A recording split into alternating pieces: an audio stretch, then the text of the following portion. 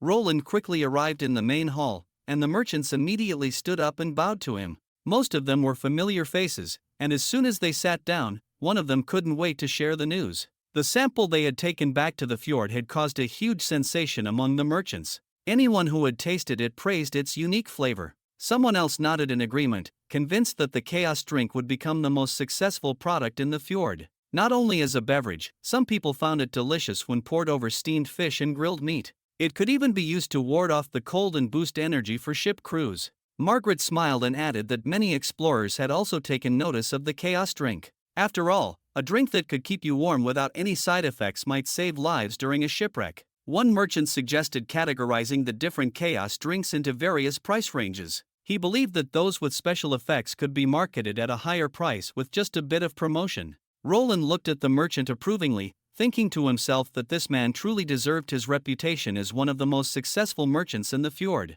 Recognizing the diverse nature of the product from just a few samples, he knew that separating them by their unique properties for pricing would maximize their value. Roland was pleased to hear about the positive reputation in the fjord and decided it was time to proceed with the next step of their contract. The merchants nodded in agreement, but before moving forward, they required a deposit of 30%. One of the merchants, grinning, mentioned that his ship was empty except for the craftsmen and sailors, filled only with shiny gold coins. Roland laughed heartily and then led everyone to inspect the goods. They arrived at a building and descended the stairs to the basement. Rows of wooden racks were neatly arranged, each holding barrels of chaos drink that Roland had promised to supply. This time, they could take a total of 100 barrels, all prepared by Roland. If the inspection went smoothly, he would arrange for them to be transported to the dock. "You're not going to let us taste it first?" one of the merchants asked in surprise. Roland smiled and explained, "Chaos drink isn't like wine. Some of the drinks can indeed be stored for a long time,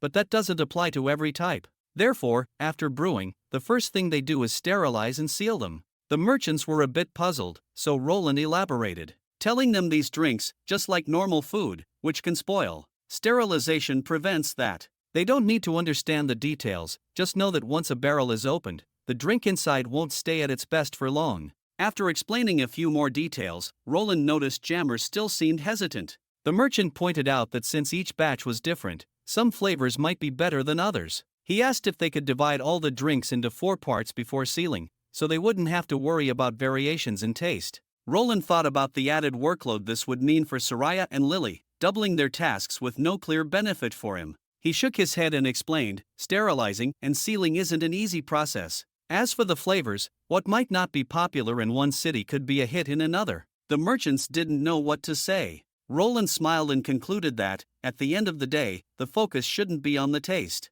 Their job is to fully develop each flavor and find the right buyers for them. The merchants eventually accepted Roland's plan. After all, no one wanted to back out, and they had to admit Roland had a point. They began to inspect the barrels, some even sniffing them. While they were busy, Roland patted Margaret on the shoulder and quietly suggested she choose a few barrels from sections 10 and 24. Margaret looked surprised and was about to say something when Roland smiled and said, "Consider it a thank you gift. If it weren't for the merchants she brought over a couple of years ago, it might have taken years for the Western Territory to reach where it is today." Margaret smiled and didn't refuse. She also had good news for Roland. Her old friend Hogg was planning to visit the Western Territory in the next few days, and from his letter, it seemed that he would bring a few others over as well. This is because Roland's machines had become well known in the central regions of the kingdom. Margaret chuckled and mentioned that Roland's factory was about to get very busy very soon. Roland stroked his chin, thinking this was indeed good news.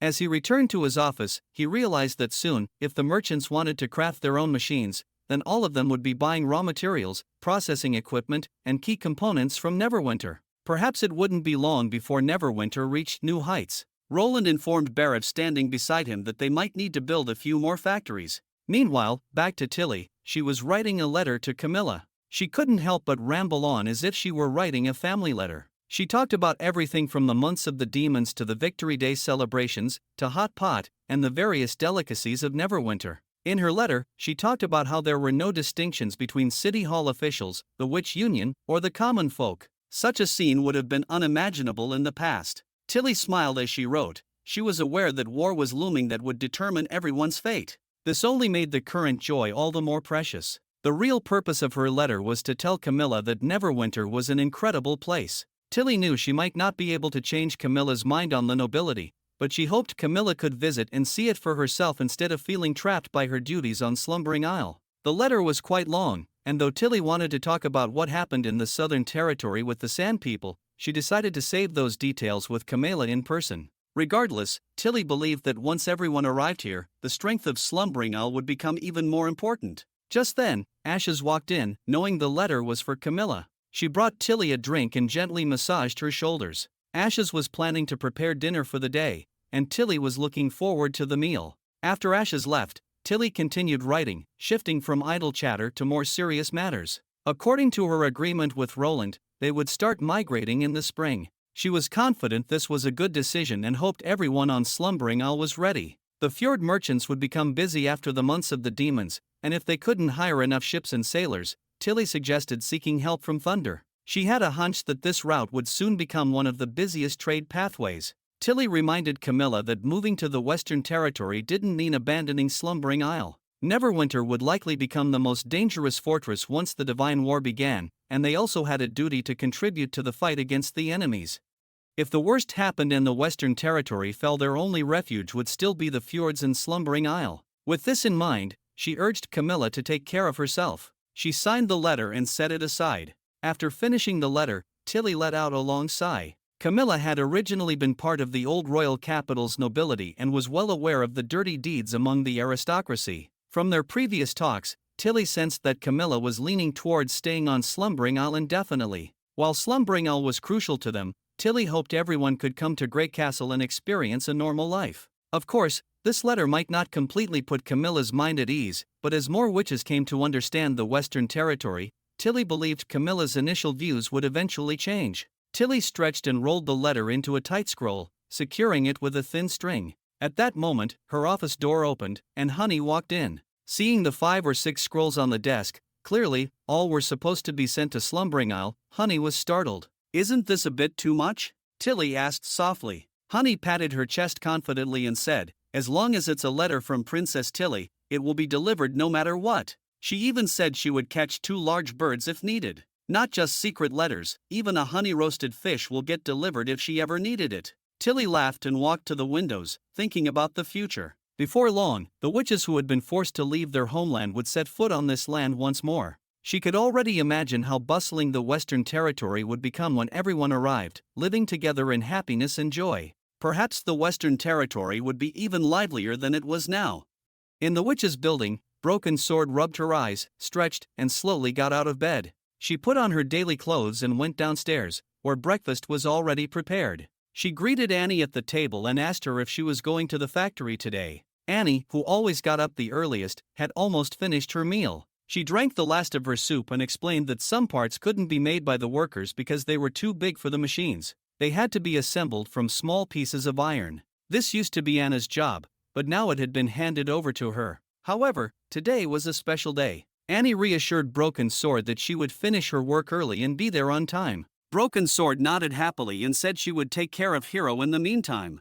After breakfast, Broken Sword fetched a basin of hot water and went into another room. To her surprise, Hero was already awake, sitting up in bed and gazing at the outside. Hero smiled and greeted her, apologizing for needing her help again today. Broken Sword brushed off the apology, saying no one minded at all. She added with a smile that perhaps after today, Hero might be able to do these things herself. For a moment, a hesitant look flashed across Hero's face. Her body trembled slightly as she looked at her stumps. She had forgotten what it felt like to walk, even in her dreams. She grew more emotional as she spoke, tears streaming down her cheeks. For her, even in her dreams, she could only crawl. Broken Sword moved closer, gently cupping Hero's face in her hands, offering words of encouragement. Then she patted Hero's cheek lightly and asked her to stretch out her legs. Over the past few months, the Witch Union had been trying to find a way to help her heal. Unlike a few months ago, the stumps from her severed knees had grown significantly. Initially, even Nanawa's healing abilities couldn't achieve full limb regeneration.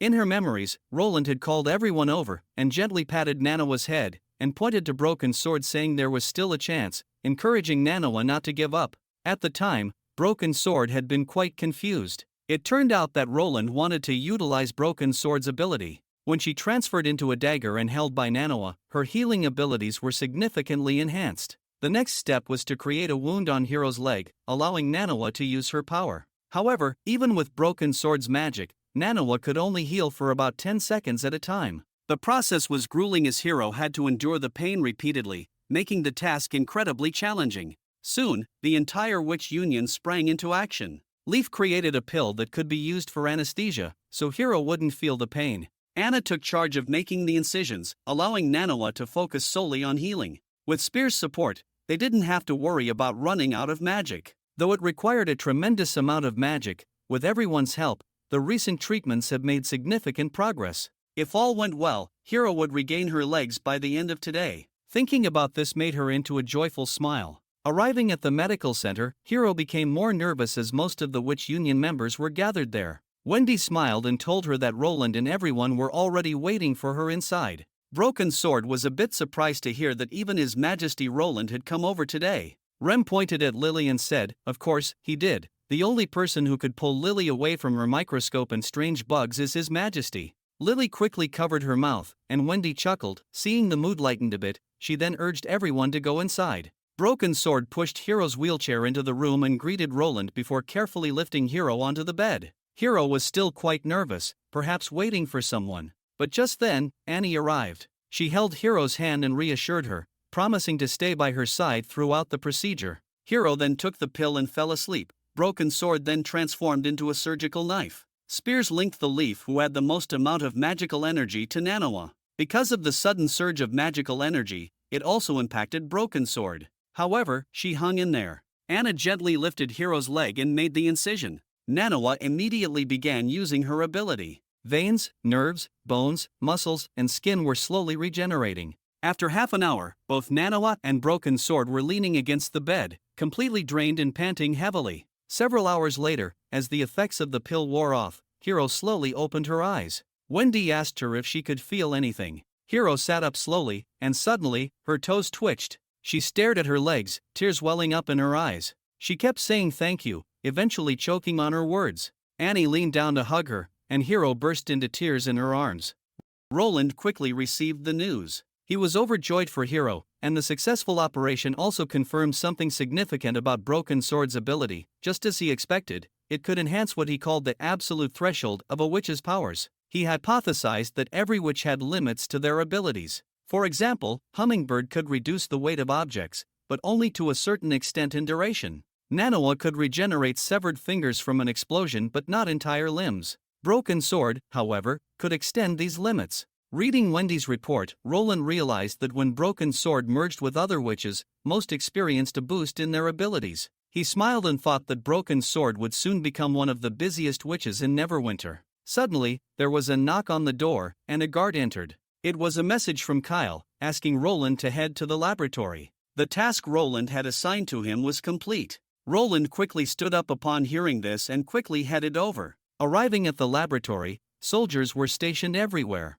In the office, Kyle was carefully pouring a green liquid into a purple one. When Roland entered the room, he couldn't help but take a deep breath. This was the beautiful scent of gasoline. Kyle stood up and saluted Roland, excitedly telling him that Roland was right. The black water was indeed composed of multiple substances. He had been experimenting and discovered that distillation could separate them. Showing him the tube, and saying the green liquid he had just produced could explode when ignited. Roland nodded in satisfaction. Seems like it was possible to separate out combustible oils. He patted Kyle on the shoulder and instructed him to find a way to produce it on a large scale. Kyle was confident and ready for the challenge. Meanwhile, a man was walking down the street, humming a tune and feeling increasingly content with his life. His farm now employed 100 workers, and he had nearly 10,000 chickens and ducks. Feeding them required a vast amount of feed and worms daily. He felt proud of the nickname he had earned, the Chicken and Duck Knight. He used to be a knight, however, surrendered to Roland a couple of years ago. But he never looked back and loved what he was doing now. He never wanted to be a knight anyway. Farming was his real passion. Laughing heartily, he walked into the city hall. One of the officials saw him and mentioned that His Majesty was looking for him. Though unsure why, he remembered the recent meeting and wondered if Roland had learned of his achievements and wanted to commend him as an example. He excitedly rushed to the castle. Shortly after, he followed Roland to a different place. Upon seeing the massive underground structure, he was stunned, wondering if such a feat was possible by human hands. As he approached the massive gates towering above him, he recalled Roland telling him that there was a secret mission and that if he accepted it, he couldn't share what he saw with anyone. He didn't even hesitate and readily took on the responsibility. As he slowly walked through the doors, a few tall and muscular god punishment witches walked over. One of them glanced at him, causing him to step back in fear. One witch pointed at him and asked Roland, "Is he really up to it?" Roland shrugged, wasn't sure himself either, but thinking it was better to gradually reveal the truth than to keep hiding it. Smiling at the chicken and duck knight, Roland understood that his people would inevitably learn about this. He decided to start with the officials of the city hall. The god's punishment witch nodded and waved her hand. Suddenly, small rocks fell from above, followed by a dark shadow descending from the ceiling. A monstrous creature with multiple tentacles and a single eye landed before him. The sight was so terrifying that he nearly screamed, his legs giving out as he dropped to his knees. "Is this a demon?" he thought in horror. Beside him, Roland smiled and waved at the creature. "Hello, Pasha," he greeted. The creature responded while bowing to Roland. "How are the worms?" Roland asked. "Their numbers have increased significantly. As long as there are enough mushrooms, they seem to keep eating. Seems like they're easy to care for." Hearing them talking, the chicken and duck knight stared in disbelief as Roland and the monstrous being chatted casually. Roland introduced Pasha to him, explaining that she was once a renowned lord. The knight was stunned, and in the next moment, Pasha's tentacle touched his head. Instantly, an image of a beautiful woman appeared in his mind. "Don't be afraid," Roland reassured him, telling him that though her appearance is frightening, she still has a human heart, and there are a few others who are just like Pasha. Gradually, the knight understood that 400 years ago, these beautiful women had established their own city in the wilderness. However, many died during the battle against the demons, and only a few escaped, but a curse caused them to transform into these creatures. Although they gained immortality, they were condemned to live in perpetual suffering. Tears streamed down Roland's face as he handed the knight a book titled The Lady Lords and the Fallen City. The knight was surprised to learn this hidden history. Roland, however, thinks to himself that presenting the story of once a witch kingdom ruled over humanity as one of the misfortunate lords might be easier to accept for now. The chicken and duck knight wrapped his head around the entire thing. It seemed like his king had accepted these beings, but their appearance might evoke fear in others. Before Roland could finish explaining, the knight saluted, assuring him that he would keep this a secret. He understood that Roland's trust in him was a great honor, and he was determined to live up to it. As they continued, he first saw countless enormous mushrooms with giant weird-looking insects hanging all over them. Roland explained that these were rubber worms, capable of producing an industrial material which is just as valuable as poultry products. Roland then asked about his experience with raising chickens, ducks, and worms. He nodded but was puzzled about why Roland was asking him all this. Roland smiled, revealing his plan to have him breed these rubber worms, which caused him to gulp nervously. Perhaps understanding why he was hesitant, Roland approached one of the worms and kicked it lightly, demonstrating that they were harmless despite their unusually large size. He tells him that they had no aggression and posed no threat. All he needed to do was regularly collect the mucus from their stomachs. He then handed him a journal detailing the worms' habits. However, he was still a bit hesitant. After a few seconds, he wondered if he was going to do this all by himself. Roland reassured him with a smile, telling him that the first army soldiers stationed here would assist him. Before leaving, Roland patted his shoulder, encouraging him to do a good job and hinting at a reward in the next honors ceremony. Following Pasha to another area, they soon reached a large door that opened to reveal two massive devouring worms. One of them spoke excitedly, "Your Majesty, do you remember us?" Roland smiled, recognizing they were Jasmine and Rhonda. One of them nudged the other, reminding her about her manners, saying, "Even if our bodies are different, we are still Takira." Before she could finish, the other worm cut her off while adding, "You mean Takira worms?" causing the other to retort saying they are witches, not worms. The two then began to bicker as usual, just like old times. Seeing their familiar banter, Roland felt much more reassured. After learning that they had just returned to Neverwinter and had successfully undergone the transformation, the two of them wished to see Roland before going into hibernation. Pasha apologized for any disturbance. However, Roland didn't mind it at all, since he had also been concerned about their well-being. He was happy to see them doing okay. He then asked why they needed hibernation. Rhonda explained that the carriers consume too much energy, so they would need a lot of food without hibernation. For the usual excavation work, Fran alone was enough. They didn't need to work together. Roland, however, just smiled and said they wouldn't need to hibernate because a new project was coming up soon. Hearing this, both of them became even happier. When Roland mentioned that there was no need to worry about food, they became even more thrilled. Clearly, no one likes to sleep all the time, and even after being transformed, they still want to enjoy their lives the best they could. Looking at Roland for a moment, Pasha smiled and bowed to him once again. Returning to the castle, Roland felt even better. Suddenly, a flying messenger arrived at the window. Nightingale caught it, then brought it in and fed it with some grain. Roland began reading the secret letter from Hill. Suddenly, his expression changed, and he stood up in anger. How dare he? Roland growled, clutching the letter tightly. He then told Nightingale to gather everyone immediately. In the meeting hall, Roland explained the contents of the letter. Brian loudly declared, "Your Majesty, we must teach the Kingdom of Dawn a lesson. This time they disturbed the Eastern Territories. Who knows what they'll do next? They might even cross the border and invade us." Barav tried to calm him down. No one can invade Grey Castle. If they could, why would we need the First Army in the first place? Brian realized he might have overreacted. Barav suggested that diplomacy could resolve the issue. Listening to the heated discussion, Andrea seemed to be lost in thoughts. Roland clapped his hands, signaling everyone to take a break and have some food before continuing their discussion. While everyone enjoyed their snacks and chaos drinks, Scroll handed over the day's meeting notes to Roland. The letter from Hill mentioned three things. First, Anpian had plans to disrupt and invade the eastern territories of Grey Castle. Second, the instability in the Hermes and the church. And lastly, Otto had already been imprisoned. They had been discussing these matters for 3 days, and everyone agreed on recapturing the eastern territories and completely destroying the church. The only disagreement was on when to retaliate against the Kingdom of Dawn. Roland rubbed his forehead. Looking at someone at the table, he thought to himself that there was an opportunity to gain the most benefit with the least cost, but it required waiting for the right person to come to him. By evening, when he returned to his office, Andrea was there. She bowed to Roland, and seeing it was Andrea, he let out a slight sigh of relief. Finally, she had arrived. He thought to himself. Nightingale also appeared, handing Andrea a piece of dried fish, though Andrea didn't seem particularly enthusiastic. Roland already knew what she wanted to discuss. It was about rescuing her childhood friend, Otto. She took a deep breath and slowly nodded. Andrea had been part of the meeting.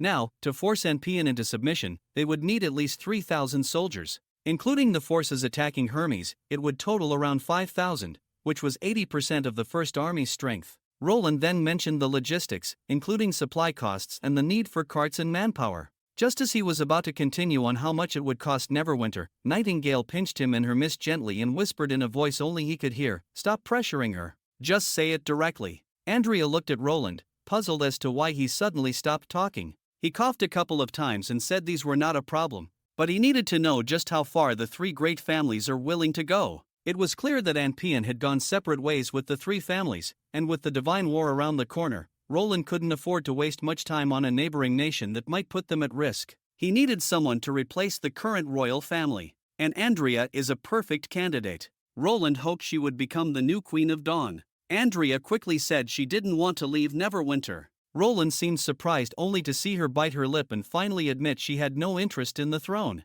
Roland picked up his teacup and asked what about her father. He tells her that the other two families would also gain something from this power shift. After thinking for a moment, Andrea quickly said she believed her father would have no problem. Hearing this, he nodded in satisfaction and assured her that Otto wouldn't be imprisoned for long. After Andrea left, Nightingale, sitting on the desk, smiled and remarked that she initially thought Roland planned to become the King of Dawn himself. She recalled Roland mentioning his previous plan to support Andrea as queen, realizing he wasn't joking at the time. Soon, there was a knock on the door, and to his surprise, it was Isabella. She had heard from Agatha that Hermes had collapsed. Roland then shared what he had heard with her. Suddenly, he looked at her and asked if she was there to plead for the church. She quickly shook her head, explaining that she was worried about the hundreds of thousands of berserk pills stored by the church being discovered, which could impact Roland's upcoming plans. Roland then learned that the pills were scattered in hidden warehouses across the Hermes plateau. The locations were so obscure that even she couldn't pinpoint them exactly.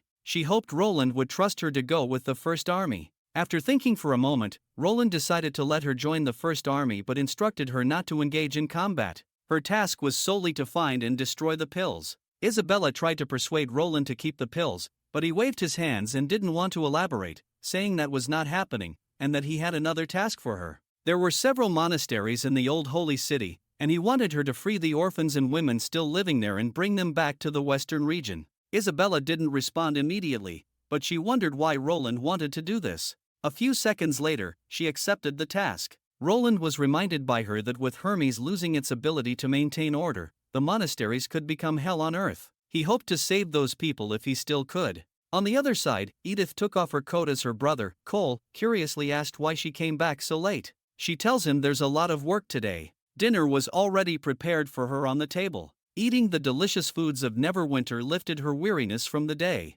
After a while, Cole asked why she hadn't spoken at the meetings in the past few days, considering she was knowledgeable about the topics Roland raised. Edith looked at Cole with a smile and told him it was a secret. If he wanted to know, he would have to pay a price. Cole gulped hard, but he soon backed down, clearly not want to wear the same dress again. Seeing his expression, Edith laughed and decided that tonight's dinner would be the price. Edith had already guessed that Roland would choose Andrea as the shortcut to solving the Kingdom of Dawn's issue. She had observed that Roland had looked at Andrea 17 times over the past 3 days during the meeting. Cole was surprised at how detailed his sister was. He muttered something under his breath with a peculiar look. "What did you say?" Edith asked angrily. Nothing, Cole quickly waved his hand. He then mentioned seeing her approach Andrea after the meetings and asked what if her guess was wrong. Turned out, Edith had whispered in Andrea's ear, "His Majesty is a very benevolent king, and he has met Sir Otto before. If you ask him, he will likely agree to save Otto."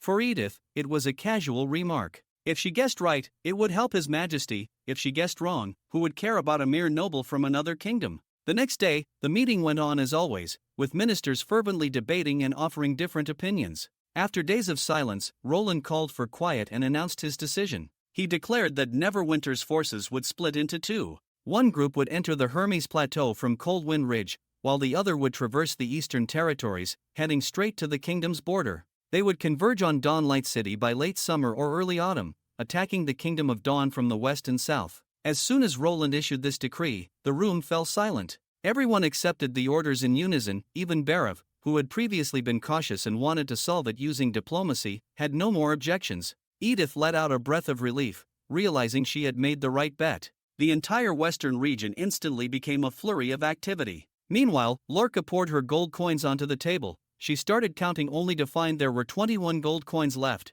She frowned, realizing that in just half a month, she had spent 3/4 of her total savings. She had splurged on various delicacies, but the most insidious culprit was Evelyn's tavern. She mutters that even a gang of robbers couldn't have taken her money as efficiently. Finally, she slumped over the table in frustration, her ears drooping. But she knew well that it wasn't Evelyn's fault. She had chosen to drink there every day and lost to her desires. One drink led to another, and though Evelyn had tried to dissuade her, telling her that she was drinking too much, the beverages were just too delicious to resist. Determined to change her ways, she looked at her dwindling coins and made up her mind. Later that afternoon, entering the forest, she got undressed and transformed into her wolf form. She wasn't sure where she wanted to go, deciding to run in a straight line to clear her mind for now. Suddenly, she saw something diving towards her. She dodged quickly, and a terrifying beast crashed into the snow. The creature emerged from the snow, looking at her curiously. It made a cooing sound that seemed oddly familiar.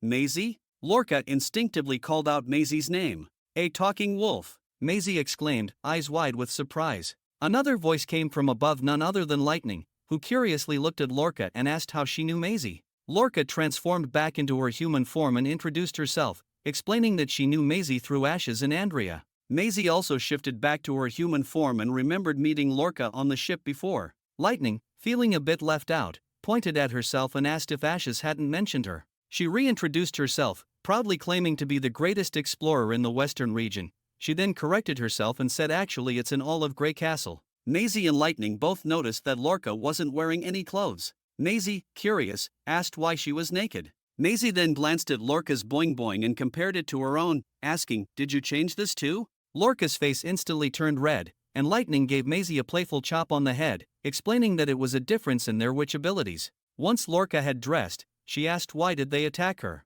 Lightning, a bit embarrassed, admitted that they mistook her for a mutated snow wolf. She explained that their job was to clear out the demonic beasts and monitor the area, and also raid bird nests, gather honeycombs, and cook food. Maisie shouted, but clearly, those weren't really part of their job. Lorca understood it was all a misunderstanding. Lightning then asked why she was there, warning her that the area wasn't just infested with demonic beasts but also more terrifying creatures. However, the two were surprised when Lorca found out about demons. Lorca explained that she had heard rumors of demons appearing in an abandoned city and that she was hunting them. Lightning struggled to hold back laughter and asked where Lorca had heard that. It was then that Lorca learned from Lightning that the city she was talking about happened 400 years ago. Lightning chuckled, explaining that their mission was to patrol the area to prevent the demons from coming too close. They were still several days away from the city Lorca had mentioned. She then explained the history of the region. The place they are on was once called the Fertile Plains, which was larger than the four kingdoms combined.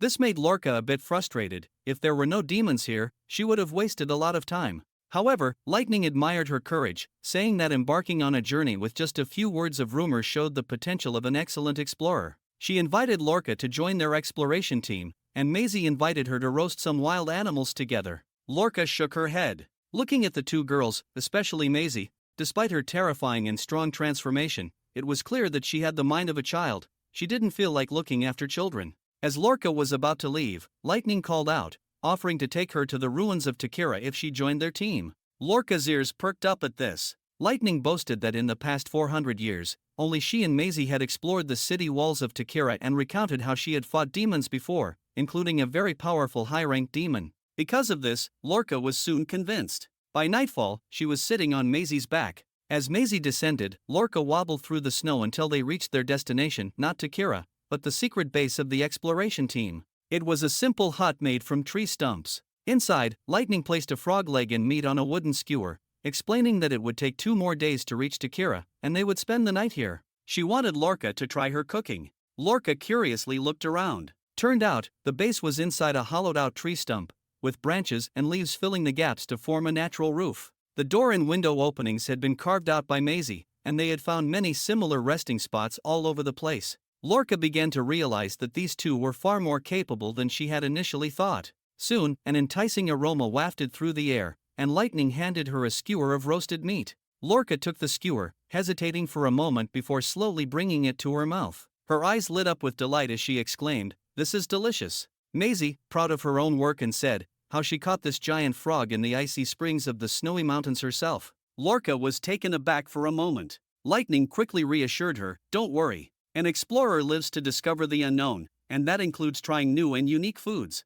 Realizing it was frog meat made Lorca a bit hesitant, but the taste was too good to care. It doesn't matter, she thought, it's just too delicious. After chatting for a long time, the three of them had a good night's sleep and set out again the next day. They soon reached the abandoned city. From above, the ruins and broken walls stretched out, and Lorca quickly calculated that this place was at least 5 or 6 times larger than the Iron Sand City. Including the surrounding villages, this place probably held a population of over 1 million at one point. A kingdom that could build such a large city, yet lost to the demons? That's what Lorca pondered. Lightning spoke up, reminding Lorca that he probably already knew the history here. This was the last line of defense for the Witch Kingdom, which ultimately failed to withstand the demons. Gazing at the desolate land, she suddenly recalled what Roland had told her. The Divine War wasn't just a minor skirmish between two tribes but a full-scale war deciding which civilization would survive. She initially felt indignant, but now she began to understand. Soon, she also learned that if the demons were to attack Neverwinter, they would likely strike from the west.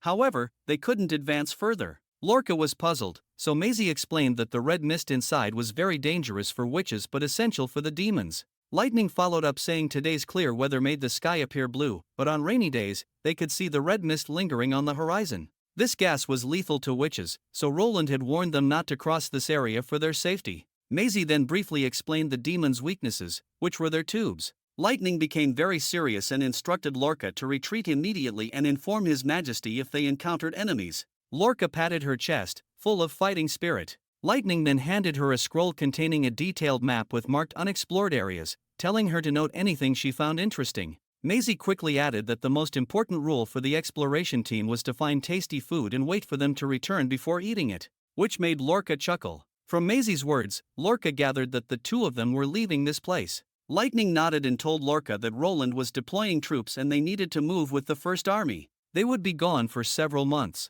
After all, their roles were crucial for scouting and spotting for the artillery team. Lightning patted her shoulder, entrusting her with the rest of the exploration mission. Back in Neverwinter, Roland stretched. Since he made the decision to go to war, he had been swamped with reports and documents. At first, he enjoyed the feeling of holding power, but as the content grew more complex, he started feeling overwhelmed by the endless paperwork. Thankfully, Scroll was there to help him organize everything. Suddenly, there was a knock at the door. Edith walked in, bringing the battle strategy she had devised for Roland. He looked at the plan with anticipation. Edith suggested using the abilities of the witches and Takira witches to launch attacks from multiple directions, including the sky and underground.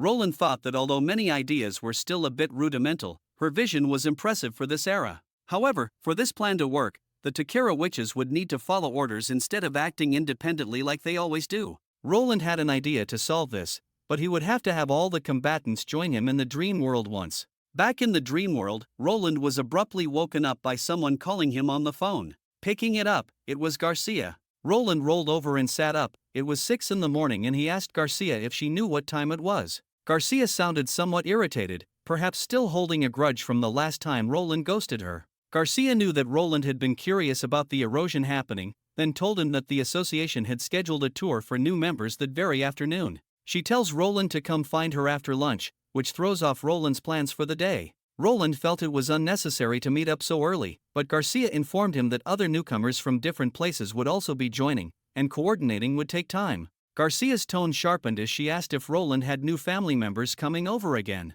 Roland realized that if he refused, Garcia probably wouldn't bother with him again. Nonetheless, he was interested in learning about the world's erosion. So, Roland made an excuse, saying he had slept late the night before and needed a shower because he felt grimy. Garcia ended the call telling him please hurry up. Roland got dressed and opened his door. Little Zero was in the kitchen, wearing an apron and preparing breakfast. She was focused on frying eggs. She was surprised to see Roland up so early. Roland informed her that he would be back late and told her not to wait for him for dinner. She pouted while flipping the eggs, watching him leave. Out on the street, it was bustling with people. He walked into a nearby alley and found a building. He took out his keys, and this was their new hideout. Inside, several witches knelt on one knee, greeting him in unison, "Greetings, Your Majesty." Roland welcomed them to the dream world and told them he had a mission for them today. Roland laid out the plan for the day. The Martial Fighter Association was organizing an orientation for newcomers to understand the inner workings and would take them to the headquarters.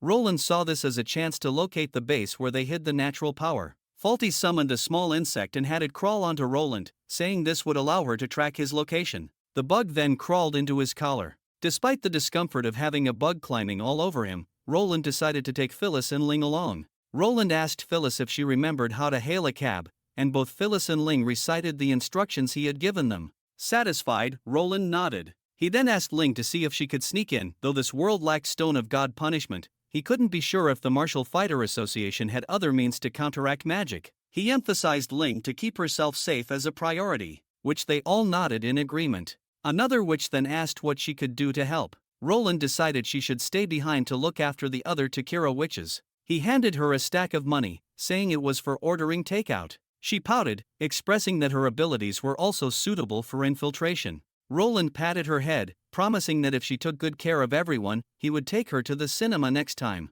Her eyes sparkled with excitement, and her spirits lifted. Seeing the adorable witch, Roland couldn't resist patting her head for the second time, which made her blush. After giving all the instructions, Roland ran back to the apartment, panting heavily. Garcia was in the hallway, talking on the phone. Roland had underestimated her vigilance. Despite rushing back as quickly as possible, he was still a step too late. Garcia noticed Roland and told the person on the other end of the line not to call again if it was just to persuade her. She then hung up. Roland asked if it was the other family again trying to talk about the demolition, but Garcia didn't want to discuss it with him. She gave him a skeptical look and asked if wasn't he supposed to be taking a shower. Roland smiled and said that Zero needed the bathroom urgently, so he went for a run instead. Sweating it out was just as good. Although it was hard for his martial fighter's body to sweat, that didn't matter. Garcia didn't press further. After a moment of silence, she mentioned that although she didn't want to interfere in Roland's personal life, she hoped he wouldn't be too indulgent, considering there was a child at home.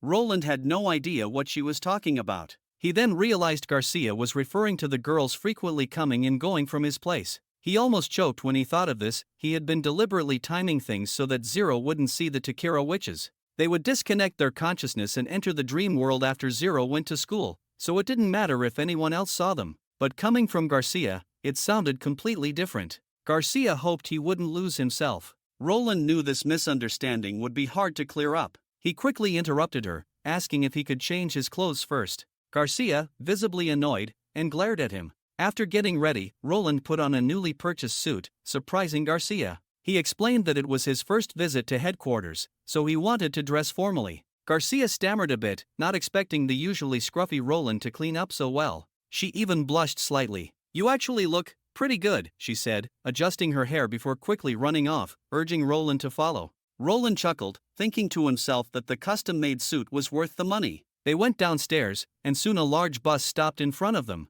Roland noticed the bus had no license plates, and its windows were covered with black curtains, and he couldn't see inside. Behind the bus, a taxi was parked, and Phyllis gave Roland an okay gesture before getting into the taxi herself. Garcia hurried Roland onto the bus, grabbing his hand and leading him to the back. The inside of the bus was dark, and there were many people, all with eyes full of hostility. Roland and Garcia sat in the back, and she told him that these people were also newly awakened members. Roland could see the malice in their eyes but remembered Garcia mentioning that not everyone was on their side. There had been conflicts before, where newly awakened members killed several association members during missions. The association had to send what she referred to as a guardian to resolve the situation. She explained that their power was a gift from the gods meant for self-defense, not for harming others. If they couldn't stop the erosion, the entire world would be doomed. She let out a sigh while lamenting that many people enjoyed the thrill of power and forgot their responsibilities. Roland couldn't help but think that the witches 800 years ago probably had the same idea when they established the Federation.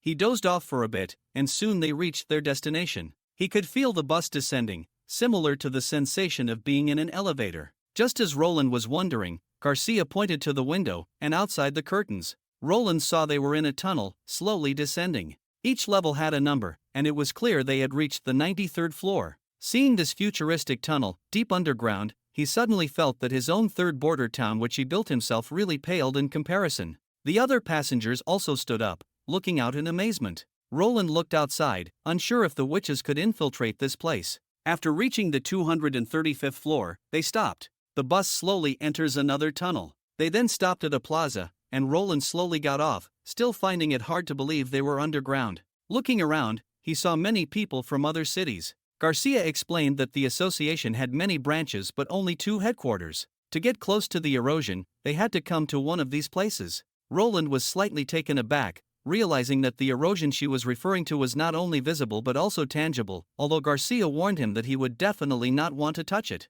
At that moment, the overhead lights dimmed, drawing everyone's attention to the center. A girl named Lon, wearing an eye patch, walked up. She was the top disciple of one of the guardians. She welcomed everyone to Prism City. The crowd was not happy upon hearing she was just a disciple, considering the long journey they had made.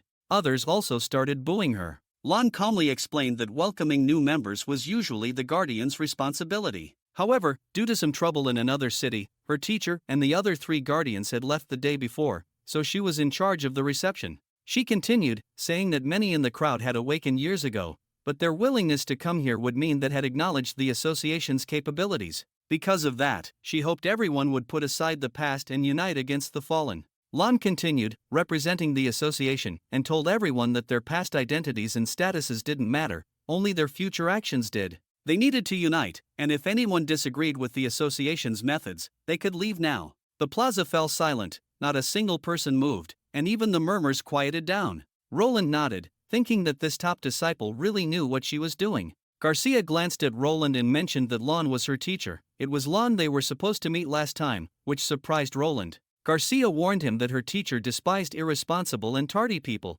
to which Roland could only manage a wry smile. Lon clapped her hands, welcoming everyone. She then lowered her voice, saying they would soon see the imminent crisis the world is facing. She spoke gravely, emphasizing that they would soon understand that the divine war was not far off. Roland was shocked by her final words. Why was there a divine war in the dream world? He glanced at Garcia, whose expression remained unchanged, leaving him unsure if she knew about this or simply didn't care. Everyone followed Lon into another tunnel, and Roland noticed that the floor was a moving walkway. He wondered why the headquarters was built underground, perhaps to prevent invasions? Garcia saw his questioning look and explained that the place was originally an underground mine, and they utilized the abandoned tunnels. Some parts were newly excavated, depending on the erosion's pace. Roland was surprised, so the association built underground to prevent the spread of erosion. Garcia shook her head, saying nothing could stop erosion expanding. The headquarters weren't defending against erosion but against malicious awakened individuals.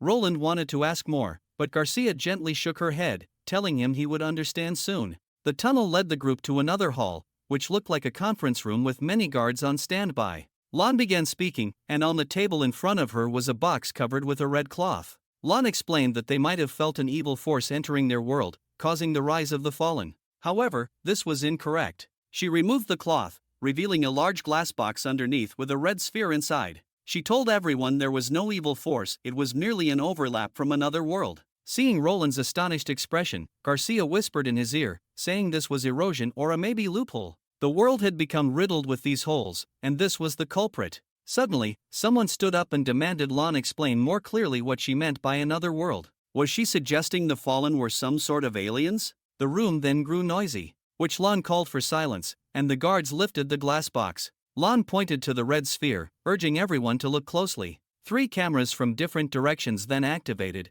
projecting images onto a large screen behind her. The screen displayed 3 different angles of the sphere. However, Roland noticed that no matter the angle, the sphere looked exactly the same. Lan picked up an iron stick and thrust it into the sphere. Instead of penetrating it, the stick appeared shortened. Suddenly, a person stood up and approached the stage, staring intently at the sphere. He then used his ability while reaching forward. Seconds later, he let out a horrific scream as his fingers vanished. He was quickly taken away for treatment. Roland stood up, ready to take a closer look. He stared intently at the sphere, which looked oddly familiar to him. He had seen a similar sight in the divine realm, where the red glow represented the red moon. While Roland was deep in thought, he heard Lan asking him if his name was Roland. Without looking at him, Lan mentioned that she had heard from Garcia that Roland was a rare type of awakened individual who was not swayed by desires, telling him that Garcia was very happy that he had chosen to join the association.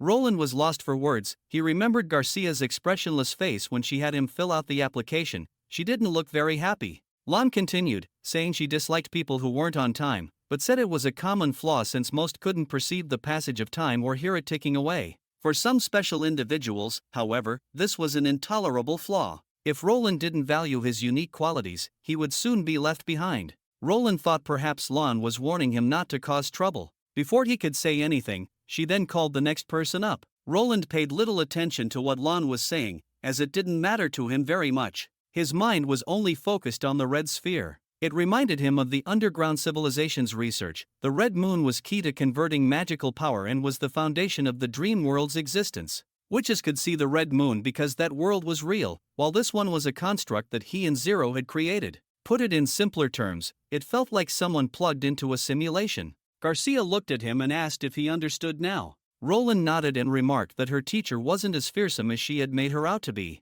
This caught Garcia off guard. Roland smiled, saying Lan had spoken to him about many things, like how special he was and how the association had high hopes for him, adding that her teacher even mentioned how happy Garcia was for him joining them. He expected a reaction from Garcia but was met with a bewildered expression. She told him that her teacher hadn't spoken at all when he was on stage. Hadn't spoken at all? Roland was stunned. Before he could ask more, Lan covered the red sphere and clapped her hands, drawing everyone's attention back to the stage. She was about to explain the origin of the erosion. Lan explained that their world wasn't flat but rather existed on a membrane with curvature. To put it simply, it was curved, and these variations were more noticeable in certain places. If another world existed outside their own, the 2 worlds intersected at certain points, and this intersection was what they called erosion. She admitted that she wasn't sure how this affected the other world, but for them, energy flowed from higher to lower areas, creating a series of incredible phenomena. Their powers, as well as those of the fallen, were related to this energy.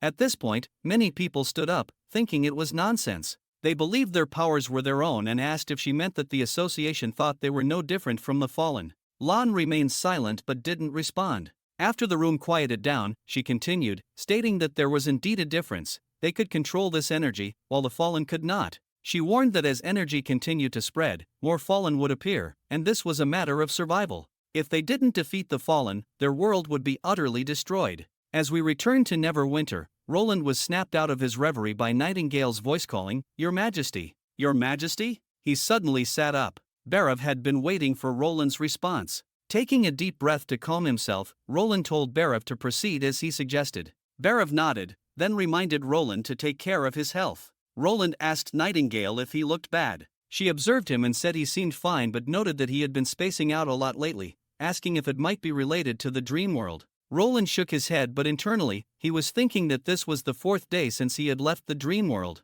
Faulty had successfully pinpointed the association's headquarters, but Ling hadn't been able to infiltrate it. However, as he returned from the headquarters, the subsequent plans had gone smoothly, and he took the Takira witches for a fun field trip.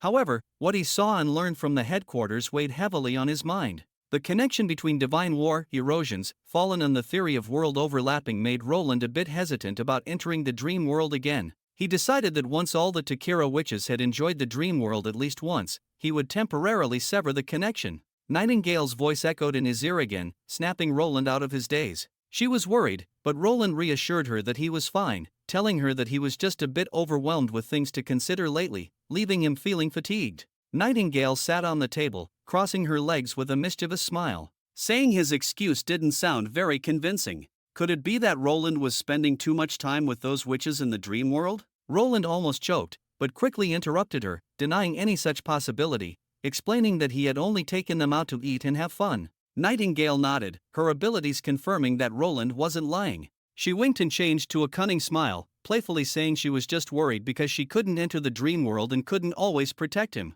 If the witches decided to cause trouble, it could be problematic. After all, having regained their senses after hundreds of years, they would definitely want to relive all their past sensations. With over 20 of them, how could he possibly handle them all?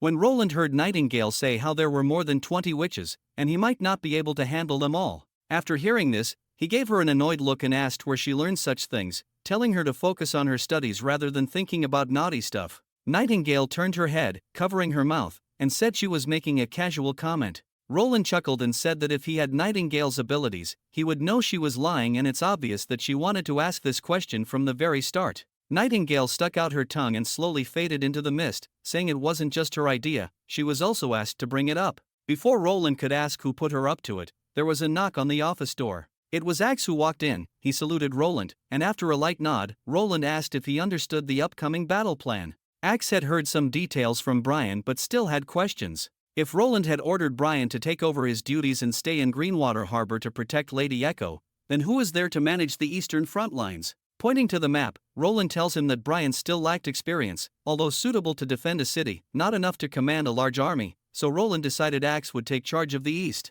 while Roland himself would lead the western offensive. By evening, Agatha finished her day's work, tidying up her experiment notes, and asked Isabella if she had packed her things for the expedition tomorrow. Isabella replied she didn't have many clothes or belongings to bring. She then thanked Agatha for the information she shared last time. Agatha knew she was talking about what happened in Hermes. Agatha smiled, saying if it were her, she would also want to go and see whether to say goodbye or end things once and for all. However, noticing Isabella's sleeves, already washed to the point of fading, she pondered for a moment. With some time to spare, she decided to take her to the market to pick out a few new clothes. Hearing this made her a bit shy due to the kindness. She had always thought her status would make her an outcast among the witches. After a moment of hesitation, she admitted that she didn't have any money. Agatha, however, brushed it off, saying she had enough and could lend some to Isabella. Isabella lowered her head, knowing that as a redemption witch, she wouldn't receive a monthly salary like the members of the witch union. If she were to repay the money, it would take at least 5 years.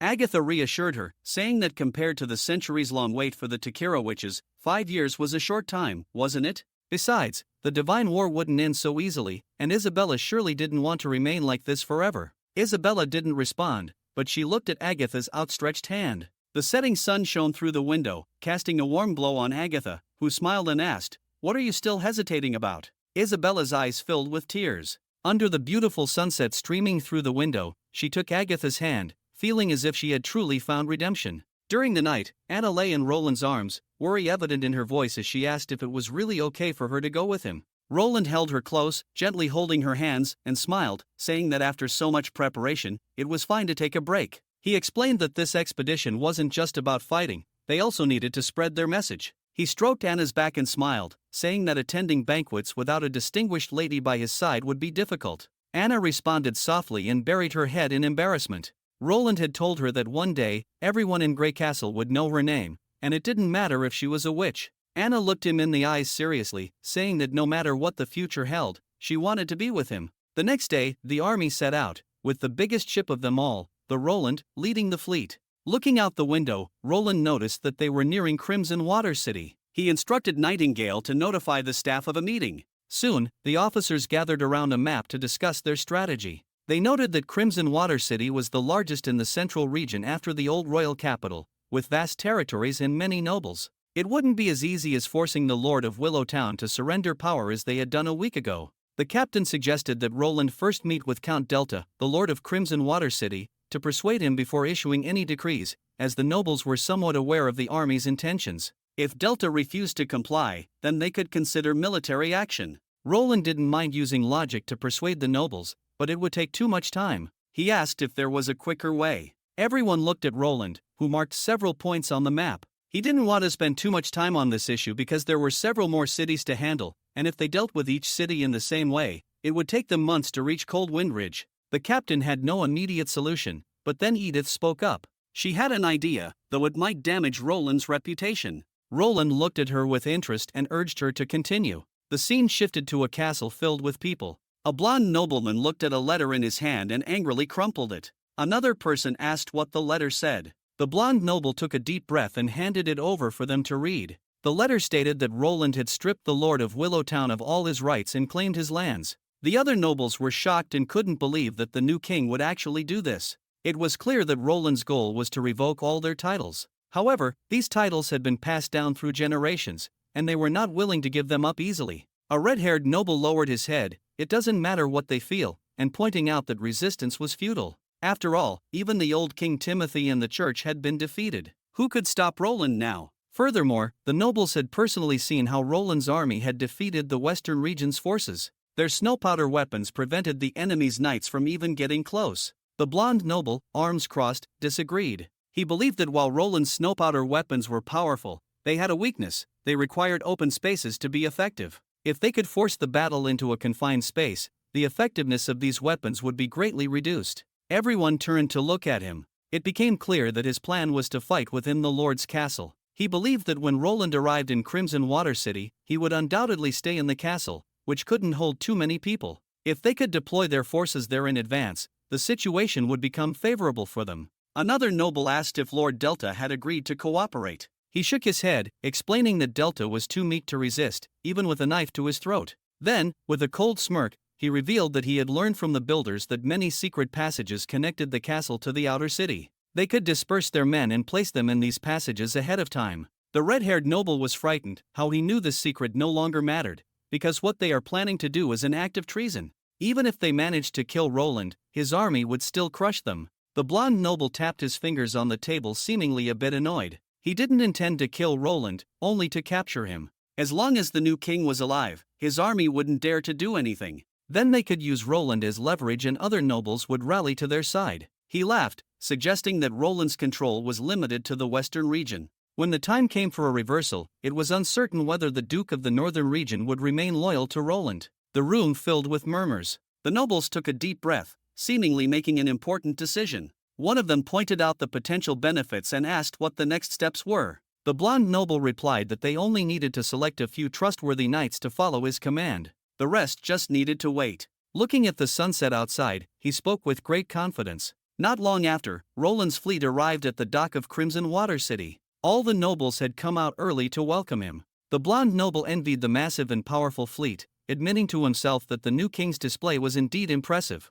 He whispered to the guy next to him, asking if everything was ready. The other nodded, saying that 51 men had already been placed inside the castle, and in 2 more days, the rest would be sent in as well. He smirked, feeling confident that they had enough time to ensure their plan's success. The nobles quickly put on welcoming smiles as Roland disembarked. Among the crowd, Roland noticed the blonde noble, who introduced himself as Count George of Rockridge, boasting about his territory's tea and fruit wine production and inviting Roland to visit. Roland showed interest and asked about the exact location of his territory. George was a bit surprised but responded that his territory was east of Crimson Water City. Roland smiled, patted George's shoulder, and said it sounded like a beautiful place, advising him to cherish it. George's face darkened at this, and he coldly glared at Roland, thinking to himself, what is that smile? Either way, soon he wouldn't need to be so obsequious. But what did Roland mean by that comment? As night fell, a grand banquet was held in the castle. Roland and Anna, dressed in their finest, drew everyone's attention as they entered the hall.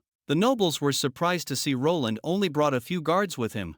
One guy named Gaius approached George with 2 glasses of wine, offering him one.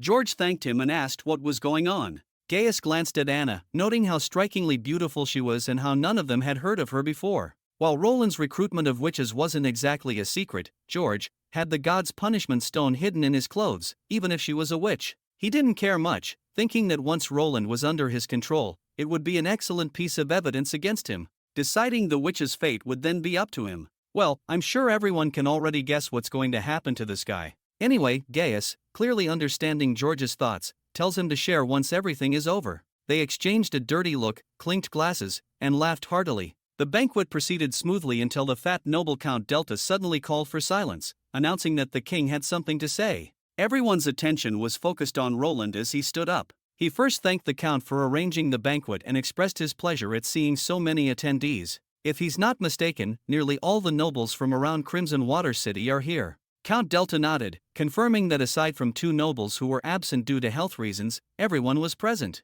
Roland nodded in acknowledgement and took the opportunity to speak. It's simple. From today onwards, Crimson Water City and its surrounding territories will belong to the Kingdom of Grey Castle, he declared, looking around the room. Furthermore, these lands will not be granted out again. This means that none of them will continue to hold hereditary noble titles. The room fell silent as everyone stared at him in disbelief, including George. This was not part of the plan. George had assumed that Count Delta had already discussed this with Roland, but the Count's shocked expression indicated otherwise. Delta tried to argue that the decision was too sudden, but Roland interrupted him. Roland addressed the room, stating that those who wished to move forward with him in this new era would be welcomed, while those who tried to stand in the way would be crushed into dust, as he already knew what they were up to. The Count, incredulous, asked how Roland knew about their plans. He tells everyone because he can see through people's hearts. As everyone was shocked to hear this, Edith stepped forward. She told the gathered nobles that Roland's ability was easy to prove. She suggested they repeat her words, warning that those who didn't comply would be seen as obstacles and would be crushed. Gaius stood up, calling the whole thing a farce, insisting that no one could have such an ability. George calmed him down, placing a hand on his shoulder. Edith ignored him, smiled, and began, as she read out the first sentence, "I fully support King Roland's new policies and will actively cooperate with the officials sent from the city of Neverwinter." The nobles repeated her words, some even chuckling at the absurdity. Roland scanned the room and unfortunately, not a single person in this room had spoken the truth. He said although he understood their skepticism, if he was in their shoes he would also find it hard to believe someone who had been on the borders of Grey Castle for so long. But he allowed Edith to continue. Second sentence, "I don't fully understand His Majesty's intentions, but I don't see the distribution of power as indispensable. As long as there are opportunities to increase wealth, I'm willing to try." This time, the nobles repeated the words. However, no one laughed. Out of everyone, only 4 spoke the truth. Roland commended these 4 individuals for their courage in the face of changes and revolution and excused them from the hall. The 4 nobles, somewhat bewildered, thanked Roland as they left. George, however, thought this was a complete bullshit. Those 4 were merely barons located in poor and border cities. They had nothing to lose and thus didn't care about their titles. It was laughable that such people could gain Roland's attention. But then he realized something. Perhaps these 4 had been in the scheme with Roland from the beginning. Edith's voice rang out again. Now for the third sentence, "I don't want to give up my territory and power at all, but in the face of overwhelming force, I am even less willing to risk my life for them." The atmosphere in the hall began to change. Everyone repeated the sentence, including Count Delta. Roland pointed out a few more people, including Delta himself. This time, they all spoke the truth. George began to panic. Had they all been swayed by the new king? It seemed impossible that so many had made contact with Roland without him knowing. Clearly, they had been chosen at random. Roland addressed the group, saying that submitting to power was not a shameful answer. Throughout history, the balance of power has always determined the social hierarchy. Knowing when to adapt was just as important as having courage. He assured them they would receive the same fair treatment as the first group of nobles, but he urged them to remember today and consider the power he wielded. Edith then announced the 4th sentence, "I don't want to give up either side and don't know how to choose." By now, many were sweating profusely, and everyone had changed their mind about the whole thing being a joke. Gaius and George were the most nervous. Roland selected a few more people who spoke the truth, noting that many of them were neutral, but that's okay, given time, they could change their minds. Count Delta interrupted, expressing their belief in Roland's ability to read minds and hoping the exercise would end there. Gaius also laughed nervously, reminding everyone that this was, after all, a banquet. Roland seemed to ignore them and spoke the final sentence himself, capturing what was likely on the minds of the remaining dissenters. No matter what, I am unwilling to give up my territory and power. For this, I am willing to take risks even if it means toppling the king, which is the only way that my family's wealth and status will be secured. Hearing this, the room fell silent. Roland wasn't in a hurry to get their answers. He simply stated that those who didn't repeat the sentence had no place in their company any longer. Like a true king, he told them that their journey ended there. George couldn't fathom what was happening. Was Roland really going to condemn them without evidence or trial, based on a single sentence? Gaius stood up with his usual smile, saying that if this was a joke, it had gone far enough. The last sentence was too serious for them and none of them dared to say it out loud. He asserted that not everyone felt that way, and he himself would never betray the Wimbledon family. Others quickly agreed. Roland, looking somewhat disappointed, glanced at his wine glass and told them that whatever they wanted to say should be saved for conversations with shovels and stones, as they would be sent to the northern slope mine for 20 years of hard labor for the crime of conspiracy. He was aware that they had been plotting but hadn't acted on their plans yet. Therefore, they were sent to the mines instead of being executed for treason. With that, he downed his glass of wine and slammed the glass onto the floor, ordering his guards to take them into custody. Phyllis and the Takira witches who dressed up as guards drew their swords and began to surround the nobles. George scoffed, thinking Roland underestimated their willingness to resist. Despite having witches around, they had the gods' punishment stones, and these were all nobles and trained knights. George and Gaius exchanged a glance and decided to act. Gaius kicked over the table and shouted that he wouldn't accept such an unjustified trial. With a furious look at Roland, he yelled at Roland that he was asking for it. The other nobles drew their weapons hidden under the table, but Roland just smiled at them. As the strongest among them, Gaius leaped towards one of the guards. They first heard the sound of clashing metal, and soon Gaius felt a sudden chill on his neck. In the next moment, blood splattered everywhere, and half of his sword was embedded in the floor, followed by his head rolling onto the ground. The rest of Roland's guards attacked in unison, and the nobles couldn't even withstand a single blow. George watched in horror as the guards moved with blinding speed, their actions nearly imperceptible to the human eye. He wondered how they trained their bodies to such a level. Seeing this, the remaining nobles knelt, begging for mercy. George realized, perhaps, that Roland had been waiting for this moment all along. This had been a trap from the very start. Recalling Roland's words and the smiles, George finally understood that Roland had been baiting them into action. The nobles dropped their weapons and pleaded with the guards. George, feeling defeated, let his sword fall to his side. He knew it was too late. The moment they had drawn their weapons, they had become traitors in Roland's eyes. Suddenly, he felt a chill on his neck. The last thing he saw was the tilted hall and the corpses of the nobles as his own head hit the ground. Edith wiped the blood from her face, pleased that the plan had worked perfectly. Roland had given her enough trust, and with the help of the witches, everything had gone according to plan. Isabella used her ability to erase the nobles' gods' punishment stones, and then Nightingale used her ability to filter out who was lying and who was telling the truth. Soon, the nobles waiting outside were guided back into the room. Witnessing the gruesome scene, they were terrified and trembling with fear. But Edith still couldn't figure out why Roland had chosen to throw a glass as the signal to act. Suppressing her excitement, she licked her lips, thinking to herself that maybe this was the level of understanding that only a true king can attain. Either way, pledging her loyalty to Roland might have been the best decision she and her family ever made.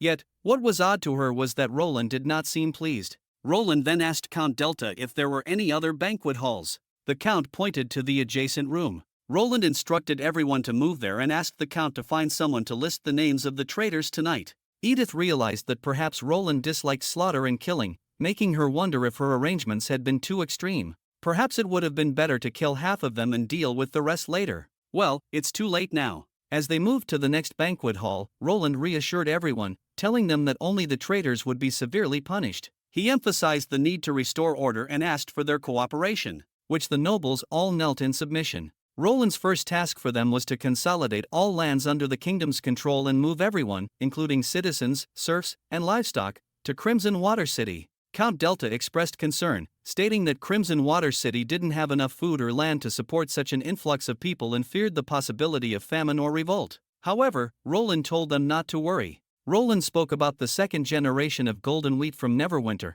explaining that its yield was nearly 10 times that of ordinary wheat. Hearing this, everyone was shocked but believed his words. Once the nobles had left, Roland rubbed his temples, feeling a sense of relief at finally taking over Crimson Water City. Next on the list were Silverlight City and the old royal capital. Looking out the window, Roland wondered how the other front was progressing. If there were no unexpected delays, Axe should reach Goldsickle City by tomorrow. He instructed Edith to return to the command center. Once they had the list of traitors, the First Army was to quickly sweep through their territories. Edith hesitated for a moment before nodding in agreement. As she turned to leave, Roland called her back. He praised her for the brilliant strategy she had executed today. She was momentarily taken aback, realizing that she had misinterpreted his feelings. His Majesty didn't mind her actions after all. Bowing to Roland, she left the room. After turning to leave, she suddenly realized her path to power was right on track. The schemes and intrigues that His Majesty did not wish to involve himself in personally, if that's the case, she would then carry out and bear the burden of herself. As Axe approached Goldsickle City, he was puzzled to find that it did not look like the bustling trade city that he had expected. This place was known for trade and was one of the largest cities in Grey Castle. Why did it look so worn down, and why were the walls so thick? His adjutant, however, was unconcerned. Since their orders from the king were to pacify the entire eastern region, eliminating any resistance they encountered was their only job. But Axe emphasized that the fighting itself was not the main issue. The real challenge was handling the aftermath and dealing with the rebellious nobles, as Edith had stressed before. Meanwhile, inside the castle, a noble stood before Timothy's painting. He knew this was the moment. Calling his minister over, whose name is Bell, he instructed him to document his words. He declared that Roland, whom he referred to as the King Murderer, and his minions were launching an attack on Goldsickle City after a night's rest. As Duke William Borg, he vowed in the name of the late king to stop the enemy here. His chief knight, Grin Yvain, would stand by his side, her bravery and loyalty beyond question. "May the gods protect us," he said, holding the woman beside him close. Turning to Bell, he added with a smile that if Bell found the statement too subjective, he could omit the last sentence. Bell closed his notebook with a smile, remarking that there was no such thing as an entirely objective record. William then took a long sword from the wall and told Bell that his mission was to document everything accurately, regardless of the outcome. As William and Grinna left to join the battle, Bell promised to ensure this piece of history would be remembered. Outside, the battle had already begun. From the city walls, William watched as their trebuchets fired. Next to it was the giant rock cannon. This was their newest weapon, developed using snow powder and a recipe left to him by Timothy. Soon, a giant stone ball was launched from the cannon. He had used up almost all of the iron they had to craft a few of these, which were able to withhold the blast from the snow powder. The giant rock was shot out, then landed and rolled a short distance, carving a shallow dent long in the battlefield, narrowly missing the soldiers of the First Army. William raised his binoculars and saw the enemy crouching down in pairs, with one person placing something into a tube held by the other. In the next moment, he could hardly believe his eyes. It was a cannon, at least that's what he called. Fireballs suddenly burst both inside and outside the city walls. He was astonished at how such a thin tube could withstand the pressure of snow powder explosions. Soon, most of the city walls became engulfed in flames. Soldiers looked to the Duke for guidance, some suggesting surrender while others advocated for a retreat to regroup later. William looked at the girl beside him, who met his gaze simply saying she would follow his lead. Clenching his fists, William ordered them to surrender, but he also wanted to send a message to Roland, as he believed that sheer military might would not conquer everything. He wanted to prove that King Timothy had fearless vassals too. William then assembled a group of knights still willing to follow him, donned his helmet, and opened the city gate. Though their numbers were few, they got on their horses and held their weapons. He addressed his men, declaring that while they may have lost today, history would remember their names as legends, sung in ballads and written in poems for generations. He urged his knights to summon their courage and fight fearlessly until the very end. With that, William raised his longsword and charged toward the First Army. The front line of soldiers raised their rifles.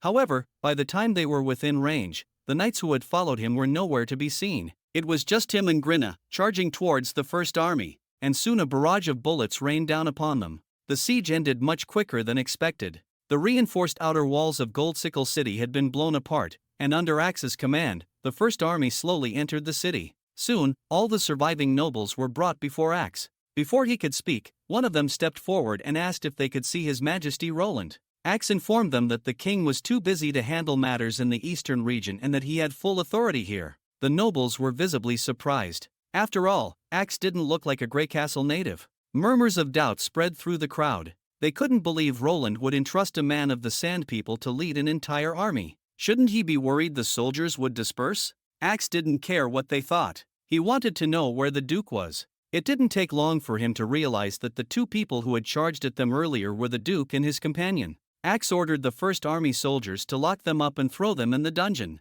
As they were being dragged away, the nobles immediately protested, shouting that Axe had no right to do this and demanding to see King Roland. Axe paid no attention to the noisy nobles. As night fell, many buildings outside started to catch fire. His right-hand man burst into Axe's tent, panicked, and shouted that the castle dungeon was on fire. Axe, seemingly unsurprised, didn't stop writing and simply asked if there was anything else. His right-hand man hesitated for a moment before quietly asking if Axe was behind it. Axe gave a light nod and said that he had given the order. However, the official report would only blame a group of rats who hated the nobles and had sneaked in through a secret passage to start the fire. His right-hand man was speechless for a second. He couldn't understand, hadn't the nobles already surrendered? Axe put down his quill and looked up. He explained that he didn't have the time to discern whether the nobles were genuinely surrendering, and His Majesty Roland didn't have time to put them on trial. This was why Roland had entrusted him with full authority over all eastern matters before the army set out. He wanted to say more but was cut off by Axe, who handed him a document found in the castle's study. It was a residence census. According to the data, 5 years ago, Goldsickle City and its surrounding areas had a population of around 220,000, making it the most prosperous region in the east. However, this number had plummeted to about 60,000 earlier this year. The Duke had been preparing for war, using all the resources to reinforce the walls, craft weapons, break up the roads, and flood the farmlands, doing everything he could to prevent the First Army from advancing. The once thriving city known for trade had disappeared, and the reduction in farmland led to a massive drop in population. Many starved to death, and more were forced to leave their homes. Without the help of the nobles, how could the Duke have accomplished all this? Meanwhile, in a dimly lit basement, the chaos Bell had expected never came to Goldsickle City. The situation had unfolded in a way he never imagined. Roland's army didn't enter the city to loot and kill. Instead, they immediately began restoring peace. Food from the castle storerooms was distributed to the starving residents, and order was quickly restored. Under the flickering candlelight, Bell realized he had to do something. He took out his record book and tore out the last few pages, which contained recent events, including the Duke's final words. Without hesitation, he burned them. Remembering the Duke's last command to record everything truthfully no matter the outcome, he picked up his quill to fulfill his duty as a scribe. Bell knew that true objectivity didn't exist, especially when recording history, where a bit of bias was to be expected. Taking a deep breath, he began to write. The great King Roland Wimbledon's envoy arrived today in his loyal city of Goldsickle. Damn, this dude is smart, he knows what's up. Meanwhile, back with Roland, Nightingale emerged from the mist, holding a gray falcon. The poor bird was burdened with over a dozen secret letters, looking pitiful enough to bring tears to anyone's eyes. Roland couldn't help but feel a bit sorry for the little creature. So many letters, can they even be called secret? Roland wondered as he began reading. The letters reported that the Eastern Front had easily conquered Goldsickle City and that the mortars had shown great effectiveness in battle. Suddenly, Roland paused, causing Nightingale, who was nibbling on a dried fish, to ask what was wrong. He then told her that Axe had mentioned in his letter that he had set the dungeon on fire. This unexpected action surprised Roland. Though it wasn't a direct order from him, the fire had proven quite effective. It terrified the noble families, causing them to flee the region. Looking at the map, Roland realized that at this pace, Sewan County and other territories would be fully controlled within a month. Knowing he had to quicken his own pace, he focused on their next target, Silverlight City. As before, the massive army sailed down the river into the territory of Silverlight City. Count William invited Roland to a banquet, where he publicly announced his willingness to relinquish his rights and fully support Roland's new policies. The hall erupted in applause. Among them were many merchants. William then mentioned that the machine everyone was curious about in the mine was actually Roland's invention. The nobles and merchants seemed unconcerned about anything else. They were more interested in how these magnificent machines worked. They quickly swarmed around Roland, asking questions about the machine's operation, if he was willing to sell more rail systems, and if they could purchase more steam engines. Roland couldn't help but find the situation amusing. If all of Grey Castle were like Silverlight City, the world would be a much better place. After satisfying everyone's curiosity, Roland and William stepped out onto the balcony. Nightingale stood beside Roland in the mist, listening as he asked William if he knew anything about the Guyland family. William thought for a moment, vaguely recalling the name. He mentioned that the last Guyland had changed their surname about 2 years ago, and their territory now belonged to the Somi family. Nightingale suddenly grabbed Roland's arm. Roland continued to ask about the name change. However, William wasn't sure either, suggesting that the last Guylan might have found it easier to join another family. He pointed to the hall, offering to bring someone from the Somi family if Roland wanted more information. Roland waved it off, saying he was just asking out of curiosity. Back at the camp, as soon as Roland closed the tent flap, Nightingale hurried to explain that she had cut all ties with the Guylan family long ago and hoped Roland believed her. Before she could continue, Roland interrupted, placing a hand on her shoulder and earnestly telling her not to worry, assuring her that he trusted her. Nightingale blushed, her gaze shifting away, knowing he was telling the truth. She then explained that she was just surprised because the Somi family had been very close to her father. She wondered why they would let the only heir of the Guylan family change their surname. Roland understood what she meant. The fact that the Somi family hadn't helped Nightingale's little brother to restore his family's estate is very uncommon among nobles with great relationship. Something must have been off. If you find it suspicious, go ahead and investigate, Roland said with a smile. He sat down and told Nightingale that with Sylvie and the Takira witches protecting him, he was absolutely safe in the camp. She didn't need to stay by his side all the time. Nightingale hesitated, saying that the affairs of the Guylan family no longer concerned her. But Roland smiled at her and told her that it was her father's land. She couldn't say it had nothing to do with her. Besides, it's where she grew up. Consider this a chance to revisit old memories. Nightingale looked down, fell silent for a moment, then looked up and made Roland promise to call her back if he needed to leave the camp. Before leaving, she added that she was just going to take a look and wouldn't do anything more. Roland chuckled, feeling a bit helpless. Now it felt as if he were forcing her to go, but he knew that some past events were better faced openly rather than kept inside. Only by confronting them could she truly let go. Not long after, Nightingale returned to the place she once called home. She expected it to be in ruins, but the place had changed significantly. It was now newly renovated and had expanded several times its original size. A crowd had gathered in front of the residence, each person holding a bowl of hot porridge. Following their gazes, she saw a young man smiling and responding to them. He was well-dressed, blond, and handsome. This was her little brother, Hyde Guylan. She had come only to see her childhood home and didn't plan to reunite with her brother. Just as she was about to wander elsewhere, she sensed something was off. Stopping in her tracks, she looked again and noticed that her brother wasn't wearing a stone of God's punishment, while the guards around him were. This raised a question. Why would a Viscount's heir not wear a stone of God's punishment? Listening closely, the two guards' whispered conversation caught her attention. One remarked on how weird nobles could be, saying Hyde acted obediently in front of their master like a lapdog but changed completely when he was out of sight. The other warned him to stop talking nonsense, reminding him that the Viscount was inside and that getting caught gossiping would cost him his month's pay. Moving through the mist, Nightingale ignored the guards at the door and phased through the walls into the castle. In the study, she found not only Viscount Somi but also two others. An elder advised Somi that he shouldn't have lashed out at Hyde yesterday, while Hyde had submitted to him. Treating him kindly would make him play his role better. Somi angrily pounded the table, admitting he understood but couldn't control himself. He had spent over a decade reaching this position, and just when he was about to claim the two eastern territories, Roland was now here to take everything away. His fury only grew when he thought about William's attitude, who had led the charge in surrendering enfeoffment rights. The elder stroked his beard and smiled, saying that the new king had only reclaimed the enfeoffment rights and that Somi could follow Count William's example by managing the business on his territory, thus minimizing any losses. However, Somi felt that without jurisdiction, the greedy patrols would eventually find their way there, and he'd have no excuse to stop them. But it was what he said next that made Nightingale frown. Somi confessed that if the authorities ever discovered what he was selling, he would end up on the gallows. A drop of cold sweat slid down the elder's forehead as he remained silent for a moment. He then suggested that Somi should immediately abandon that line of business. He had mentioned before that it wasn't a sustainable strategy.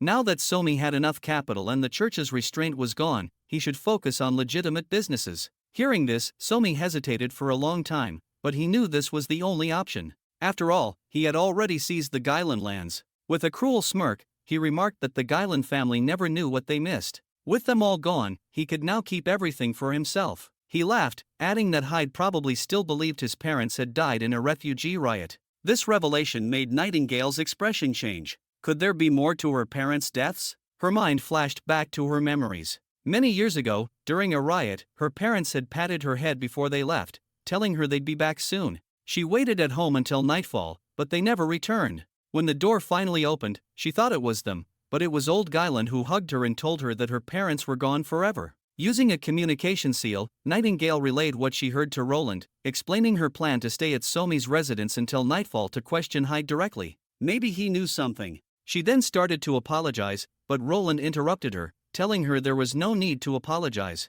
He assured her he would stay in the camp until she completed her investigation and urged her to stay safe and talk to him every 2 hours. A warm feeling surged in Nightingale's heart, and she smiled, saying she understood. During the night, while the guards outside yawned, Hyde, who was asleep, suddenly jolted up. Before he could fully gather his senses, a cold, gleaming dagger was already pressed against his throat.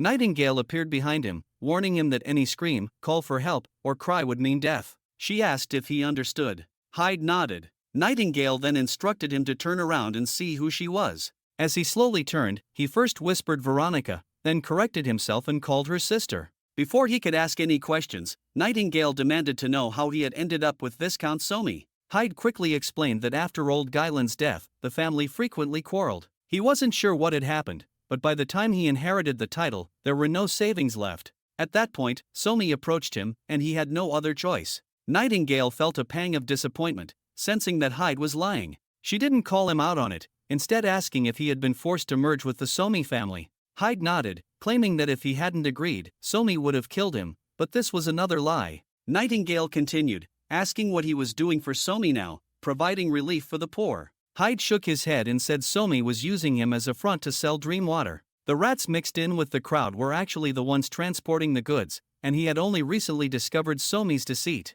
However, the latter part of his statement was a lie. Nightingale didn't call him out and instead asked what his plans were next. Hyde suddenly fell to his knees, tearfully begging his sister to help him. He admitted his past mistakes but pleaded with her, reminding her that he was still her brother. Hyde believed that Somi never regarded him as a true noble and that staying here would only get him killed. Nightingale glanced at him and asked if he wanted her to take him away. Hyde hesitated for a moment before shaking his head. He felt that leaving would mean losing everything. Instead, he wanted Nightingale to kill Somi. Only with Somi dead could Hyde become a true noble. He even suggested that Nightingale should kill all of Somi's heirs so that the territory and all his assets would be theirs. Nightingale stared into his eyes, her disappointment palpable. Hyde fell silent. After a moment, Nightingale told him she had one more question. She asked why he had betrayed her years ago. Hyde lowered his head and admitted it was because she was a witch. He rambled on, saying that back then, he was ignorant and didn't realize everything was all fabricated slander by the church.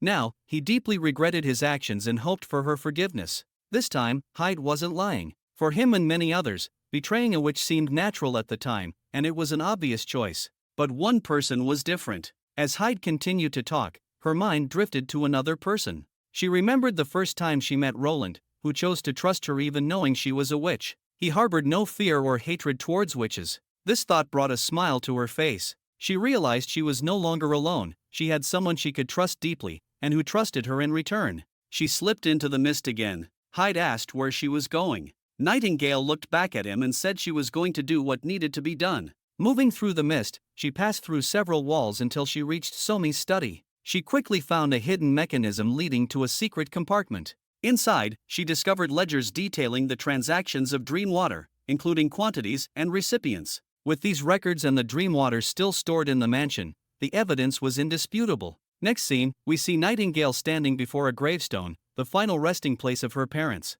She held Somi's confession, in which he had revealed everything. 10 years ago, a commoner found gold in the river while fetching water and immediately reported it to Somi. They investigated and found that the gold deposit was likely beneath the Guyland family's territory. Driven by greed, Somi hired the rats to take advantage of the refugee riot to kill Nightingale's parents. Somi then approached old Guyland, offering to make him a true noble in return for his cooperation. Old Guyland quickly took in young Hyde and little Nightingale, managing the land in their stead but deceiving them about their parents' deaths. The plan was to force Hyde to relinquish the land and title when he came of age, but Nightingale's awakening as a witch disrupted this plan. After she killed old Guyland and disappeared, Somi had no choice but to find Hyde to change his plan. Thinking about the irony behind all this, Nightingale couldn't help but smile bitterly. The land that should have rightfully belonged to Hyde had become a bargaining chip, while Hyde naively believed that Somi was helping him. Standing before her parents' grave, Nightingale lit the confession document. Perhaps her parents could see this in the heavens. As night fell, Hyde was already locked up. He learned that Somi had been sentenced to the gallows and that the rest of his family members would be subjected to 20 years of hard labor. and their territory will then revert to Grey Castle. Hyde angrily shook the bars of his cell, unable to believe this was the outcome. Nightingale told him he should be grateful he wasn't considered part of the Somi family, at least he was still alive. Hyde shouted furiously, accusing Nightingale that she never forgave him and calling her a liar. He collapsed to the ground, tears streaming down his face. He knew Nightingale hadn't forgiven him, and now he had lost everything, without a title, land, or anything else. What else could he do? Nightingale told Hyde he was right, she hadn't forgiven him and she never would. The closer the bond, the more unforgivable the betrayal. But Hyde was wrong about one thing, at least she had given him freedom. Neither old Guylan nor Somi could control him anymore. His future was his own to decide, no longer a puppet to be manipulated. Leaving the dungeon, Nightingale told him that whether he saw this as punishment, torture, or simply wanted to hate her, it didn't matter. These were all his own choices. After this, they would no longer have any connection. With those words, she walked away, leaving Hyde to his fate. Leaving the dungeon, Nightingale found Roland waiting for her not far away. With a smile, Roland asked, "Letting that guy go unharmed, is that really okay? I've been wanting to teach him a lesson for a while now." Nightingale smiled back and playfully asked, "And in what capacity would you do that?" Roland choked on his words and then told her, "Naturally, in my capacity as king." Suddenly, Nightingale stopped, knelt on one knee, and with a serious expression, asked, "Will you allow me to serve by your side in the future?" It was as if they had returned to the night of Nightingale's pledge. Roland's face became slightly red as he wasn't expecting this, so he asked why she brought this up so suddenly. Nightingale blushed as well, admitting she just wanted to hear Roland say it again. Roland smiled, patting her head, and said, "Of course, as many times as you need to hear it. 100 times, if that's what it takes. Is that enough for you?" Nightingale's face lit up with a smile, "As you wish, Your Majesty." In her heart, she thought to herself, "Meeting you was the best thing that ever happened to me. Ah, this is too cute." Soon, Roland led his army into the old royal capital. Everyone eagerly awaited his arrival, with children even climbing onto rooftops to catch a glimpse of the king. After a year, Roland stepped onto this place once again. He and Anna stood on the carriage, waving to the crowd. The first army soldiers maintained a vigilant guard around them. A girl saw Roland waving in her direction and excitedly told her friend that the king was waving at them. Her friend, a bit more skeptical, remarked that he was waving at everyone in that direction. The first girl insisted they were included in everyone as well. To them, Roland seemed much kinder than the second Prince Timothy. However, a boy reminded them that this seemingly kind king had sent many nobles to the gallows and hanged them, including his own brother Timothy. He added that Roland had also executed many rats in the capital. What he was implying was Roland had the highest kill count of anyone. Hearing this, the girl was annoyed by his constant rambling. Their attention soon shifted to the beautiful woman standing beside Roland. As the carriage moved slowly down the street, a man with a crossbow stood in a nearby tower, aiming the crossbow towards Roland. "But where's the arrow?" Suddenly, a figure darted into the tower, crashing into the man and sending him flying, knocking the crossbow out of his hand. It was our lovely Macy, who glared angrily at the would-be assassin. Soon, the Takira witches rushed over and subdued him. Sylvie, watching from the carriage, had seen him ahead of time and it was she who sent out the warning. Roland opened the carriage door and thanked her. He noted that the old capital still had many remnants of the past regime, indicating that the situation was not as stable as he had hoped. Sylvie smiled and said she was just doing her duty. Agatha, however, was not happy, stating that entering the city under such conditions was way too reckless. She reminded them that Roland was just an ordinary person with a fragile body, and a small injury could be fatal. Anna stepped forward, assuring them she would block any attacks, reminding Agatha that Nanawa was also on the team. Agatha, still stern, argued that they shouldn't coddle Roland all the time. Phyllis and Isabella chuckled nearby. Roland quickly changed the subject, saying that the risk was acceptable to make a grand entrance. As the new king, Roland knew he had to make himself known to the people. Agatha still felt uneasy, suggesting he should address the people from the palace's high platform where he could be better protected. Roland, however, wouldn't admit he simply wanted to experience how it felt patrolling the city. Soon, they arrived at the palace. As they walked through the gates, a group of people stood respectfully waiting for him, many familiar faces among them, all originally from Neverwinter. Roland nodded to them, then descended from the carriage. He lifted his cloak, walked on the red carpet, and said, "Let's go, follow me into the palace." Nobles and officials had already lined up the sides of the palace, awaiting Roland's arrival. As he approached, all of them, including the servants and soldiers, knelt on one knee, shouting, "Hail to His Majesty the King!" Amidst the resounding cheers, Roland ascended the steps.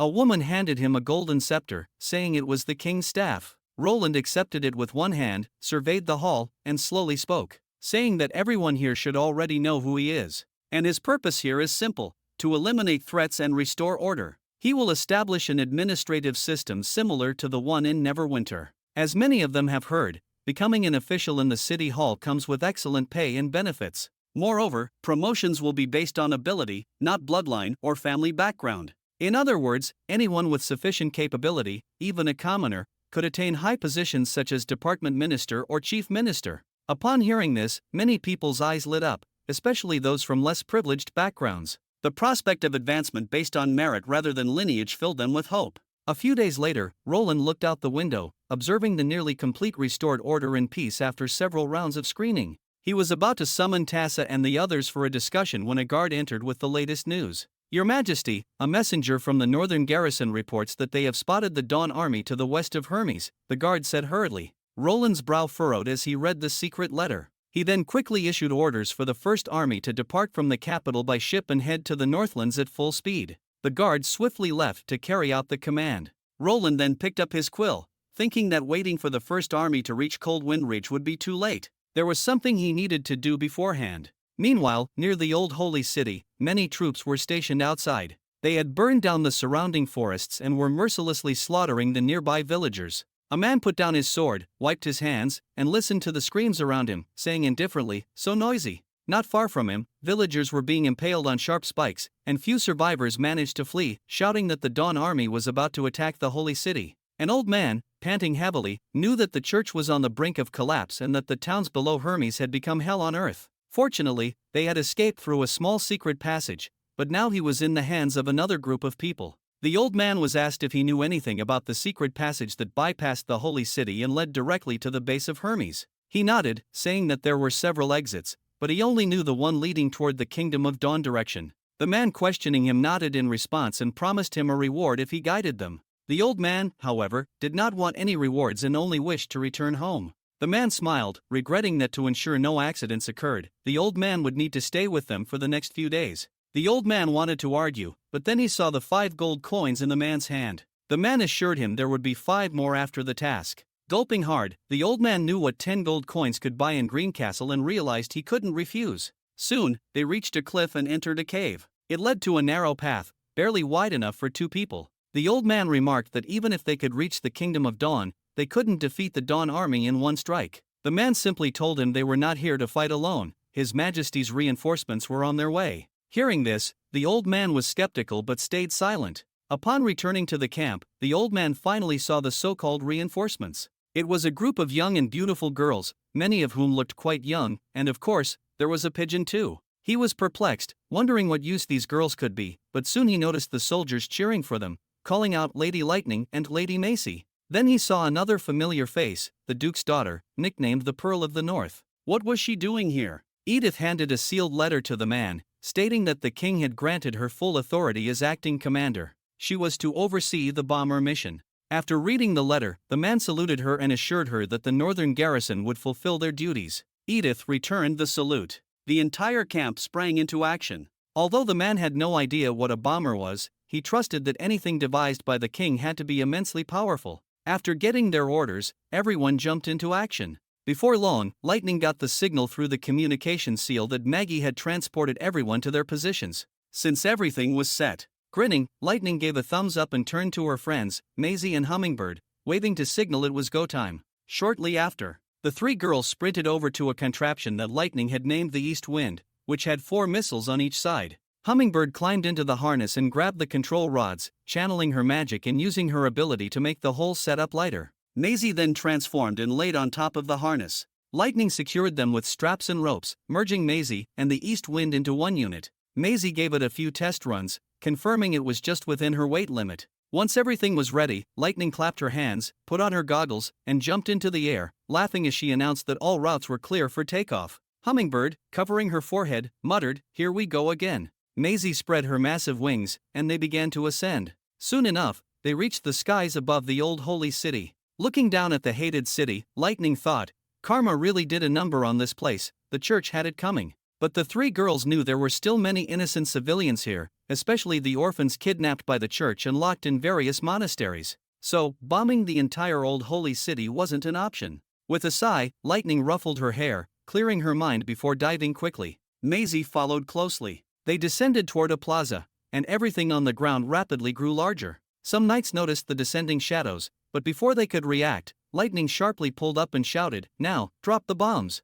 Hummingbird, in the harness, yanked the release lever. The bombs detached, instantly regaining their original weight and plummeting down. Then, Lightning and Maisie turned around and flew in the opposite direction. The knights below, initially shocked and thinking it was just a couple of stones, joked that it would be lucky to hit anyone. So, none of them bothered to take cover. In a split second, the two missiles hit dead center, exploding with a massive boom. Almost instantly, the entire plaza was engulfed in flames and smoke. More knights rushed to the scene, only to witness what looked like hell itself. Before they could react, the girl swooped back for a second round, dropping 2 more missiles into the crowd, and causing another explosion. The deafening explosions and the agonized screams of the injured tormented everyone's nerves. A commander urgently ordered a retreat. The remaining troops quickly fled outside the city, unaware that the First Army had completely surrounded them from the sides. As soon as they emerged, a barrage of bullets was fired, and they fell to the ground. It only took a few hours for the entire Dawn Army inside and outside the Holy City to be annihilated.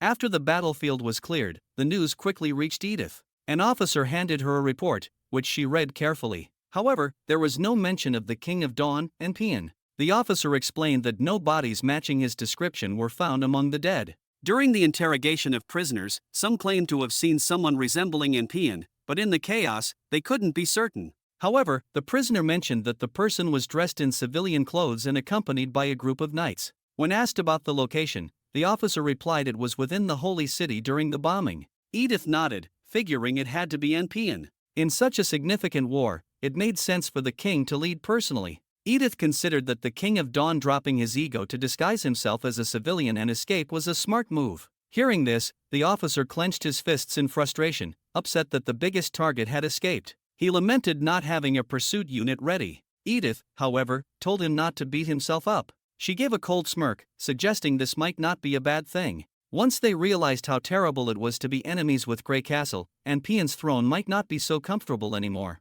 The officer then asked what the next step was, asking if they should occupy the Holy City right away. Edith told him to wait, mentioning that Maisie had gone to retrieve an important person. If all went well, they might take the city much easier. Meanwhile, Isabella and Agatha sat on Maisie's back as they descended into the First Army's camp stationed outside the Holy City. Seeing the familiar city again after a year, Isabella felt a wave of nostalgia. A guard informed them that Edith was waiting inside. Entering the tent, Edith introduced herself with a smile, explaining she was now a member of the Defense Department and the temporary commander for the operation against the Holy City. This was the first time Isabella and Edith met. Isabella's initial impression of Edith was that she was an exceptionally beautiful mortal lady. Edith handed her a report, mentioning that Lightning had inspected the 3 main monasteries and discovered a major problem. The orphans seemed organized and prepared to defend the compound to death. This explained why no action had been taken yet. Edith asked Isabella if she had any suggestions. Isabella pondered for a moment and decided to head over and talk to the orphans personally.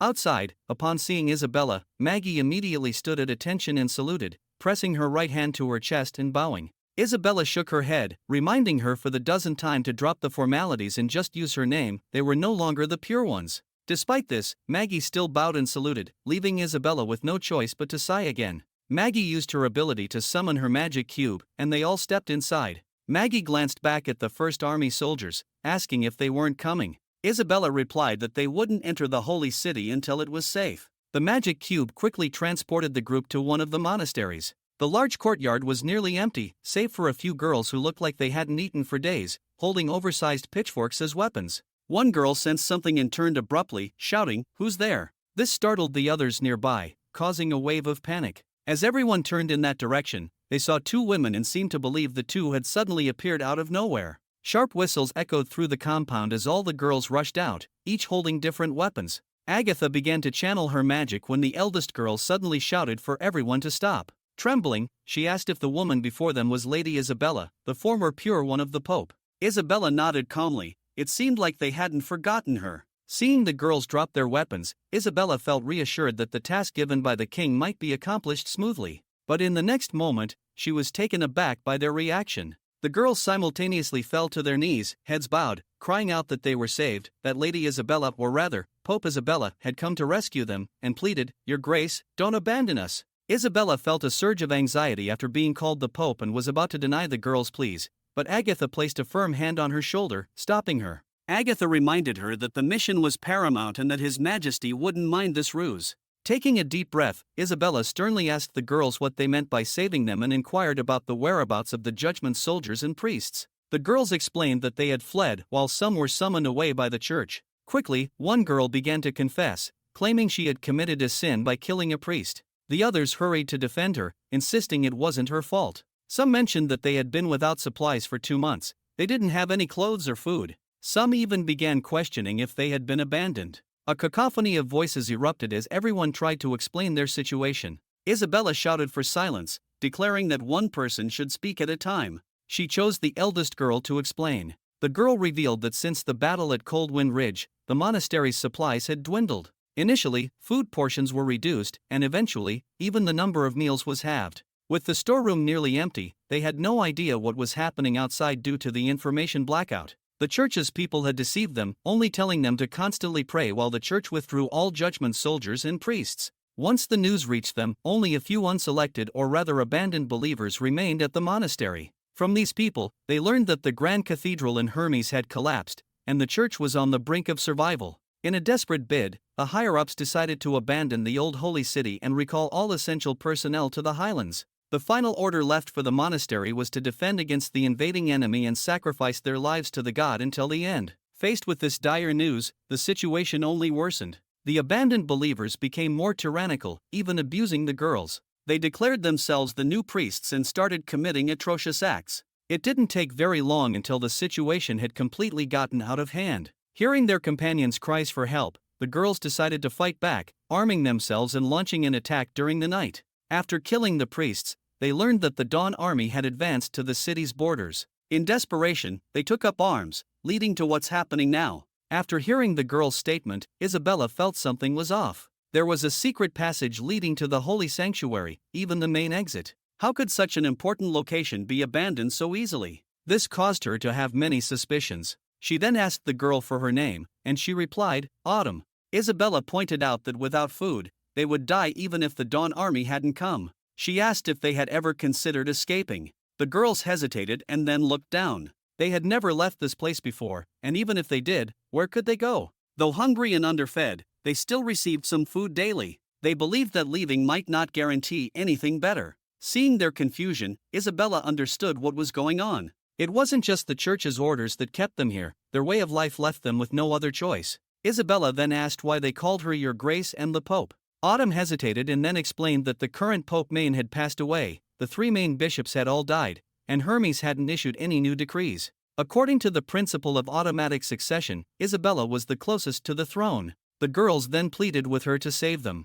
It was then that Isabella realized the girls saw her as their last hope. With this in mind, she devised a better plan. She told them she was there to deliver an important message. She began telling the girls that the church was no longer the church they knew. Raising her voice, Isabella declared, Maine was not the true pope. He betrayed Pope Oberlin and usurped the papal throne. In truth, Pope Oberlin intended to pass the position to zero. She further explained that Greycastle was not an enemy of the church. To resist the real enemy, Pope Oberlin even sought an alliance with Greycastle. She assured the girls they were now safe and that the church's orders they got were false. However, the first thing they needed to do was to restore order in the old holy city. Her words caused many to feel confusion and disbelief. But Isabella knew that shattering their old beliefs and weaving a half-true, half-false narrative was the only way to save these girls and enable King Roland to truly control this land. Suddenly, a girl's stomach growled. Embarrassed, she covered her belly. Isabella smiled and said, Of course, let's take care of everything after everyone has had something to eat. The girls cheered, shouting, Long live the Pope. Soon, they opened the gate and kicked it down, and similar scenes played out in the other monasteries as well. The girls and orphans poured out, relieved and hopeful. A little girl stood before Isabella and respectfully said, Thank you, Lady Isabella. One by one, each child expressed their gratitude, calling her a good person and promising never to forget her. Isabella was initially surprised. Since becoming a pure one, she had received plenty of hatred and curses, but this was the first time she heard words of thanks. Suddenly, she felt something new in her heart, a feeling she had never experienced before. And she really liked it. Maybe this was what Roland had intended all along. Blushing slightly, she continued with her work. Sometime later, Roland and Nightingale arrived in the Northern Territory. Nightingale asked about the situation in the Holy City. Roland, reading a confidential report, told her that the anticipated battle hadn't occurred. Neither the Takira witches nor their latest equipment had been needed. Nightingale was surprised. Had the church offered no resistance at all?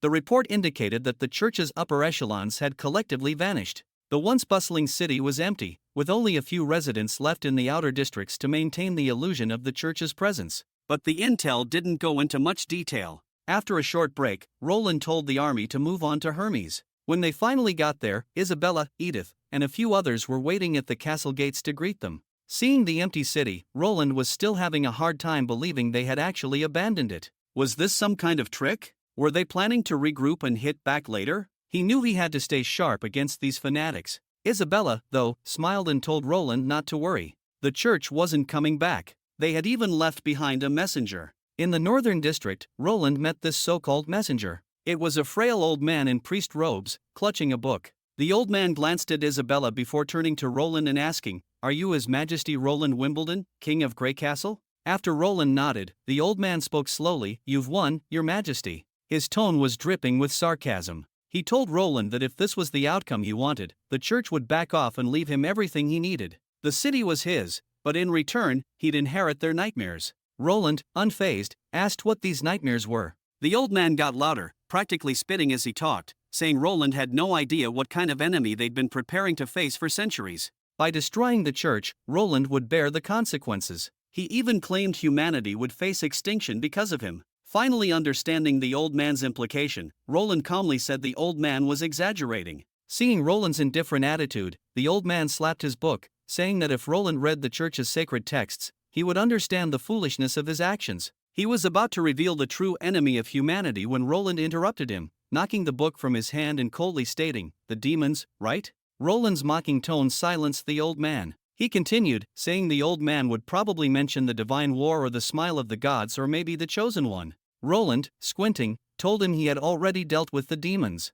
The old man was stunned, his mouth wide open, but he was unable to form a coherent response. He turned to Isabella, who simply shrugged, then tells the old man that she hadn't said anything, but Roland had known about these things for a long time and knew more than anyone from the church. Afterward, Roland ordered the soldiers to take him away, fearing that any more words might cause the old man to die from anger on the spot or maybe even have a heart attack. The soldiers lifted him and escorted him away. Turning to Isabella, Roland praised her efforts, acknowledging that without her, the holy city wouldn't have returned to order so quickly. Isabella had worried that Roland might disapprove of her issuing orders under the guise of the Pope to unify the abandoned. Roland, however, reassured her with a smile, saying he didn't mind as long as it was effective. He added, "Even so, the necessary redemptions must still be served." Isabella hurriedly said she had never expected otherwise. Roland smiled and mentioned that, being said, there would also be rewards. He told Isabella that if she ever needed to act in an official capacity as his envoy, she could enjoy the privileges that came with that status for the day. However, she looked puzzled. Roland explained she could enjoy a spacious luxury suite, gourmet meals prepared by royal chefs, and as much chaos drink as she could handle. Of course, he also gave her the option to opt for gold coins as a reward. Isabella was surprised but eventually lowered her head, blushing and saying she would follow Roland's wishes. As they arrived at a warehouse in the Holy City, soldiers discovered a stockpile of food and weapons. Roland received the news and rushed over. To his surprise, besides gold and jewels, none of the strategic materials had been taken. It seemed the old priest's claim of leaving everything intact was true. In the basement of this warehouse, they found a stash of berserk pills, exactly 420,000 of them. Roland immediately ordered them destroyed. A large fire was lit on the city walls, burning the pills to ashes, with the remaining residue pushed off the walls. Roland sighed in relief. Next, they would wait for Axe to clear the eastern territories, gather the army at the neighboring country's border, and launch a pincer attack on the Kingdom of Dawn alongside the main force. Admiring the scenery outside, Roland remarked on the rare moment of leisure. He returned to his tent, eager to visit the place Isabella had mentioned before, the Hall of Reflections. It was said that Acris used illusions there to pass down history across centuries. It was also where Zero transitioned from a pure one to the Pope. He shared his plan with Nightingale and Anna when the door suddenly burst open. Lightning, pouting and looking utterly aggrieved, couldn't believe Roland had forgotten her for such an important adventure. Coo, coo. Maisie also chimed in with a couple of cries. Before Roland could say anything, the two girls threw themselves onto him. Well, there was no way to refuse now. With the first one, others naturally followed. Hummingbird, Lily, Agatha, and even Nanawa joined. Nanawa insisted that if Sister Anna was going, she had to go too. Lily seriously stated that she needed to go in case there were any bacteria or viruses inside. Phyllis also begged to come along, pleading that she wished to see Acris at least once. In the end, everyone piled onto Roland. Oh, a quick correction, Maisie was actually on his head. Upon reaching the long secret passage, the group smoothly arrived at the main gate. Under Isabella's guidance, they soon stood before a grand hall. Pushing open the doors, they were greeted by portraits of past popes lining the walls, with Acris' portrait prominently displayed in the center. Roland walked into the hall, looking around until his eyes met Acris. She was incredibly beautiful and very powerful. Anna, standing beside him, commented on how pretty she was, thankful she was no longer around, otherwise. Hearing this, Roland gently ruffled Anna's hair and asked what she was thinking. Inwardly, he mused that even if Acris were alive, he wouldn't easily give in. But with Nightingale around, he decided to keep his thoughts to himself. Well, it seems like our boy isn't very confident in himself. Anyway, the group proceeded to the illusion chamber behind the portraits. Isabella explained that there were 9 magic stone imprints, each recording a significant historical event. If Roland wanted, she could activate each one. Roland nodded in agreement. Isabella used her magic, and suddenly, everyone seemed to vanish, though suddenly Roland felt someone was grabbing him. Nightingale, alarmed, asked what was happening. Isabella clarified that the illusions created by these imprints directly affected their vision, making it seem like they had disappeared, but in reality, they were still in the same spot. Both Anna and Nightingale held onto Roland's hands tightly. Soon, images appeared before them, showing witches from the Federation in intense debates. As the final illusion began playing, Agatha curiously asked who these people were. Phyllis speculated that they might be the early founders of the Federation. Roland, intrigued, asked for more details. Phyllis explained that after the First Divine War, the surviving transcendent witches established the precursor to the Federation. She suddenly realized what she was seeing and exclaimed that this was the legendary Oath of the Three Queens. Agatha and Phyllis were excited,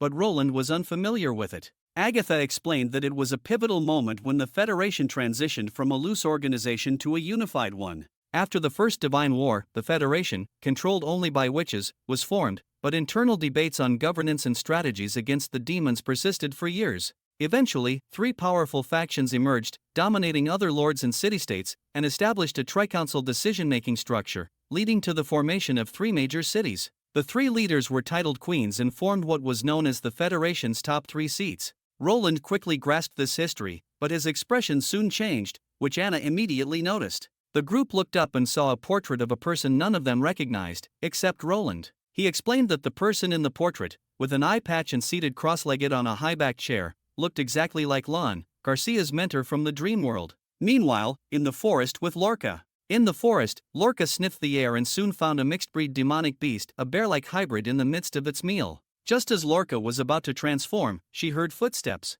The hybrid also heard the sound, raising its head to see 2 demons approaching. The hybrid beast let out a raspy growl in the direction of the footsteps, eyeing the demons and their sharp bone spears. The demons looked exactly as Lightning had described. The hybrid beast attacked first, but the demons remained calm. One demon's arm swelled rapidly, meeting the beast's massive paw with a resounding thud. The 2 monsters collided, pushing against each other. Meanwhile, the other demon raised its spear. Lorca remembered Lightning's warning: if she encountered enemies, she should retreat and report back to Roland. Should she stay or go? Her mind began rendering like a Windows XP system. Rationally, she knew she should retreat, but the urge to fight boiled within her. Then, she made up her mind. Just as the demon threw its bone spear, Lorca leaped from her hiding spot, aiming for the demon grappling with the bear-like hybrid. As the spear pierced the hybrid's body, Lorca bit off the demon's arm. The demon staggered backward while the other blew a horn hanging from its neck, its deep sound shattering the forest's silence and startling birds into flight. Could there be more demons nearby? Either way, Lorca knew she had to deal with these 2 first. The remaining demon drew an axe and swung it at her. She dodged with a powerful kick onto the ground, landing behind the demon. As the demon turned its head, Lorca curled her large tail into a hook and whipped it at the demon's back, sending it flying into a tree. As she moved to press her advantage, trying to finish off the demon grabbed her paw. Instinctively, she felt danger from behind. The other demon had already drawn another bone spear, and its arm had fully regenerated, preparing for another strike. Wasn't it supposed to take more than half an hour to heal? Alarmed, Lorca knew she was in trouble. The spear was already flying toward her. She had to take a gamble. She reverted to her normal state, and her wolf form shrinks quickly. She barely dodged the spear, and the spear hit the other demon's head instead. After the second round, the demon's arm withered, and it uttered two sounds, ta and ka. Without missing a beat, she sprang up, transforming her hand into a wolf claw, and crushed its head. Finally, Lorca exhaled in relief. Suddenly, she heard a sound coming from one direction, so she quickly climbed onto a tree. Whatever she saw caused her to freeze on the spot. Beyond the forest, a mass of demons appeared. She saw some crawling on the ground, and others flying in the sky, and within, she spotted a few massive creatures beyond imagination, all moving step by step in her direction.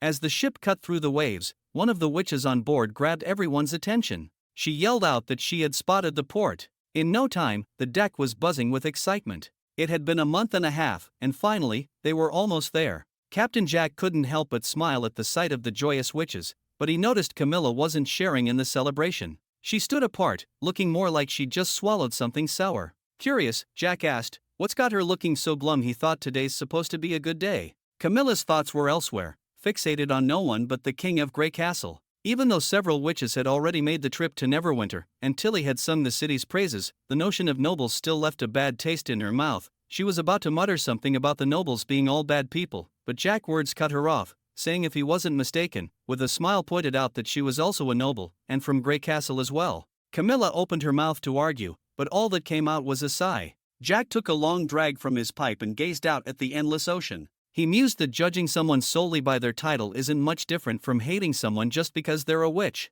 Camilla fell silent again. Jack quickly apologized, saying how he didn't mean to get all philosophical on her. He just didn't want the past to cloud her vision. Just then, the lookout in the crow's nest shouted that they were nearing the shore. Soon enough, Camilla could see the port, adorned with all sorts of red banners welcoming them to Neverwinter. The docks were packed with people, even kids waving excitedly at the approaching ship. Jack couldn't help but be impressed. Well, would you look at that? Quite the welcome party. If nothing else, this king deserves some trust for rolling out the red carpet, don't you think? What the witches didn't know was that the welcoming committee had been paid to be there. Wendy, standing beside Scroll, worried that if Slumbering Isle witches found out, they might not feel so great about the warm reception. But Scroll, ever the realist, pointed out that finding volunteers to welcome a bunch of witches from Slumbering Isle would have been a tall order. Sure, the locals might accept witches, and some might even admire the witch union, but everyone else was still strangers from a distant land. Wendy nodded, seeing the sense in Scroll's words.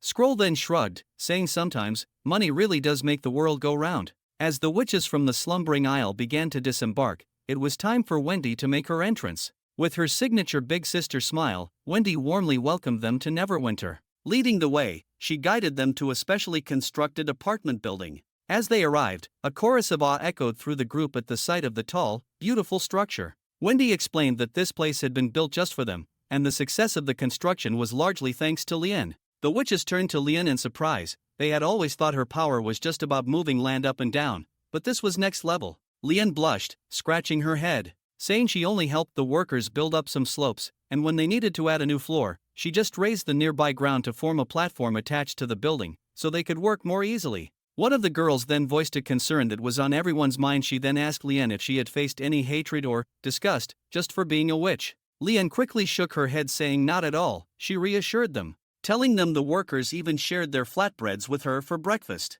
Wendy knew that many of them still had doubts and concerns, which was totally understandable, given that Neverwinter was a new and unfamiliar place, and, of course, the witches had been through some rough times over the past century. But Wendy promised them all that they would find a home here. She also made it clear that even if they didn't join the witch union, they could still come to her for help with anything, no matter what it was. From the sidelines, Scroll gave her a thumbs up. Soon, Wendy led the group inside the apartment and handed out sheets of paper for everyone to fill out with their name, birthday, and abilities. As she distributed the forms, a red-haired witch spoke up, asking why did they need to fill this out while sounding skeptical, since she only planning to stay here for 2 days, so this seems unnecessary. Another witch chimed in, agreeing. Princess Tilly already told them that they wouldn't be forced to stay here, and she was planning to visit the eastern region to see her family. A few of the more uncertain witches nodded in agreement. Ashes, however, shot a glare at the red-haired witch. It was Azima and her group stirring things up again. Wendy blinked in surprise and asked curiously, "Who's that?"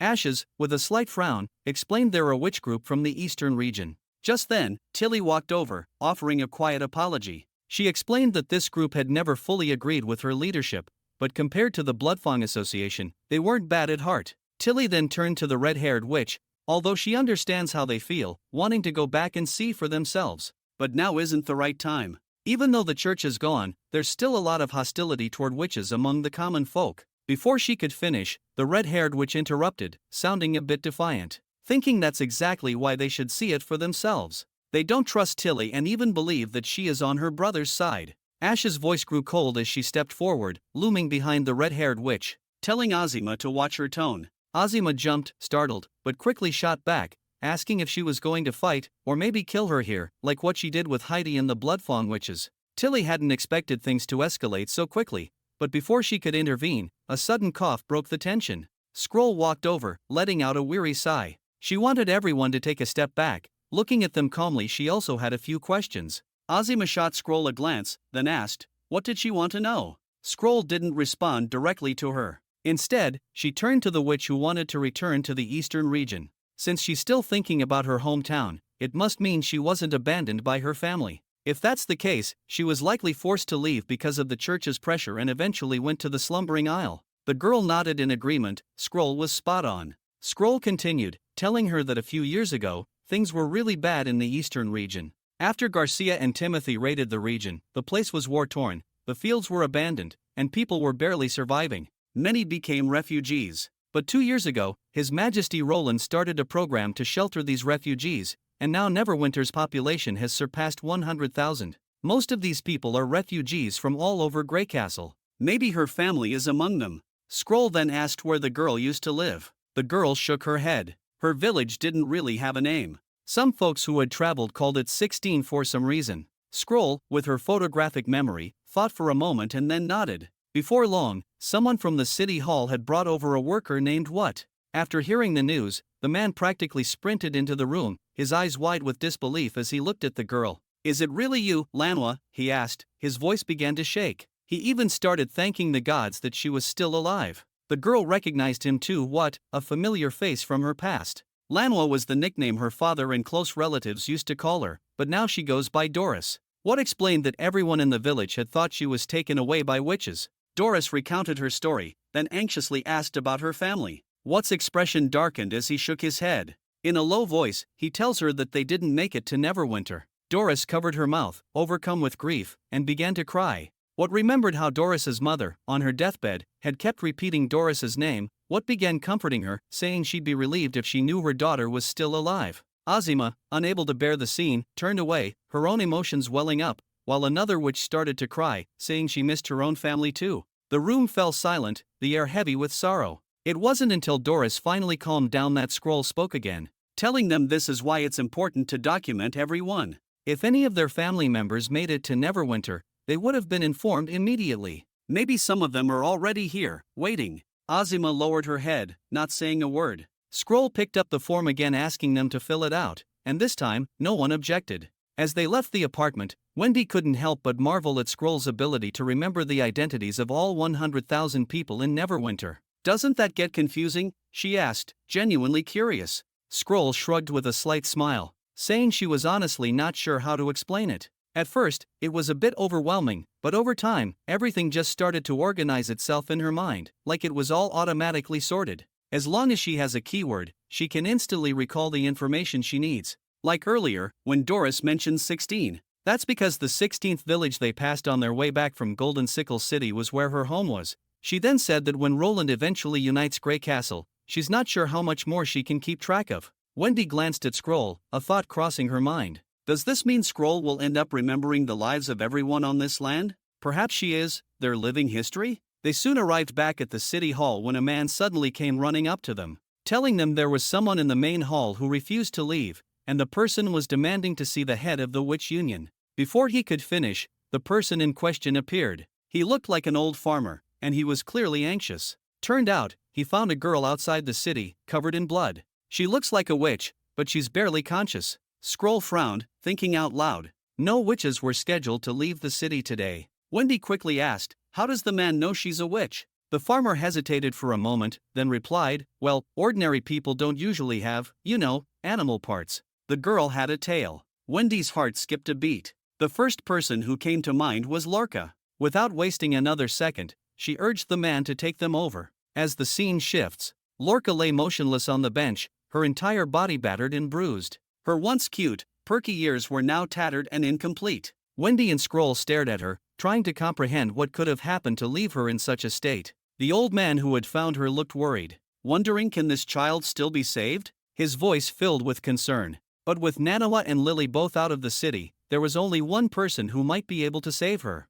Meanwhile, over at the city walls, Wade was patrolling as usual when the sudden blare of an alarm made his face go pale. This wasn't just any alarm, it was the highest level of alert. The officers behind him started to panic, but Wade spun around, shouting at them to pull themselves together and help him evacuate the townspeople. On the streets, confused residents milled about, unaware of what was happening. Wade clapped his hands, calling out, "Everyone, go home immediately. This is an enemy attack alarm." At the same time, the First Army soldiers were already up on the walls, fully armed and ready. Soldiers could be seen everywhere, checking their ammunition. Back in City Hall, Barav slammed his hand on the table, glaring at Wendy. Calling all this madness, he asked why would Wendy sound the highest alarm based on the incoherent ramblings of an injured witch. Did she not realize the chaos and losses this could cause? Wendy couldn't shake the image of Lorca, delirious and repeatedly muttering, "Demons, the demons are coming." It was the only course of action that made sense to her. Just then, Third Border Town connected in, and the witches of Takira had also received the news. Their stance was clear: anything involving demons should never be taken lightly. Barav then asked, "But where are these demons? They haven't even seen a shadow of them. Why all this caution?" Tilly and Ashes were present as well. Ashes stepped forward, saying it was more than necessary. She had fought Lorca before, and she knew her strength. For her to be injured this badly, she must have encountered at least 10 demons. Wendy then revealed that Lorca had a map on her, with part of the map being unmistakably marked by Maisie and lightning. The markings suggested that Lorca had ventured into the wilderness. If demons were really there, whatever their intentions, Neverwinter had to be prepared. The Takira witches agreed with the plan, and eventually, Barav backed down, though he couldn't hide his frustration. He believed that this might make it impossible to complete the tasks His Majesty assigned him, he grumbled. The supply shipments to the front lines, the logging operations, the gathering of mushroom and fruit, the livestock in the prairie pastures, all of it will be affected. Wendy reassured him she had already sent word to the northern region. Once the king receives the message, he'll issue new directives. And as for any losses, she takes full responsibility. A week quickly passed, though no sign of the demons had been found. Tilly sought out Barav, curious about how the townspeople were reacting. Wanting to know if everyone was frightened or if they were panicking, Barav stood up, giving Tilly a respectful bow before explaining, "The situation is under control." Perhaps guessed what she is concerned about, he reassured her, "No one is blaming the witches from Slumbering Isle for this." Tilly let out a sigh of relief. She was worried someone might start dredging up the old rumors about witches being the minions of demons. That would only destroy the fragile trust between the townspeople and the witches. Suddenly, Ling came rushing in, telling Wendy that the wolf sister was awake. Everyone immediately sprang into action, with Wendy being the first to head out the door.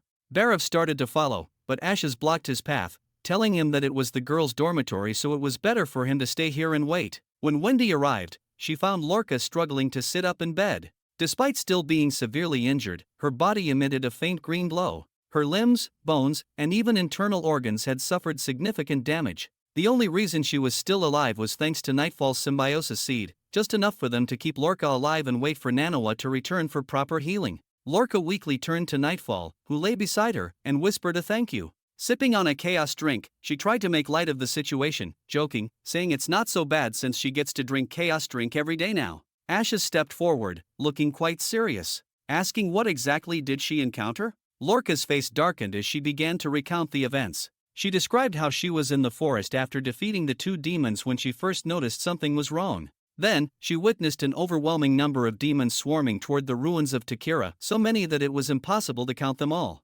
Among them were gigantic and ugly creatures, the likes of which she had never seen. These monsters looked both grotesque and terrifying. She recalled how the creature suddenly collapsed, its flesh seeping into the ground beneath it, causing the ground around it to change color. Soon, all of the bone creatures connected, and the surrounding trees began to wither. Eventually, even the bones of the monsters sank into the ground.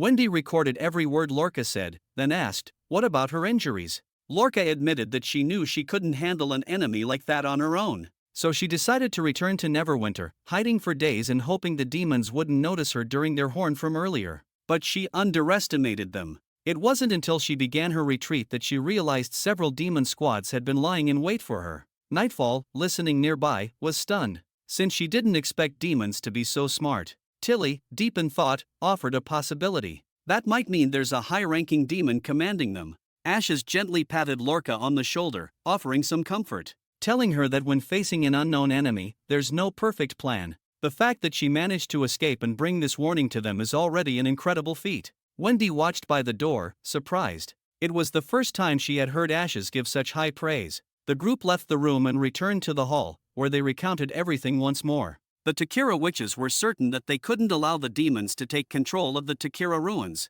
They believed that if the demons managed to build a blackstone spire, the red mist could cover the entire mountain range, one of the Takira witches warned. At that point, any resistance would be meaningless. Fortunately, they've discovered the demons early, and with at least 3 years before the red moon descends, thus they have time to prepare and strike first. Verev suddenly stood up. Wait a minute, is that Roland? How is he here? Isn't he all the way up north? Anyway, let's continue the story. Verev argued that the city gates couldn't stay on high alert forever. Since the demon army was still far away, he suggested lifting the lockdown and getting the livestock operations back up and running. Another official chimed in, agreeing with Verev, remembering that His Majesty once said that building deeper defensive lines increases the defender's margin for error. If Lady Lian could set up a few signal towers along the prairie border, or perhaps use those communication seals, it would be even better. One of the Takira witches stepped forward, holding up a magic stone. They will be taking on the task. Since they know where the demons are stationed, they can use this to monitor them without any blind spots. Wendy recognized the magic stone. Clearly the Takira witches were thinking of using the illusion device for precise tracking. However, this would require someone to get dangerously close to the Takira ruins to make it work. But the place was already crawling with demons. Aletheia shrugged off the concern, calling it a minor task, saying every one of them is prepared to sacrifice themselves if necessary. But Tilly quickly intervened, shaking her head. The best plan is the one that doesn't require sacrifices and decides to take on the task. The witches from Slumbering Isle have just arrived here and they should take on some responsibilities. As the scene shifts, we return north. The earlier image of Roland in the meeting must have been a mistake. Anyway, let's ignore that and continue. Roland seemed to be lost in thought. He was so distracted that he didn't even hear Nightingale calling his name. It wasn't until he felt a tickling sensation near his ear that he snapped back to reality. Nightingale looked worried, since he had been zoning out for days. Ever since he saw those images, she asked if everything was all right. Roland spills the truth. It's just really strange. He isn't sure why would Lon from the dream world appear in those images. He can't make sense of it. Nightingale, now sitting in a lounge chair, says she isn't clever enough and thus can't help him with this. She recommended him to talk with Anna, but Roland shook his head, saying he hadn't mentioned it to Anna. Nightingale immediately jumped up from the chair, her expression surprised. Why not? Roland believed these are problems only he can solve. Telling her would just add to her worries. Nightingale blinked a few times, then suddenly seemed to think of something. A small smile crept across her face, and for some reason, she looked unexpectedly pleased. She pulled out a piece of dried fish and popped it into her mouth, looking quite satisfied. But Roland asked her not to tell anyone about this. Roland's thoughts drifted back to the image of Lon. How could a fictional character from the dream world appear during the early days of the Federation? Even Agatha and Phyllis didn't recognize the person in the image. That period in Takira's history was so distant that all they could guess was that she might have been an important figure. It looked like he would need to return to the dream world once more. When Roland opened his eyes again, he was back there. He picked up his phone and dialed Garcia's number. She answered quickly. Her breathing seemed to be a bit rapid, and it seemed she was out for a run. "What's up?" Garcia asked. Roland wanted to ask her something, and soon, they agreed to meet at the apartment building's entrance. Roland quickly got dressed and rushed out of his room. As he passed through the living room, he saw Zero, half asleep and rubbing her eyes. "Wait a sec," she mumbled, still groggy, saying she would go boil some hot water. Seeing her pajama strap slipping off her shoulder, Roland gently pulled it back up for her, while told her to not worry, and to get ready for school, and he would bring breakfast back. Zero, holding her toothbrush, watched in confusion as he dashed out the door, wondering what had gotten into him. Roland met Garcia at a small restaurant downstairs. He ordered 2 bowls of beef noodles, to which Garcia gave a slightly exasperated sigh, saying if she were a guy, she'd never bring a woman to a place like this for breakfast. No wonder why Roland is still single. Roland chuckled and explained, Zero has school soon, and he needs to bring breakfast back for her. Thus they can't go too far. Soon, the owner brought over their bowls of noodles. Garcia thanked the owner politely, then snapped apart her wooden chopsticks. She stirred the noodles in her bowl, lifted them, blew on them to cool them down, and started slurping the noodles. Roland smiled, watching her. Looks like she comes here often. He was worried that she didn't like these small joints. Garcia smirked, saying this was all his misconception. She'd lived here for 10 years and had tried every place around. It's good manners to take people to cleaner, nicer places, also she doesn't like being stared at all the time. Roland glanced around and realized she was right. Not only were other customers at the stand sneaking glances at them, but even passers-by had their eyes on her, casting looks their way. He wanted to apologize, but Garcia nudged him and asked what's the deal. Roland got to the point and tells her that he wanted to meet her mentor. Garcia raised an eyebrow, clearly surprised. Roland explained how he felt really bad about missing their last meeting and he likes to apologize in person. Though surprised, Garcia shook her head. Believed that her mentor won't see him again. Roland tried to sound hopeful. Maybe Lady Lan doesn't dislike him that much. But Garcia disagreed. Since her mentor can't stand people who don't keep their promises, Roland still pressed her to at least make the call. Garcia gave him a knowing look, doubting that he just wanted to apologize. Roland hesitated, then said if he could also get some training tips, that'd be great. Garcia pulled out her phone. As she dialed, Roland asked if he could have her mentor's number, but she informed him that only a special association card could make that call. As the call connected, she told him to be quiet. A few minutes later, the call ended, and Garcia turned to Roland with a frown. So, how did it go? Roland asked, half expecting bad news. She refused, of course. Garcia snapped, and also seemed a bit annoyed. Turned out, she was chewed out for even asking. From the tone, it's clear that her mentor is really disappointed in Roland. Roland couldn't believe it. In his mind, he thought to himself that doesn't make sense. She didn't seem that upset last time. But it was clear that he wouldn't get the meeting he hoped for. He then asked, when's the next time he can visit the headquarters?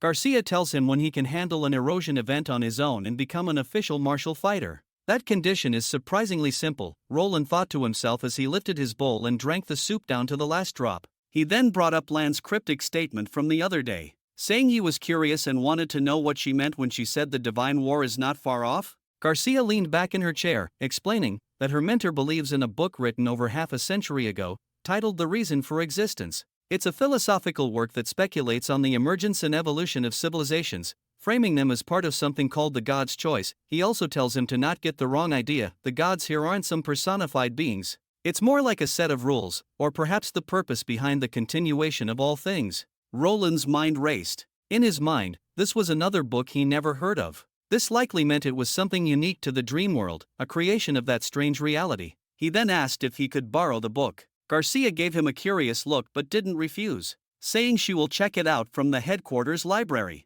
That is, if she remembers. Back in the real world, Roland felt no closer to the answers he sought. If anything, his thoughts were more tangled than before. Suddenly, Lightning burst into his tent, holding a bird in her hands. A message from Neverwinter, she announced. Roland took the letter and flattened it out on the table. As he read it, he couldn't help but freeze in shock. The demon's army had appeared in the wilderness. Roland quickly gathered everyone together. The sudden news threw a wrench in his plans, forcing them to cut their offensive short. His first order was that all troops would begin withdrawing from the Holy City in phases. He announced that he'd be leaving ahead of schedule, aiming to get back to Neverwinter as fast as possible. The room's atmosphere grew tense. The captain asked, "What about the Kingdom of Dawn?"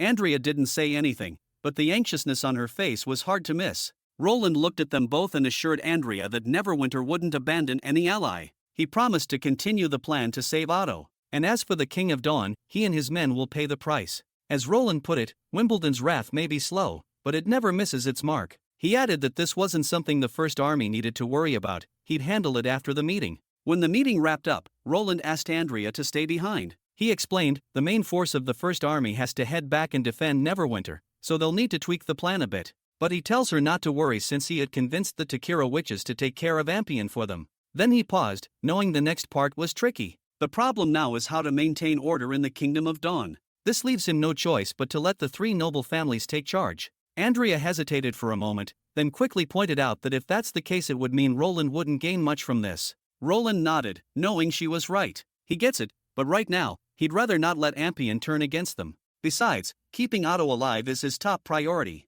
Just like he'd said before, Roland wasn't about to abandon anyone who had contributed to Grey Castle. Andrea froze for a moment, then visibly relaxed. A smile crept onto her face as she said, "Lady Edith was right, Roland truly is a merciful king." Curious, Roland wondered what Edith said. As it turned out, before they set out on this campaign, Edith had predicted that Roland would step in to help Otto. In fact, it was Edith who had convinced Andrea to make her decision so quickly. Without her, Andrea might not have acted as fast. Hearing this, Roland was a bit surprised but didn't dwell on it too much. After briefly discussing the next steps with her, he returned to his tent. Nightingale appeared behind him, having overheard the entire conversation. She frowned and asked, "What's that woman up to?" Roland realized she was talking about Edith. In his mind, it was probably just something they'd casually chatted about, considering they both attended the meeting back in Neverwinter. Just then, one of his guards lifted the tent flap and reported that Lady Edith was requesting to see him. Roland and Nightingale exchanged glances, neither of them was expecting this.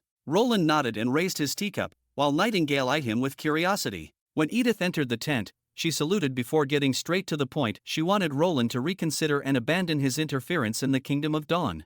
Roland frowned, telling her that if she had concerns, she should have brought them up during the meeting. Changing his decision now would make him look indecisive. But Edith argued that the plan could still move forward with some adjustments to the details. This way, it wouldn't seem like Roland was breaking his word, but rather that unforeseen circumstances had forced a change in plans. Nightingale couldn't hold back any longer and materialized beside Roland, her voice sharp as she questioned Edith. "What's her game here?" First, she convinced Andrea to ask His Majesty for help, and now she's saying they shouldn't interfere in Dawn's affairs. Edith didn't even blink, as if she had expected this reaction all along. Without a moment's hesitation, she explained, "It's because the situation has changed. Originally, Roland could have taken control of the Kingdom of Dawn completely. But now, at best, they can secure Andrea's family as a stable ally. In her opinion, it's better to let the Kingdom of Dawn descend into chaos. After the battle at Old Holy City, Ampion no longer has the strength or authority to govern the kingdom. She believes that the Kingdom of Dawn is on the verge of tearing itself apart."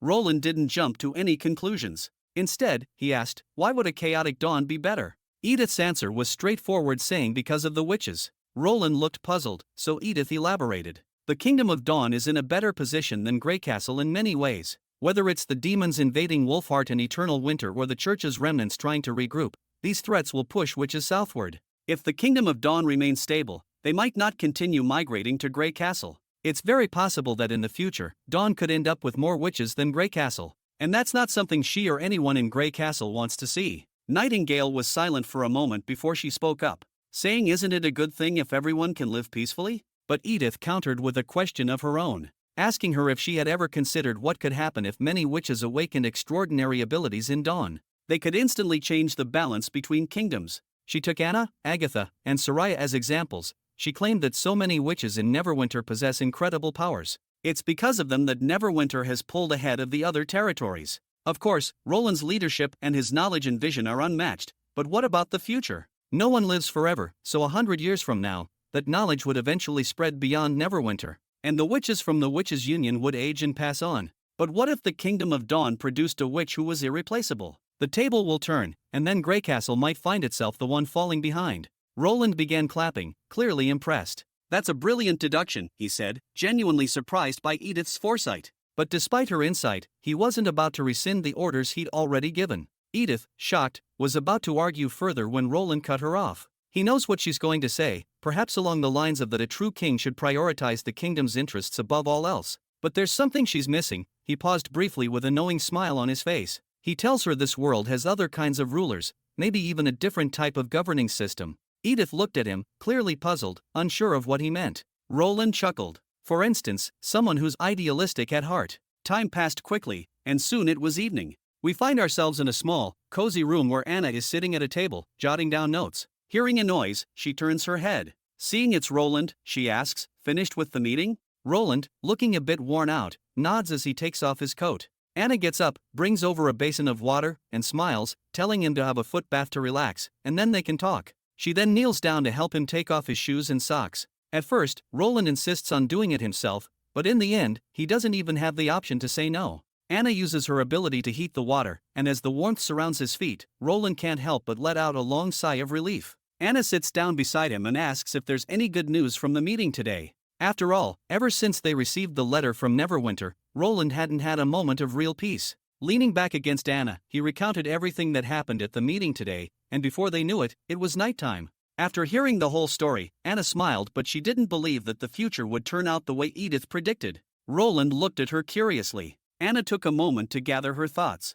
She believes that once Roland defeats the church and wins the Divine War, the witches will remember that. The Takira witches will take pride in him, and his name will be known everywhere, written in books and throughout history. Even in the future, Roland will be someone no one can forget. With that kind of reputation, the other lords will want to seek his protection, wanting to join under his rule. Perhaps by then, no one would dare go against his will. Even as time passes, maybe 100 years from now, this continent might only have one kingdom left, and humanity's territory will start expanding again, gradually restoring the glory of the human kingdoms thousands of years ago. Anna glanced at Roland, who had been quietly listening the whole time. She wondered if she said anything funny. Roland responded with a gentle tap on her forehead, smiling, saying that idea is exactly what he expected from her. Anna then got a bit confused, but if he didn't disagree with her, why had he seemed pleased with what Edith said? To Roland, what Edith said meant she had undergone a significant shift from being just a noble official to becoming a true politician. Anna had never heard the term before, so Roland explained, Edith's perspective and vision have already surpassed most people of this era.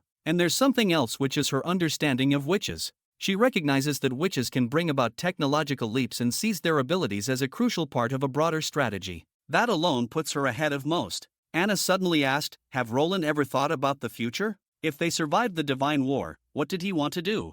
Roland gazed into her eyes, smiled, and said, don't you already know? He had told her many times before, on many nights like this, his dreams of crossing the fertile plains, exploring the far region, and even venturing into the demon's territory, perhaps navigating the seas, spreading humanity's presence across distant shores. He wanted to unveil the mysteries of the so-called gods and uncovering the truth of this world. Once again, they made a promise to each other. No matter where the journey took them, even to the ends of the world, they would face it together. What happens next? Well, take a guess. Anyway, back in Neverwinter, Tilly stood watch over the giant magic stone, her eyes basically glued onto it. She couldn't shake the worry gnawing at her, but Pasha, standing behind her, tried to reassure her. As long as the magic stone isn't shattered, the witches are safe, Pasha said calmly. If they really run into demons, they'll crush the stones without hesitation. Tilly knew Pasha was right, but that didn't ease her mind. She had been watching over the stone for days, and the exhaustion was starting to catch up with her. Pasha gently urged her to take a break, promising to notify her if anything happened. Just then, Tilly felt a sharp sting. A tiny fragment of a magic stone had embedded itself in the skin of her hand, right where she wore her ring. Meanwhile, over at Ash's, before all this happened, precisely a day earlier, Leon was grumbling, saying it's been 5 days already, why haven't they seen any sign of the ruins? A blue-haired witch shrugged, saying, how should she know? This was our first time seeing her, and she had a unique ability to create invisible passages connecting two locations. She teased, just dig wherever Leon wants, and she and everyone else will follow. Hearing the word, Leon snapped, irritated. She asked if the girl thought she was a mole or something. The blue-haired girl just grinned, saying close enough. She then casually pulled out a piece of jerky, ignoring Leon's protests as she savored the snack. Ify sighed and warned her to ration her food, as she didn't want to be starving on the way back. The girl shot her a look, clearly not a fan of these bloodfawn witches, not to mention they even tried to kill Lady Tilly. She defiantly took another bite of jerky and said, if it were up to her, she wouldn't give them so much as a crumb. Ify didn't say anything, just watched her in silence. Ashes stood between them, feeling the tension. She turned to the girl and said, it's not their fault they joined Bloodfang. And if Tilly hears her talking like this, she will be in for a scolding. The girl finally quieted down, though she still looked sullen. Ashes could only sigh inwardly. Another hothead. But what she's really concerned about is where exactly are they? She pulled out the map, but it was no use, they couldn't pinpoint their location. The map left by Lightning and Maisie was filled with strange markings like bird nests, beehives, and bear dens, none of which made any sense to them. Ify suddenly perked up, motioning for everyone to be quiet. They all listened closely and soon heard heavy footsteps above them. A group of demons was moving overhead. The group whispered among themselves, realizing it must be a patrol squad. The good news? It meant they were heading in the right direction. The bad news? They couldn't see outside, making it impossible to place the magic stones accurately or gauge how far they were from the Takira ruins. Ashes fell silent, thinking for a moment before deciding that she would fly up at night to take a look. But the others quickly voiced their concerns. Flying would make her an easy target. With nothing to hide behind, she'd be a sitting duck. Besides, Tilly had mentioned that Ashes could only control her flight path up and down. If she got spotted, escape would be nearly impossible. Tilly insisted once they were close enough, and all Ashes needed to do was get up there and crush the magic stone. Leon asked, but what if a flying demon spots her? Since Ashes won't be able to use her full strength in the air. Ashes smiled, saying she had a plan. The witches exchanged curious glances. Ashes continued, explaining that during her ascent, the only real threat would be the giant beast with demons on top. She had 3 different strategies in mind, so basically depending on whether she encountered 1, 2, or 3 beasts. If more than 3 showed up, she'd handle it as if there were only 3, ensuring she was prepared for anything. What the hell is she talking about? The witches stared at her, dumbfounded. Leon just buried her face in her hands, exasperated. Ify couldn't help but burst out laughing, and the girl which laughed so hard her stomach hurt, saying if she were Maisie, she'd totally be on board with that plan. Ashes watched them with a mix of amusement and annoyance, asking why don't they all hear her out before they start laughing? Though the girl couldn't resist teasing her, saying now she gets why Maisie always loves teaming up with her. In the end, Ashes managed to convince everyone to go along with her plan. As the sun began to set, the group prepared for action. A passage opened, and Ashes was teleported out. The others could only pray and hope this crazy plan would work. According to Ashes, if she encountered 1 demon, she'd capture it alive. If there were 2, she'd take them down. But if there were 3 or more, she'd retreat immediately. Leon figured they didn't have any better options, so they might as well go with it. Ashes channeled her magic into her ring and started to ascend. The night was pitch black, with only the moonlight to guide her. As she looked around, she realized there was no sign of any ruins. They were still surrounded by forest. Did they end up in the wrong place? Just as she was pondering their next move, she heard something nearby. She looked in that direction, but she didn't pay much attention. They had covered enough distance, but the small error had caused them to drift farther from their target. Before she could figure out her next step,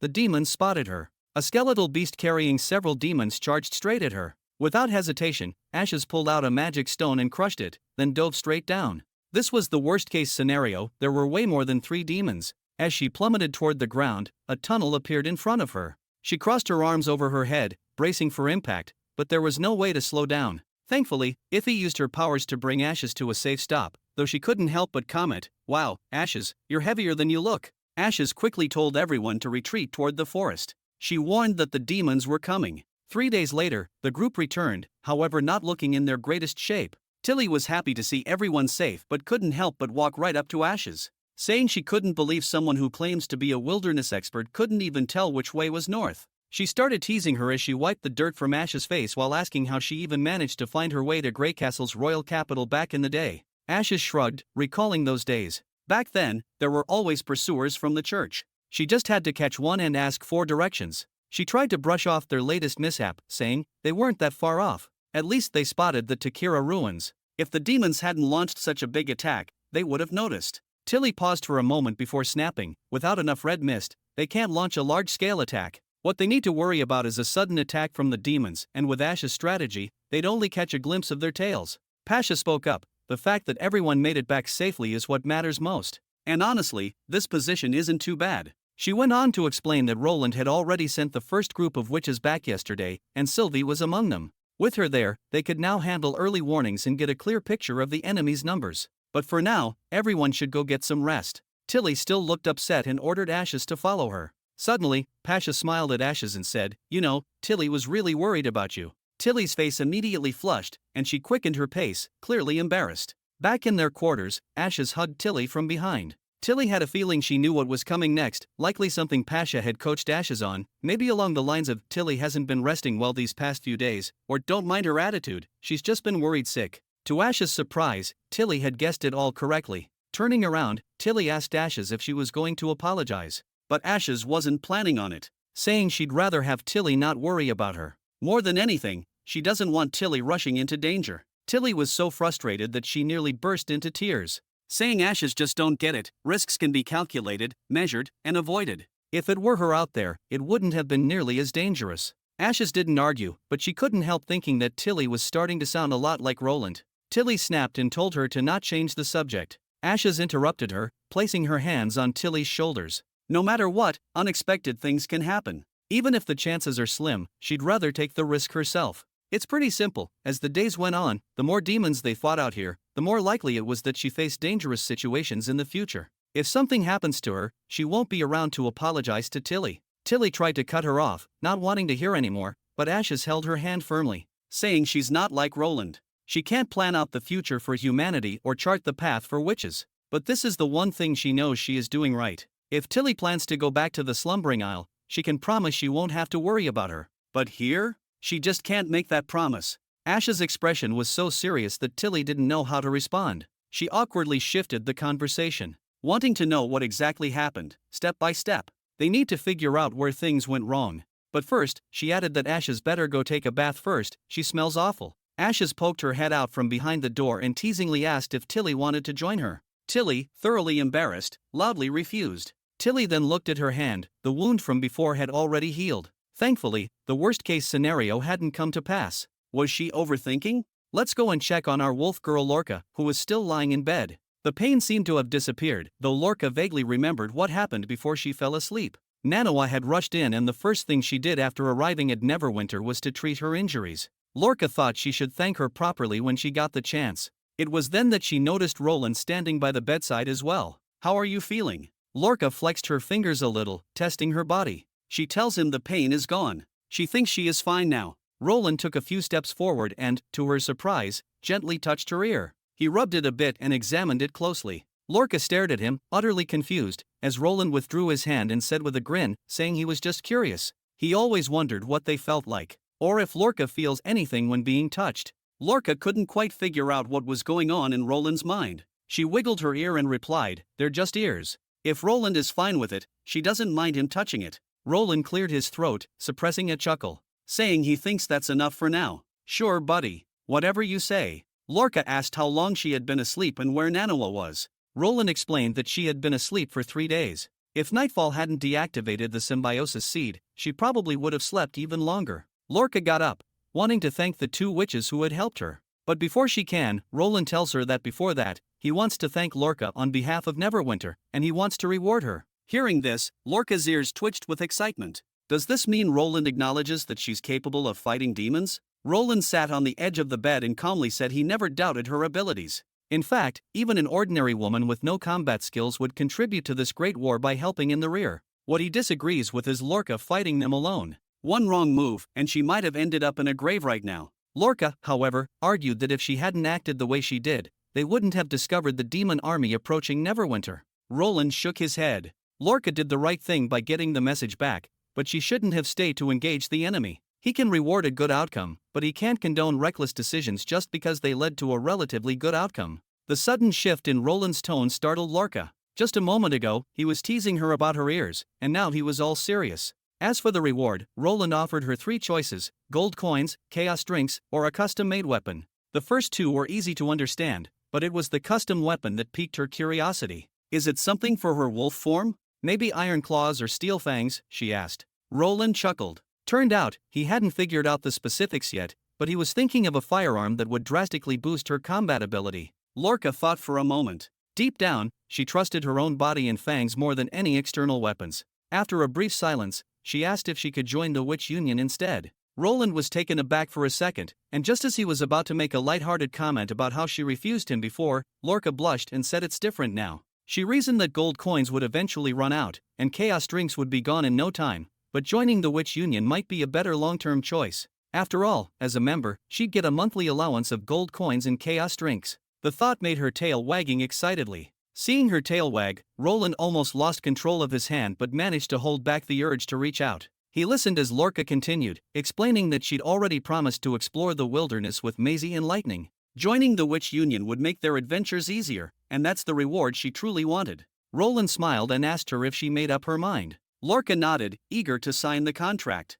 Roland tells her there's no rush and Wendy will come by later to explain everything. For now, he will have the kitchen send some food over so she can rest. As for thanking Nanawa and the others, there will be plenty of chances. Noticing how weary Roland looked, Lorca realized that he must have come to see her as soon as he returned to Neverwinter. Watching him leave, her ears drooped slightly, and she sank back onto her pillow. Lost in thought, perhaps she should start trusting him a little more. After leaving Lorca's room, Roland made his way to the hall. The guards opened the door, and when everyone saw him, they immediately stood up. All of Neverwinter's top officials were gathered here. Roland took his seat at the head of the table and motioned for everyone to sit down. The purpose of this meeting was straightforward since Neverwinter couldn't allow the demons to establish a foothold on the fertile plains, especially not so close to their borders. The enemy arrived earlier than expected, but they're not too far behind, Roland said, scanning the room. He tells them Grey Castle is nearly unified, which means they can now focus all their efforts on the demons. Driving them out of the Takira ruins will be their next top priority. Yes, Your Majesty, the room responded in unison.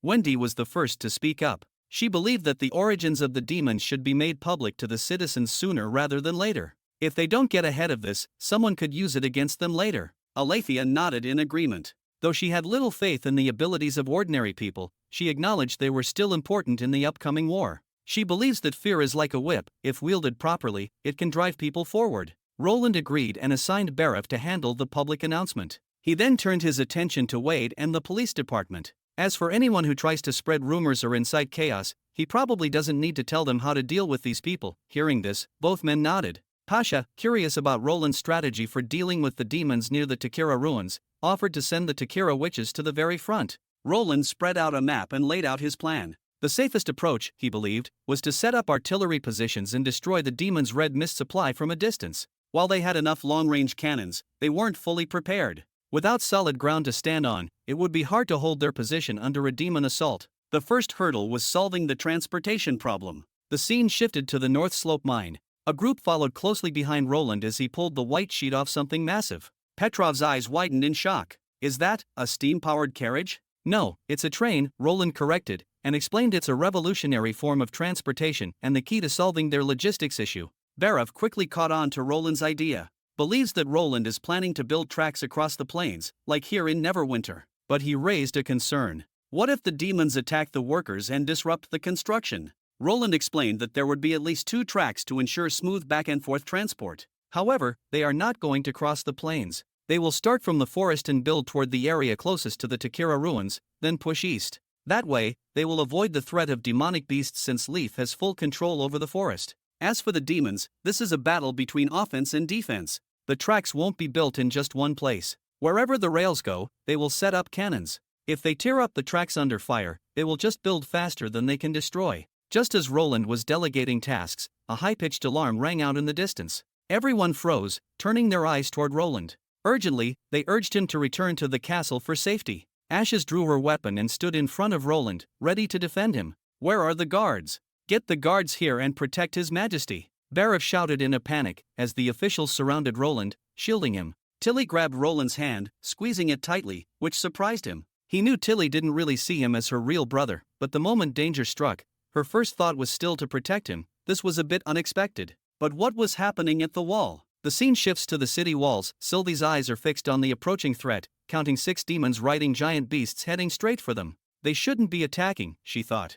Aren't they supposed to be guarding the Stone of God punishment mines near the ruins, waiting for the Red Moon? Why would they strike first? The First Army quickly responded to the alarm. The wall captain shouted orders, telling everyone to prepare for battle. The wall cannons were already in position, and thanks to the telephones now installed, the officials on the wall received updates swiftly. She turned to Sylvie asking if the demons breach the city. Can she guess which streets they'll hit? Sylvie did her best to stay calm. Predicted it could be 5th Street or 9th, maybe even the Central Square. However, there are still civilians there who haven't fully evacuated. The official repeated her assessment to the others, but Sylvie suddenly told her to wait. The demons were climbing higher. Are they trying to fly over the wall? Back at the city walls, they were already engaged in combat. Gunfire rang out, but hitting airborne targets was proving difficult, and the bullets weren't landing. Then, without warning, the demons stopped. Sylvie watched in horror as one of them raised its spear, its arm swelling grotesquely as it prepared to throw. "Get down," she shouted, but it was too late.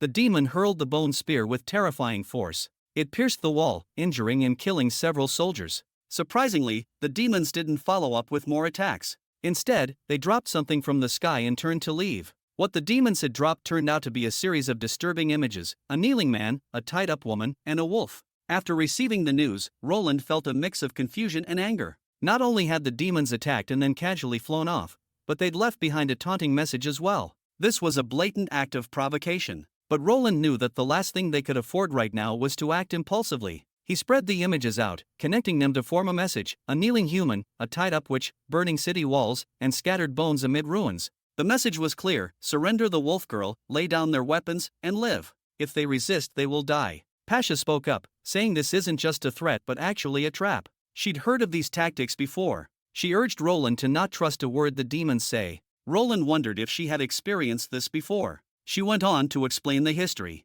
During the First Divine War, the demons used similar methods to drive a wedge between mortals and witches, gradually eroding the strength of the Dawn region. In those days, ordinary humans and witches ruled side by side. Midway through the war, two major cities in the central region formed a coalition to fight the demons. The only difference between the two armies was that one was led by witches and the other entirely by ordinary humans. During a fierce battle, the human lord suddenly betrayed the witches, cutting them off during a retreat and using God's punishment stones against them. This betrayal later became known as the Twilight Schism, a bitter lesson that the Federation would never forget. From that day on, humanity gradually split into two distinct groups. However, this dark chapter wasn't recorded in history books but was passed down among the higher ranks of the Federation. Pasha believes that the demons' threats and divisive tactics may seem crude, but these are tactics they learned from them, the humans. Roland looked at Pasha in disbelief, while everyone else exchanged puzzled glances. The later part she said was for Roland to hear only, so the others couldn't hear. Pasha continued, explaining the rumors she had heard.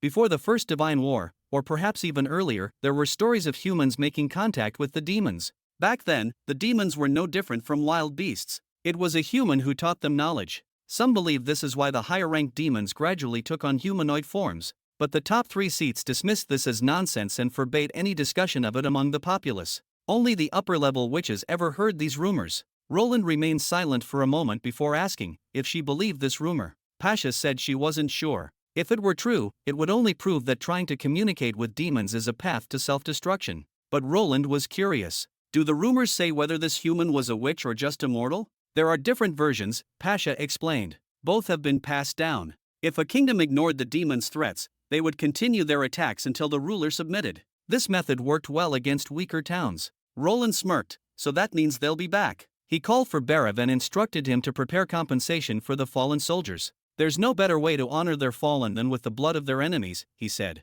As for their trap, he will make sure the demons understand that this isn't the First Divine War anymore. As evening approached, Roland was still seated in his office, deep in thought. It was now clear to him that after Lorca fled back to Neverwinter, the demons had repeatedly scouted the western border. How else could they have known that this was primarily a human city and attempted to use the same threats they had used during the First Divine War? Yet neither the outposts nor the scouting god punishment witches had detected anything. If Sylvie hadn't taken over surveillance, the First Army might not have known about the enemy's approach until they were already at the walls. Roland angrily slammed his fist on the desk. This was proof enough that, with the current technology, the sky was Neverwinter's greatest weakness. Stepping out of his office, he decided it was time to visit the astrologer scholar. When Roland arrived at the mathematics department, the old scholar was delighted to see him again. He couldn't help but rave about the book on analytic geometry Roland had given him, calling it practically God's work. Roland was surprised to learn that the scholar had already mastered most of the content from the book.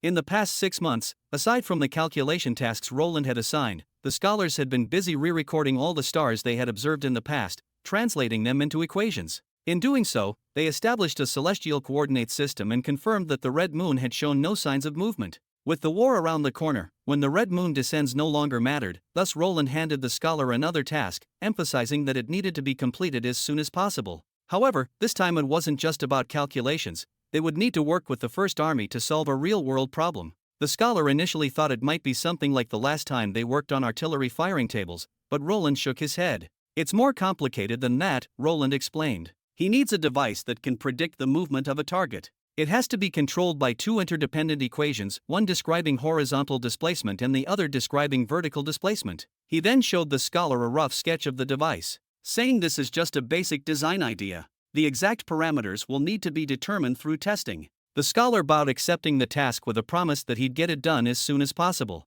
Roland nodded in approval, but he couldn't help noticing the scholar seemed like he had something more to say. So Roland asked him, "What is it?" The scholar then pulled out a book, asking why are all these mathematical textbooks all labeled as intermediate, looking quite puzzled. Roland chuckled and glanced at the scholar. Because beyond this, he explained, there's something called advanced mathematics. It's not just geometry or arithmetic, it's like a grand mix of all the higher-level theories. Roland paused for a moment, then added with a grin, if the scholar thinks of the beginner and intermediate books as the trunk of a tree, advanced math is the branches spreading out at the top. But, again, it's ridiculously difficult, which is why it has another name. The scholar's eyes widened, brimming with curiosity, then asked about the other name. Roland then crossed out the old name and wrote from beginner to giving up. The scholar blinked a few times, clearly not getting the joke. Instead, he took it seriously, replying with absolute sincerity, saying he would never give up. Even if it takes his whole life, he will master it. He just wanted to have a look. Roland, feeling a bit awkward now, clears his throat and tells him before that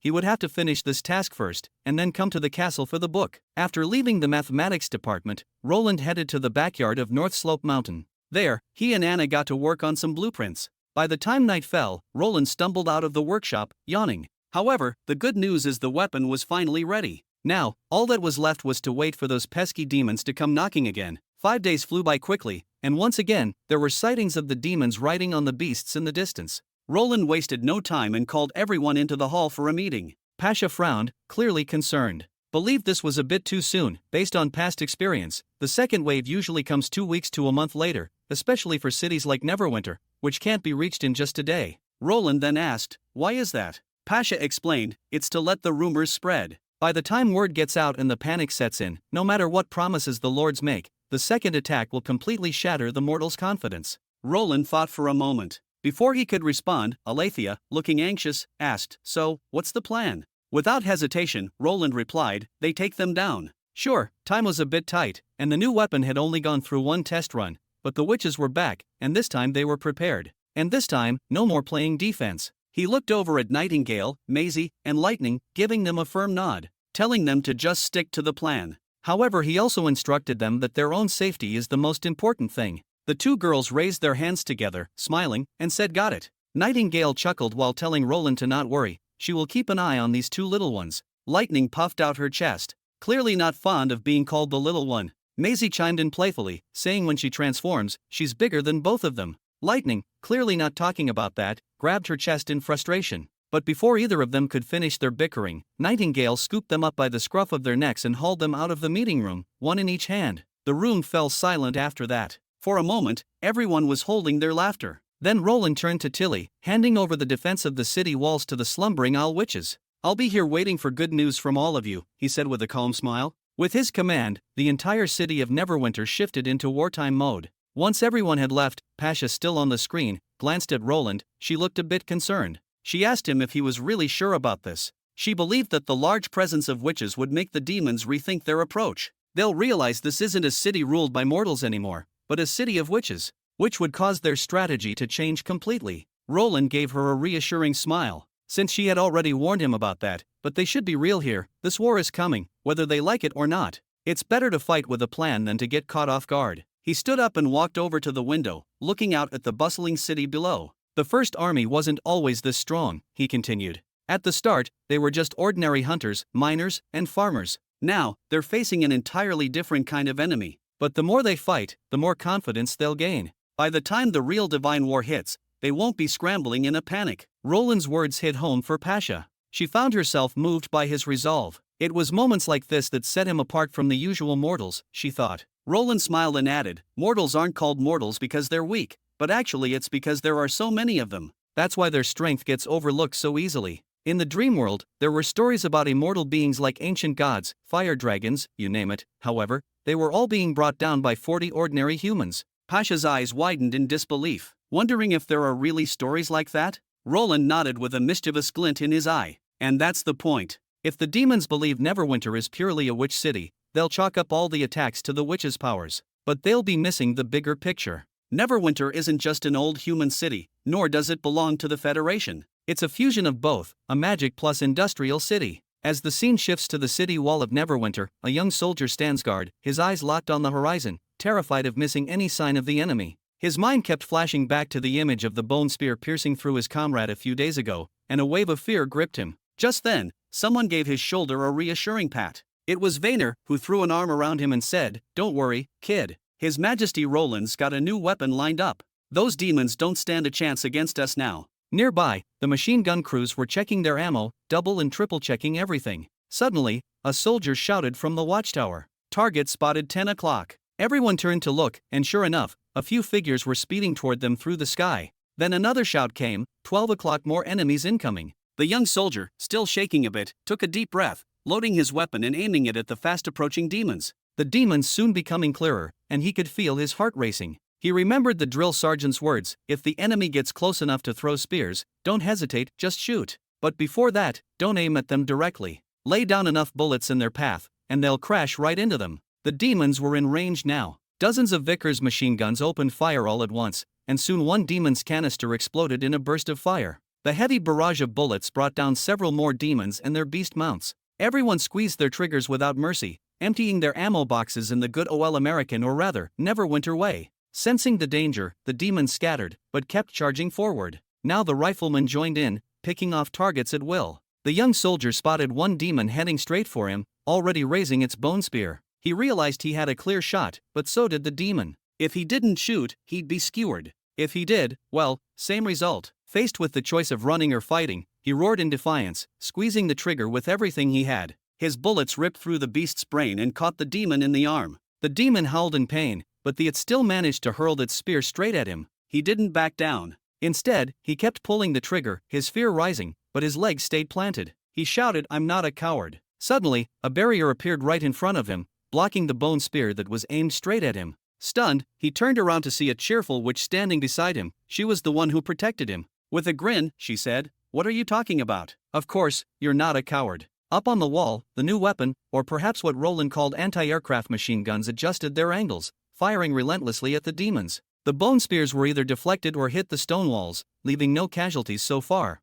Bullets tore through the wings and bodies of the beasts, and that's when one of the demons blew a horn. That's when Sylvie reported through the communication rune that the enemy was starting to retreat. On the other side, Lightning giggled through the comms. Message received. Now sit back and enjoy the show from the Great Explorer. Sylvie tried to warn her to be careful, but before she could finish, the sound of a rushing wind filled the air. In a flash, Lightning was already up in the sky, dragging Ashes along with her. The demons hadn't noticed them yet, and for Lightning, this was no different from the time she bombed the royal capital. Except this time, her bomb was Ashes. Ashes drew her massive sword in midair. One of the demons finally spotted her and tried to raise its bone spear in defense, but before it could do anything, Ashes sliced it clean in half, from the top of its head to the middle of its chest. Even the beast it was riding was cleaved in two. The other demons quickly turned, spreading out, and one of them began swelling its arm, preparing to throw another spear. But before it could act, Maisie, now in her massive beast form with Nightingale riding on her back, dove down from the sky toward the demons. Two spears were thrown, hurtling toward Maisie, but in the blink of an eye, she transformed back into her fat pigeon form, causing both spears to miss completely. The demons froze in confusion, but that split second was all Nightingale needed. She appeared in front of one of the demons, gracefully dodged its attack, spun in a 360-degree circle, and raised her revolver, taking it down with ease. Maisie transformed back into her beast form just in time to catch Nightingale. With a quick adjustment, Maisie charged toward the last remaining demon, who desperately threw two bone spears. But Nightingale activated her ability, flipping her mist world upside down. The spears missed her entirely, and in that instant, the demon fell from its mount. At the same time, Maisie crashed into the beast, while Nightingale grabbed the demon's head and used her dagger to finish it off. Maisie then caught Nightingale once again as Lightning and Ashes flew over to meet them. Nightingale pointed out two fingers at Ashes and said with a grin, 2-1, so I win. After landing, Lightning turned to Sylvie and asked if she could track down those two runaway beasts. Sylvie scanned the area carefully before nodding, saying they're about 5 kilometers away, but was concerned if it was safe to keep chasing. Lightning waved her off with a grin,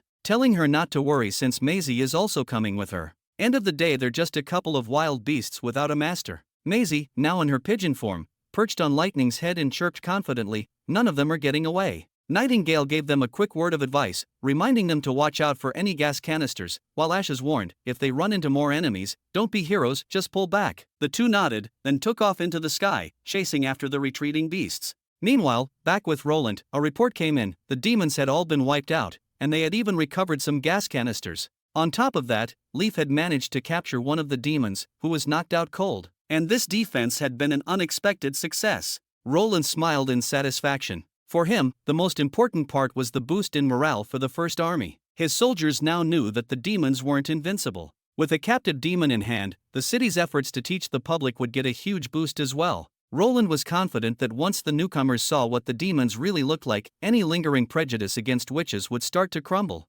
And then there was the enemy itself. According to Pasha, Agatha was the best when it came to studying runes and magic stones, but some of the other witches from the Federation knew a thing or two as well. They could use the demon corpses to create more runes. At the same time, this battle had proven one thing: the Vickers 1 heavy machine guns were barely adequate for anti-air combat. Sure, they'd won this time, but that was thanks to the sheer volume of firepower they'd unleashed. At the thought of this, Roland couldn't help but wish for a true air force, one that could dominate the skies freely. But for now, he put those thoughts aside. A few minutes later, he called for Barav. Roland had decided to throw a big celebration that evening in Central Square, making it as lively as possible. It wasn't just about the victory, it was part of the advertisement effort too. Barav nodded, saying he understood what to do. That night, the celebration was in full swing. The entire city of Neverwinter came out to revel in the day's success. The next morning, a young boy received a letter. Remember him? It was Snake Fong. He's a friend of Paper, or he once tried to protect her.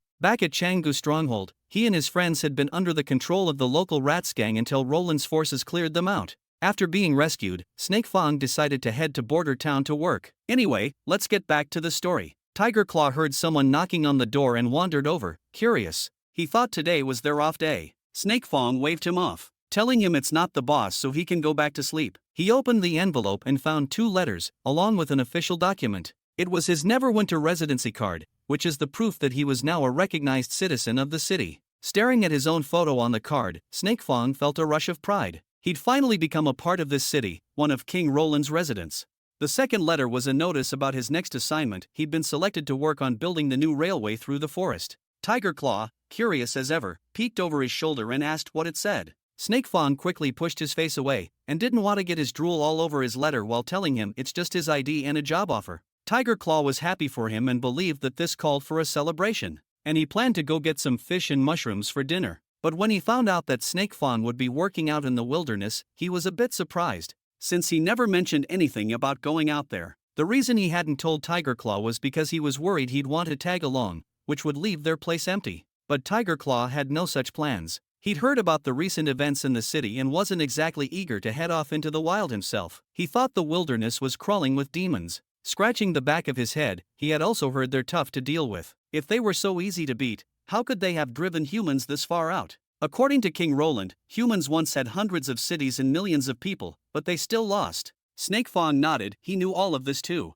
But that's exactly why he'd signed up. 35 silver coins a month, with 6 months pay up front, and even the chance to buy a 2-room house. If he missed this opportunity, who knew when another would come along? Of course, the money was tempting, but he wasn't entirely reckless since safety was a big concern for him too. The good news is the main construction team will be protected by the First Army, and the witches are coming along too. So they won't have to fight, he tells his friend, trying to ease his worries. Finally, he picked up the last letter. It was a transfer contract. The document outlined that, no matter what happened, the city hall wouldn't withhold his rightful salary or any bonuses. In the event of an unfortunate incident, while working on an external project, he could choose someone to inherit his assets. Upon the contract's activation, that person would receive a notification from the city hall. He closed his eyes, thinking about his friends. After a moment of reflection, he wrote down Paper's name. Meanwhile, in the Kingdom of Dawn, a nobleman stood by the window, a wineglass in hand, gazing out at the city blanketed by night. He closed his eyes and let out a weary sigh. Just then, his son entered the room, telling him that Baron Alphonse from Northwind City had requested to see him. Without even turning around, the man dismissed the request. His son hesitated, about to say something, then waved a hand at the old butler standing nearby. The butler quickly left, closing the door behind him. This was the 12th nobleman his father had refused. Horn himself could also sense something was wrong at the palace. After all, the sudden arrival of so many foreign nobles made their intentions clear. "Father," Horn began cautiously, "if you keep doing this, they might start thinking." His father interrupted, then asked, thinking about what? Horn pressed on, saying they might think their family is still loyal to NPN. The man called out his son's name, who was the future heir of their family. His voice was heavy as he questioned if his son really thought the 3 great families supporting his majesty was a mistake. Horn shook his head, saying that's not what he was trying to say, but rather he didn't think his majesty needed them anymore. Ever since the army's crushing defeat, the king hasn't consulted his father once. His father is the prime minister, yet he can't even set foot in the palace.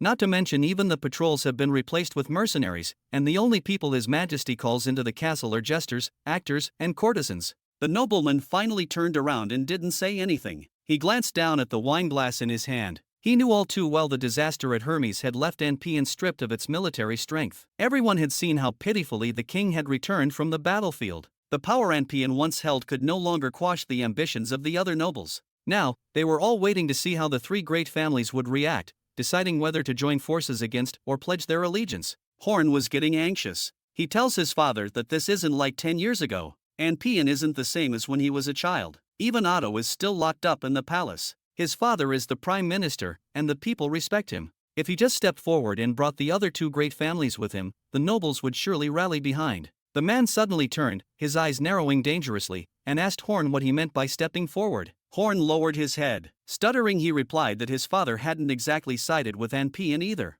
If he were truly loyal, he wouldn't be avoiding these nobles. If the old king were still around, his father would be personally persuading them to prioritize the kingdom's stability. The man's gaze sharpened, and asked him if he think Pian doesn't realize this. Horn hesitated, also a bit confused. The man glanced out the window, as if sensing something. He is confident that there are several pairs of eyes watching this house right now. They're keeping track of who he meets and where he goes. If word gets back to Pian that he's been speaking with these nobles, it's easy to guess what happens to him next. Although Pian may have lost the entire night order, that doesn't mean his grip on the capital is weak. From the moment he was crowned, he's been replacing the palace guards with his own loyalists. This means by the time the man is standing at the gallows, strangled on a noose, no nobles will come and save him. The man slammed his hand on the table, his voice rising, asking Horn if he now understood why only the foreign nobles knocking on his door and not the other two great families. Horn flinched, his voice trembling, but asked then why not retreat to their own lands? His father still has knights, mercenaries, they could recruit more soldiers if needed. His father shook his head slowly.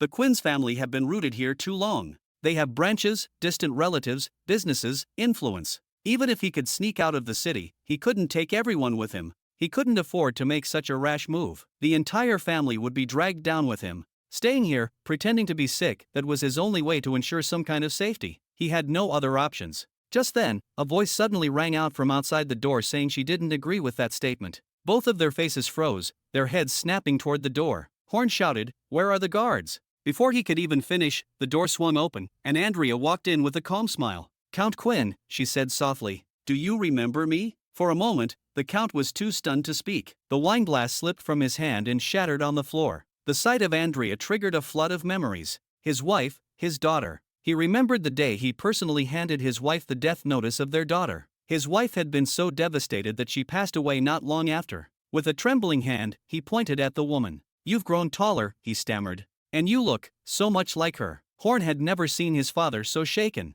From the way they were speaking, it was clear his father knew this woman. But who was she? It wasn't until Count Quinn finally called her Andrea. Then it hit him. This was the eldest daughter of the Quinn family, who should have been dead for years. The old butler was even more shaken, his voice trembling as he said, "It's really the young lady." He could never mistake her. The young lady inherited all of the lady's features. Andrea's face remained expressionless as she glanced at the butler. "So, you do remember me." But Andrea didn't waste time getting to the point. The Count's thoughts raced as he remembered the painful past, which was the time when he found out that his daughter had awakened as a witch. He hadn't even told his wife. To protect Andrea, he had staged the drowning deaths of the servants who told him about the incident. It was also he who orchestrated the carriage accident. He knew it might make Andrea hate him. And yet, here they were, face to face again, and it was he who faltered first. The Count then turned to Horn, telling him to leave. Horn hesitated and wanted to say something, but the Count's tone had turned sharp, and this time, it sounded more like he was ordering him. Gritting his teeth, Horn left the room.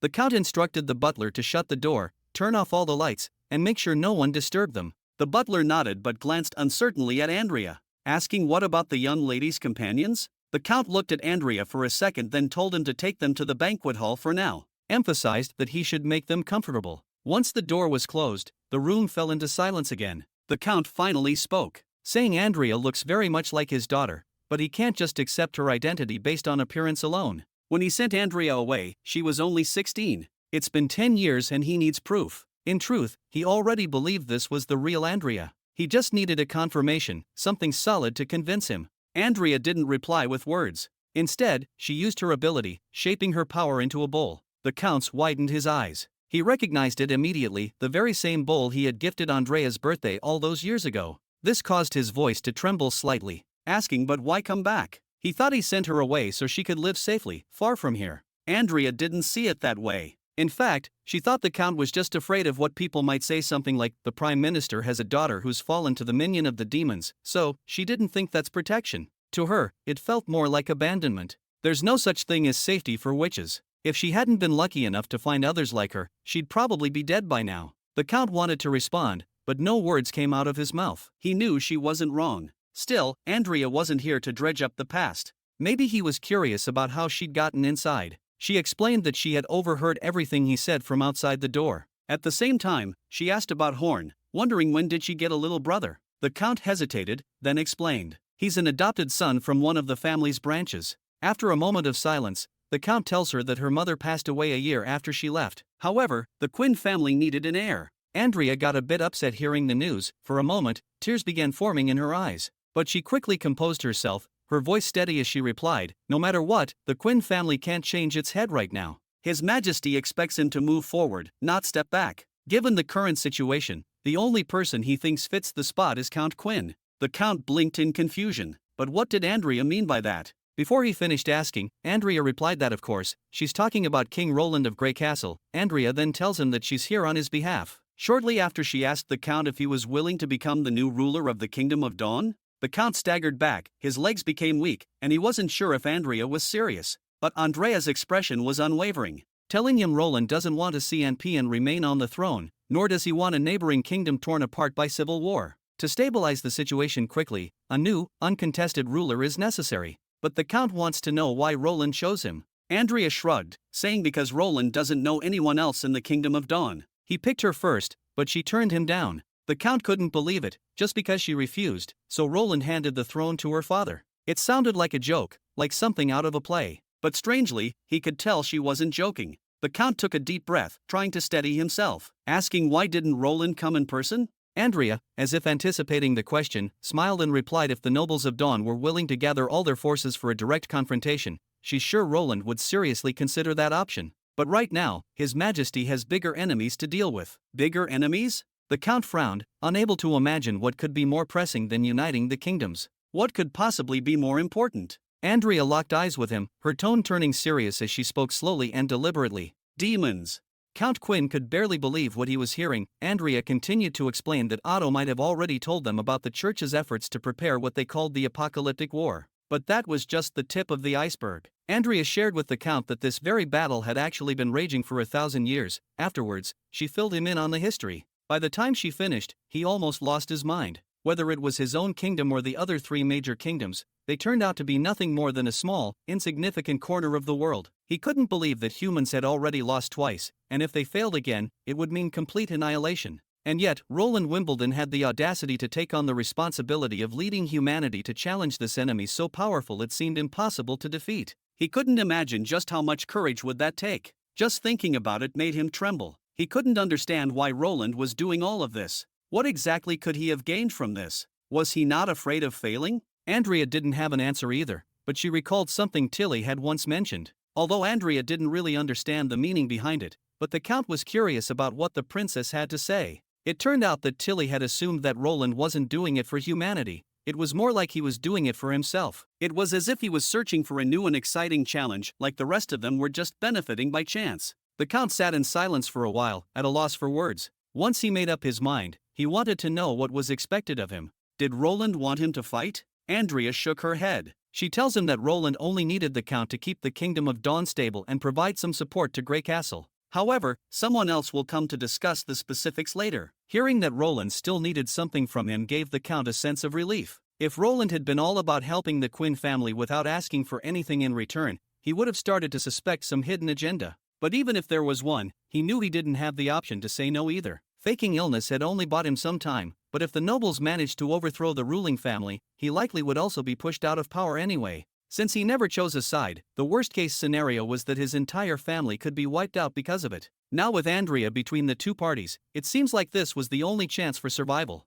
And he trusted that Andrea wouldn't lead their family into a trap. With that thought in mind, he made his decision. He bowed deeply and asked Andrea to deliver his message. He was ready to serve Roland. However, if Roland's forces were to sneak into the city, the Count thought it would take at least a few months to prepare. But Andrea had no such plan in mind. Since the Count had already agreed, they could start right away. Turned out, Roland didn't want a quiet political assassination. He wanted to destroy Anpian in front of everyone. To end his ruling so thoroughly that even the most ambitious nobles would have no choice but to accept it. The Count, however, was feeling a bit skeptical. Could something like that really be pulled off without proper planning? Andrea merely smiled, telling him that perhaps he had forgotten how she got in here in the first place. The Count thought for a moment. Not only did his guards fail to stop her from entering, it was the fact that they managed to sneak in here without anyone noticing. The Count quickly recalled what the butler had mentioned, those so-called friends of Andrea. Clearly, she hadn't entered the mansion alone. There was no way she could have slipped past all the guards by herself,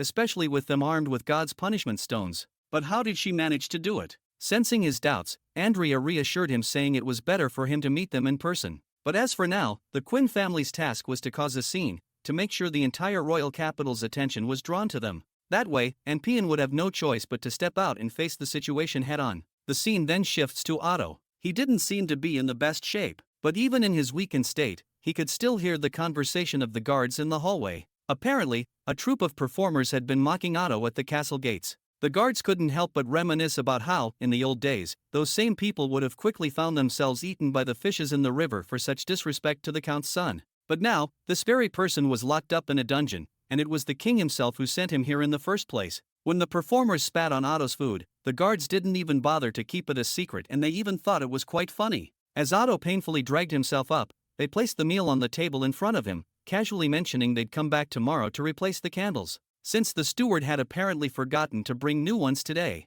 Otto didn't respond. A deep sense of sorrow washed over him. From the guards' conversation, he understood what had happened. Perhaps the circus clowns had run into the guards delivering his food, and in an attempt to curry favor with Anpian, they'd spit into his meal. But Otto hadn't had a decent meal in days. As he hesitated, the porridge inside the bowl began turning black. He rubbed his eyes and carefully lifted the bowl, trying to make sure he wasn't seeing things. The porridge had definitely turned pitch black. However, the mention of the circus clowns triggered a memory. In a past conversation with Hill, he had mentioned his days as a circus performer. It was a chance encounter during those days that led him to Roland. Hill had even shown Otto a trick, which he called the octopus trick. Somehow Hill was able to turn the water black right before Otto's eyes. He had been amazed back then when the water suddenly darkened, but that was only the beginning. Hill had also shown him another trick. He had pulled out a piece of thin silk, which looked completely blank, but when he dipped it in water and dried it over a fire, Hill's name had mysteriously appeared on the fabric. Remembering that, Otto hurriedly reached into the porridge, feeling for something.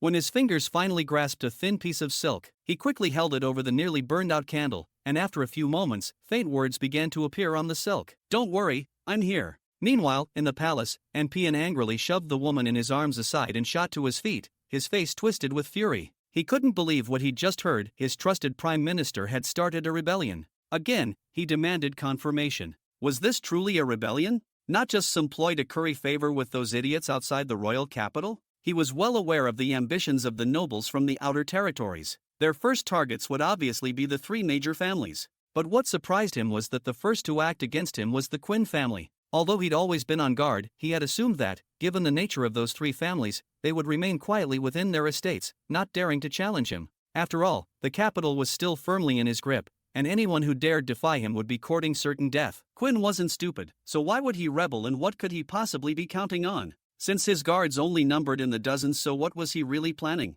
One of his ministers explained that Count Quinn had reached out to some nobles from outside the city, but he hadn't held secret meetings. Instead, he had publicly sent out invitations, calling on all the nobility to come to his estate and to have them pledge their allegiance. Anpian stood there, dumbfounded. He could hardly believe what he was hearing. But regardless of the details, one thing was certain: he needed to bring Quinn before him immediately. As for everyone else, they would be thrown in prison. He ordered that anyone who resisted would be killed without mercy. After everyone left the room, he stood there alone, his mind flashing back to the old holy city. Every time he thought of it, his entire body trembled. It was such a one-sided massacre. Half hallucinating, he began screaming, begging to not be killed. However, other than fear, there was also a burning hatred. He hated both Grey Castle and Roland. He had always dreamed of governing this kingdom well, to become a wise and legendary king remembered in history. Every single day, he fantasized about tearing Roland apart with his bare hands. But we all know that's never gonna happen. So, all he can do is direct his anger at Count Quinn. He would make sure the Count understood what it meant to face the wrath of a king, at least that's what he thought.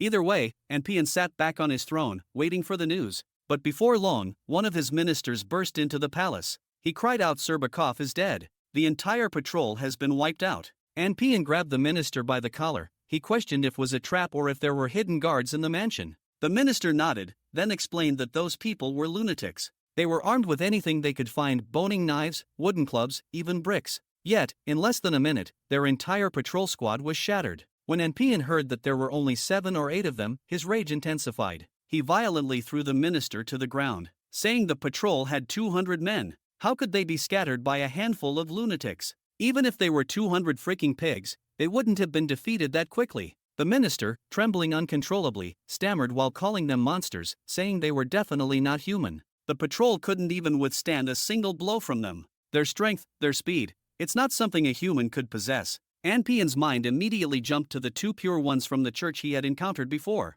Could it be? Was Count Quinn made an alliance with the church? His anger surged as he called for his knight captain. A knight entered, kneeling on one knee, awaiting orders. Anpian commanded him to gather every mercenary in the capital, arm them with crossbows and fire arrows, and burn Count Quinn's estate to the ground. And he wanted no survivors. The knight captain hesitated, pointing out that the estate was in the inner district, and setting it on fire could lead to uncontrollable destruction. But Anpian cut him off, barking that if he couldn't burn Quinn alive, he shouldn't bother returning at all. His voice rose to a hysterical pitch as his fists clenched so tightly that his nails dug into his palms. He knew that not even the church's God punishment army could stand a chance against overwhelming numbers armed with crossbows. Anyone conspiring with the church was as good as dead. Without another word, the knight captain assembled his forces and marched toward Quinn's mansion. But as they made their way down the main road, they encountered a group of performers. When he asked who they were, the leader of the group merely smiled and said they were just a passing circus troupe. The very next second, the clowns pulled out daggers and charged at the soldiers.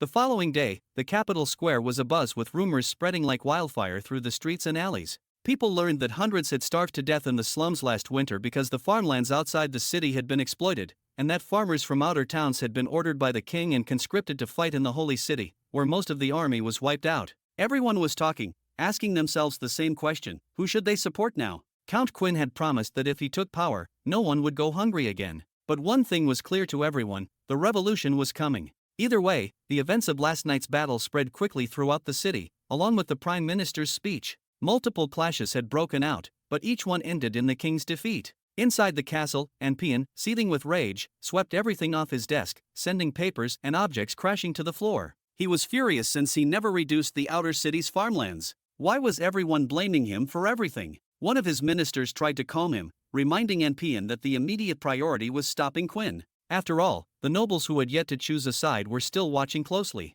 Anpian cursed himself for not locking them all in prison when he had the chance. Taking a deep breath, Anpian asked how many forces they still had at their disposal. A knight reported that they had 1,500 men in total, combining palace guards, knights, personal retainers, and mercenaries. If they mobilized the servants and maids, they could raise that number by another 2,000. The knight added that the outer castle walls were sturdy enough that even untrained fighters could inflict damage on the enemy. Anpian made a decision. Empty the treasure vault, and tell the servants that for every monster they kill, they'll receive 100 gold coins. And if they win, he will grant everyone titles and lands. But even with this bold promise, the situation remained murky. They didn't even know exactly who was backing Quinn. There were rumors, however, that the notorious Merchant Guild had begun making contact with Count Quinn. The thought of the Merchant Guild's involvement enraged Anpian even further. Those rats, he snarled. They crawl into every corner like vermin. As if the situation couldn't get worse, one of the ministers delivered another piece of grim news. The Tokat family had officially aligned themselves with the Quinns. With all the bad news, there was a glimmer of hope. The minister added that the Rossi family had repeatedly refused Quinn's invitations to join his cause. He can't believe that his father had once been so proud of these 3 major families. 2 had already betrayed him, and the only reason the Rossi family hadn't made a move was because Otto was still locked up. Anpian made a decision. He would send a message to Count Rossi. If he wished to prove his loyalty, he had to bring every man under his command to the palace immediately to support the crown. Otherwise, Anpian wouldn't hesitate to execute his son. It didn't take long for the response to arrive. Count Rossi pledged his loyalty, promising to assist the king. It was one of the few pieces of good news Anpian had received in days. Then, a plan began to form in his mind. Since these 3 great families had always been so closely linked, why not send the Rossis to wear down the others first? Meanwhile, in the city streets, crowds of spectators lined the roads, watching as Quinn, Hill, and their forces marched forward. Hill couldn't help but marvel at the Count's reputation and influence, saying he never imagined Count Quinn could gain this much support so quickly. Count Quinn waved off the praise. Explained it's likely because he once reformed the patrol units and spent a lifetime managing the capital's affairs. Walking behind him was a red-haired man, none other than Oro, childhood friend to both Andrea and Otto, representing the Tokat family. He then turned to Hill and asked him why he brought along the rats too. He'll tells him that he and their leader go way back. He had them don some armor to make the procession look more impressive. But Oro was worried that these people may turn against them. Hill chuckled, saying that's a possibility, but that depends on the stakes. Hill smiled and said Dawn was about to enter a new era, and instead keep being rats. Maybe they could get some new identities after this. The massive procession marched into the castle district, while Andrea stood on a high building, looking down at the palace wall below. As a signal flare shot into the sky, she knew it was time. She calmly pulled out her specially crafted sniper rifle. She raised the weapon and looked through the scope, her gaze locking onto a fully armored knight standing by a ballista. Before firing, Andrea activated her ability, channeling it through her body. Even without stabilizing the weapon, the sniper in her hands remained perfectly still. As she pulled the trigger, the first shot rang out. However, she didn't just stop there. She fired shot after shot, and she loaded, aimed, fired, and reloaded again. Each time she exhaled, another bullet found its mark. With every pull of the trigger, a target fell. Even when the knights realized they were under attack and unsheathed their swords, their efforts were in vain. They had no idea where the shots were coming from. Each time they tried to rally or search for the attacker, they were met with a well-placed headshot. Within a minute, bodies littered everywhere on the walls. The surviving knights scrambled for cover, one of them clearly an officer, shouting for everyone to take cover. He knew there was a witch nearby. He believed that if they stayed behind the walls, they could avoid being shot at. He also ordered them to bring out God's punishment arrows and fire blindly in all directions. Knights ducked behind every cover they could find, losing arrows into the air. But they were too far from Andrea to pose any real threat. With most of the enemy in hiding, it became more challenging to hit her targets. Andrea quickly considered her options. She then recalled the artillery teams from the First Army.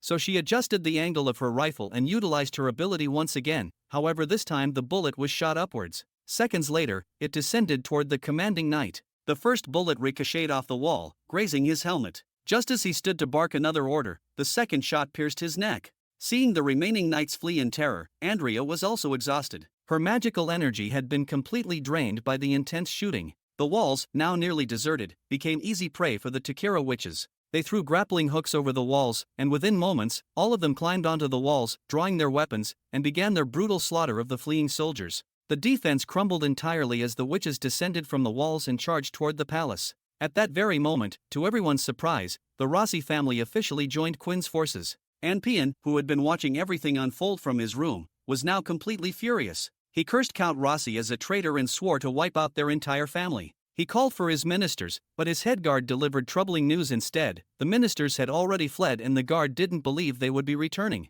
Anpian, confused at first. So the guard explained, "They've all abandoned you, your majesty. Only a few of us remain by your side." Anpian erupted in fury, cursing them all as traitors and blaming them for the ruin of his kingdom. The guard captain tried to calm him down, promising that the deserters would face their consequences in due time. But right now, they should retreat. If they didn't escape now, it would be too late. But Anpian refused to leave just yet. He had one last thing to do. He wanted to see the betrayers suffer first. He ordered the guard to bring him Otto's head as a final act of defiance. With no choice, the head guard left for the dungeon. Alone in his room, Anpian sat heavily on his throne. He knew he had lost everything. He stared at his hands for a long time, feeling the weight of his failure and betrayal. But the head guard never returned. Instead, the door creaked open to reveal unfamiliar faces. Their weapons, still dripping with fresh blood. Not only they didn't look tired after battling for so long, but if anything, they seemed energized by the carnage. And then Count Quinn, Otto, and Oro all stepped into the room.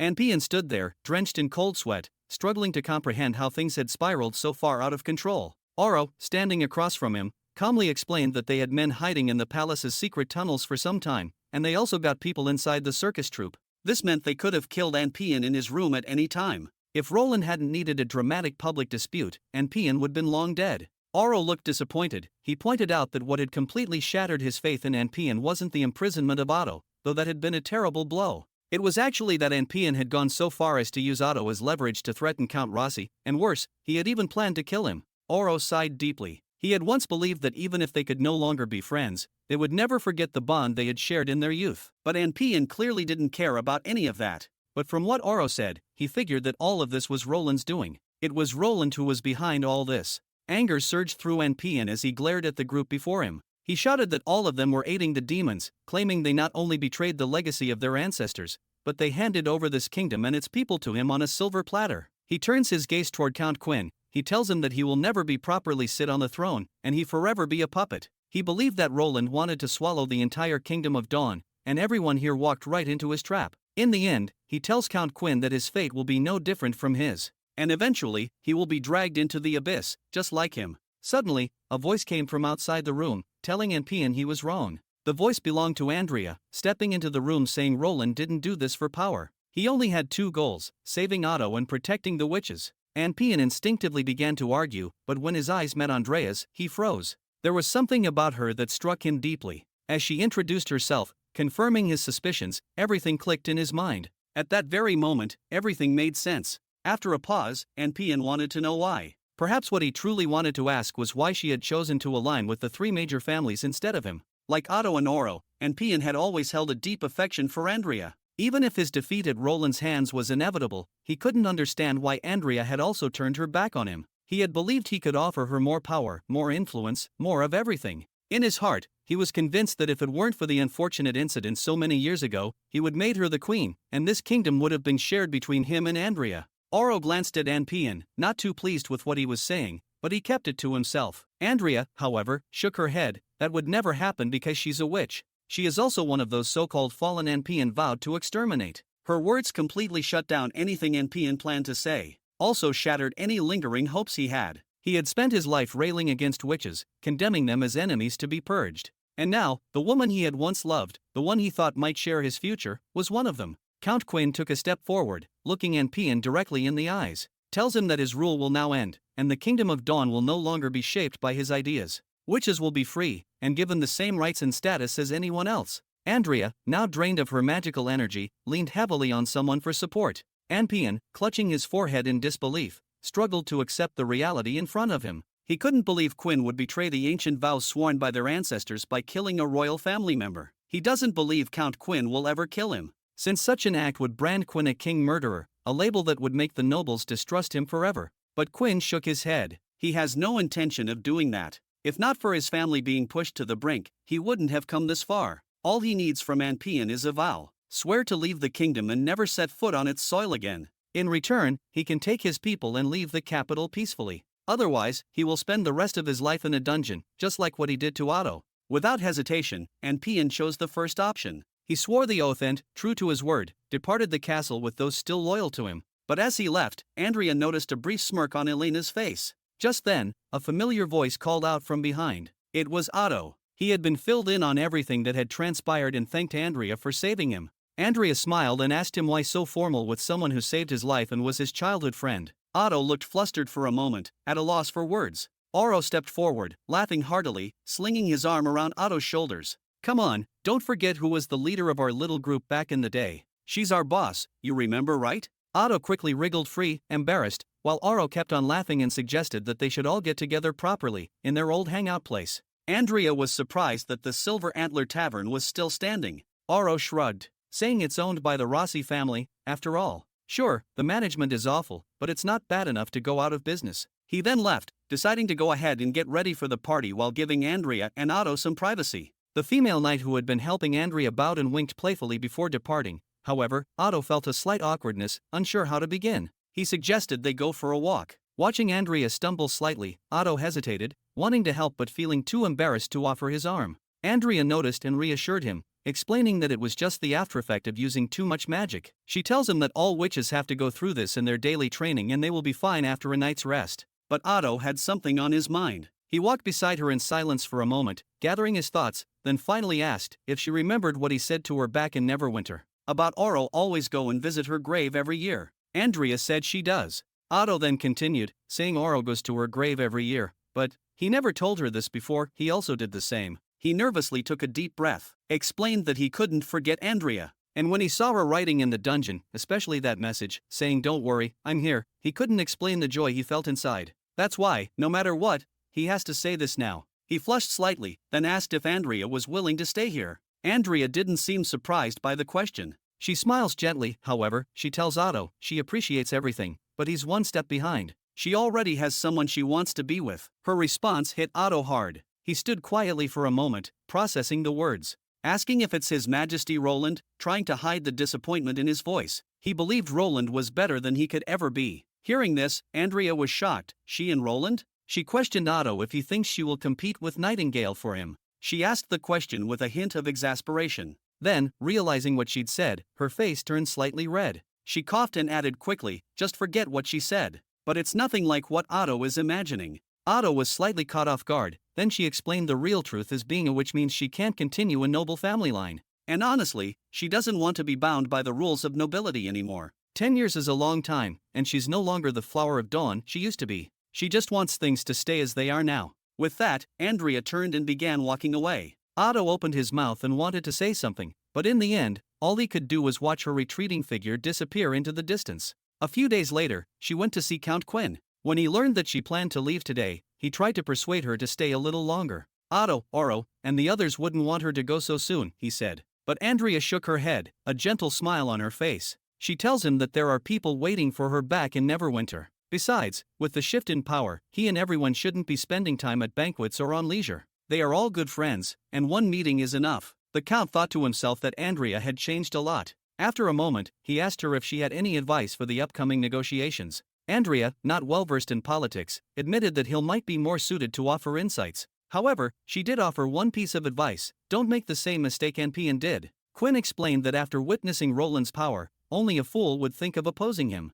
Andrea continued by telling him it's not just about power. The upcoming divine war is about the survival of all humanity. Internal conflicts will only hasten their downfall. Neither of their nations can survive such a cataclysm alone. The true priority is survival, and at the moment, that hope rests with His Majesty Roland. As long as Dawn maintains order and stands firmly with Grey Castle, they can face the war together. The Count listened carefully and then said he understood. As Andrea turned to leave, Quinn impulsively called out her name. She turned back, telling him there was no need to see her off. She believed that the Count had plenty of matters to tend to, and he didn't need to worry about her safety since the Takira witches would escort her back to Neverwinter. The Count shook his head. That's not what he meant. There was a brief pause, and then, almost in a whisper, he said, "I'm sorry, my daughter." There were so many things he wanted to say, so many thoughts he had kept inside. He wanted to explain himself, to tell her everything he had held back over the years. But time had passed, and now those words felt like weak excuses, mere attempts to shift blame or seek redemption.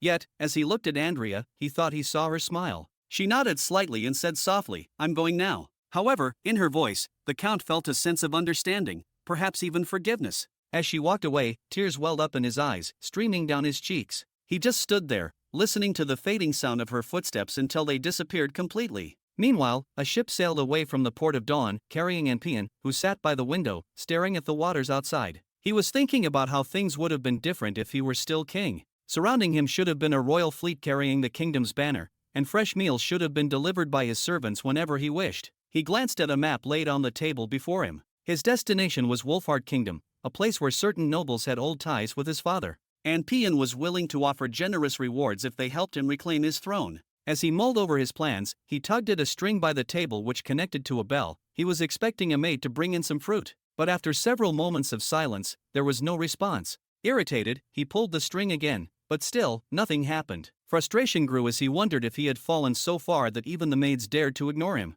Rising from his seat, he left his cabin and stepped into the corridor, but it was eerily empty. The silence pressed in, making him a bit anxious. Had they all abandoned him? Anpian still believed that even if his servants and mercenaries had left, the knights, those loyal to the royal family, would never desert him. And if they ever see people leaving, they will definitely stop them. But this is way too quiet. Growing anxious, Anpian climbed to the deck, but the moment he stepped onto it, a blade pressed against his throat. It was a short sword, still having blood dripping down from it. He stared in shock at the person. It was Elena dressed in a maid's uniform. Anpian asked what he was doing, and if he knew who he was, trying to assert his authority. He tells Elena he's the King of Dawn. Before he could finish the sentence, Elena swiftly slashed his throat. Anpian's hands instinctively covered his neck, trying in vain to stop the blood from spilling out. However, his strength drained quickly, and he then collapsed onto the deck. As his vision blurred and darkness began to close in, he heard a voice from above, "In the end, you're just another mortal." And then, everything went black.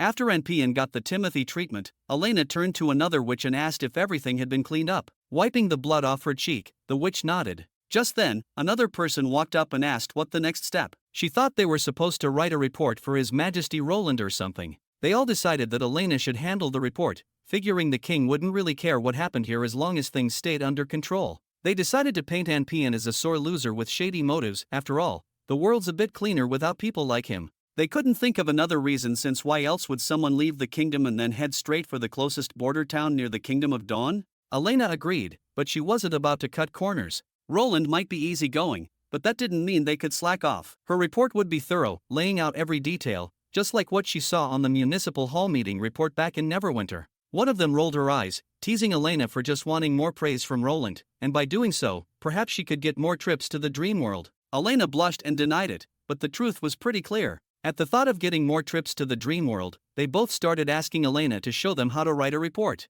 However, they had one last thing to do, and what happened next wasn't going to be included in the report. Soon after, an old man, supported by two men, approached the group. He bowed and addressed them as holy envoys. Elena asked if he was really ready to do what was needed of him. The old man nodded, however he looked a bit shaky. Elena tells him to relax. After all, in the eyes of the god, mortal titles, even kings, didn't matter. But she was curious about his next move. He laid out 3 options, but he clearly favored the first, which is faking a shipwreck. Every year, dozens of ships sink in the area for various reasons, and with a big storm brewing in a couple of days, it was the perfect cover. He figured if they sailed the ship further out and drilled a hole in the hull, no one would ever find out. When the old man then laid out another option, which is staging a pirate attack or some kind of noble revenge, however, he didn't think either would be foolproof. But as for a shipwreck, he was confident he could make sure there'd be no trace left. Elena raised an eyebrow, asking if he could really guarantee that no evidence would remain. The old man nodded and glanced at the sailors he had brought with him, saying that they and the ship would vanish without a trace.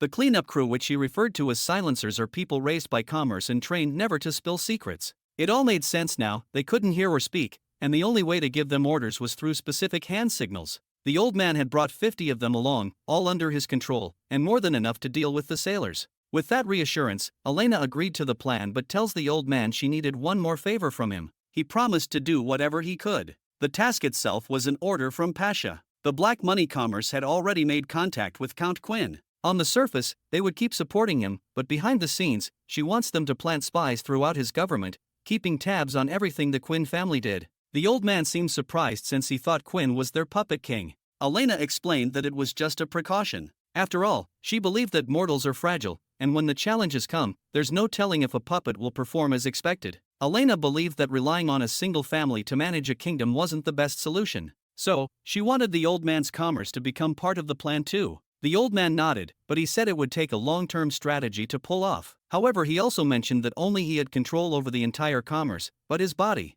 Before he could finish, Elena already pulled out 2 bottles of medicine, handing them to him. She told him to drink one whenever he felt unwell but warned him not to take them back to back, and they had to be spaced a month apart. The old man gratefully accepted the bottles, and Elena added that with just 6 more doses, his body would meet the requirements for the transformation. The old man bowed deeply, vowing to complete the task. Elena smiled and told him that once everything was done, they would welcome him into the ranks of the immortals. As the scene shifts to Neverwinter, of course, Roland is clueless about their conversation. But when he heard that the rescue mission had gone smoothly, he finally breathed a sigh of relief. Though the plan had deviated a bit from the original goal of sweeping Dawn as a conquering force, they still managed to overthrow the Moa family and maintain relative stability. And he believed the newly established Quinn family would be Greycastle's most loyal allies for years, or at least for the near future. And with Andrea on their side, the alliance with Dawn could easily last for decades. Thinking about the changes happening in Neverwinter, Roland realized that telephones were starting to roll out. In just 2 weeks after Anna's return, telephones had been installed in all of Neverwinter's major buildings, even in Changgu district.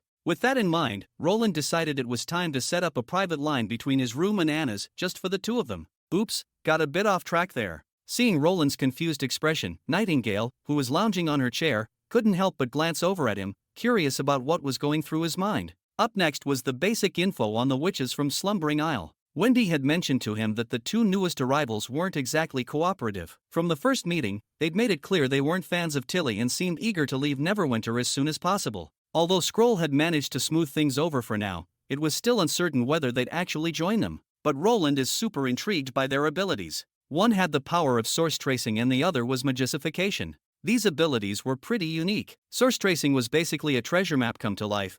The girl named Akima could hold a piece of gold and find the entire gold mine where it came from. As for magicification, the girl could attach magic to inanimate objects, creating a loop of energy that slowed down decay, almost like giving the object a spark of life. Roland didn't fully understand the extent of her power, but he had a feeling it had huge potential. Still, Roland wasn't one to force anyone into staying. He figured life in Neverwinter would gradually win them over on its own. Turning his head, he caught Nightingale munching on dried fish while reading his storybook. Noticing his gaze, she turned around and saw he was looking at her. She blushed slightly, realizing her position. Roland, after enjoying the scene for a bit, then tried to play it cool, cleared his throat and, somewhat awkwardly, asked her how long it had been since she came here. Nightingale sat up, and without even thinking, she tells him it's been 2 years, 1 month, and 26 days, but wanted to know why was he asking. Roland vaguely remembered that her starting salary was 2 gold per month, which Nightingale nodded, thinking back to when they first met. Roland had offered her double what he'd given Anna at the time. She said how she initially refused, and it was only after Roland practically begged her that she reluctantly agreed to be his bodyguard.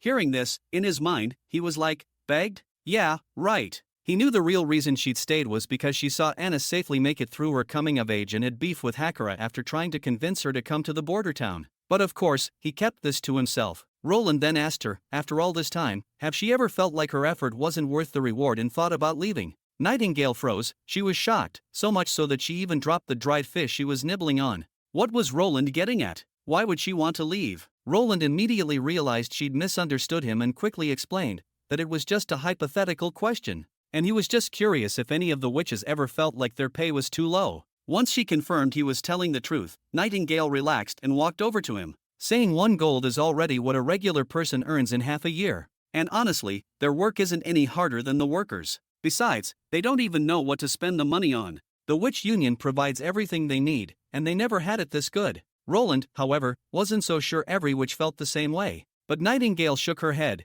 telling him to ask Wendy. She was the one who really understood the witches best. Roland thought she was right, also he needed Wendy's opinion on something else too. Nightingale, curious as always, asked what it was about, but Roland just smiled, saying it's a secret and she will find out soon enough. Not long after, Wendy arrived at the office, and her reaction was even more intense than Nightingale's. She slammed her hand on the table, exclaiming that she'd never thought about leaving, even if Roland stopped paying her altogether. She'd stay to help build Neverwinter regardless. She had told him countless times that she believed Neverwinter was the true holy mountain for witches, and all the other sisters shared that same hope, working for him with that in mind. She even thought the city was running low on funds and was ready to hand over all her savings to help out. Roland, super touched by her words, reassured Wendy that he was just gathering opinions. But he couldn't help but ask if there was anything special the two of them wanted. Wendy wasn't sure right away, while Nightingale, standing beside her, began rapidly blinking as if signaling her. Wendy then said if she had to ask for something, an extra bottle of chaos drink each month would be nice. Roland turned to Nightingale and asked if she felt the same. She grinned and said she thought 2 bottles would be even better. A few days later, Axe finally returned to Neverwinter with the First Army. The first thing he and Echo did upon arriving was go straight to see Roland. Echo reported that the first clan had fulfilled their promise, and the first group of migrants was already settled in Greenwater Port. She added that several smaller clans had also approached her, eager to pledge their loyalty to the great chieftain. When Roland heard that the population migrating to Greenwater was expected to reach 30,000, he nodded in satisfaction. Then, Echo activated her ability, and Roland suddenly heard Spear's voice. He heard her say how she's just a manager for a small town, and she never had to handle this many people before, and she was completely swamped. The city hall staff Roland sent her helpful, but she needs at least 200 to 300 officers to properly settle this many migrants. If your majesty doesn't send more help soon, she swears she will drop everything and run off to Neverwinter to live as a regular witch. Echo had perfectly mimicked Spear's tone as well, and it was clear her abilities had improved.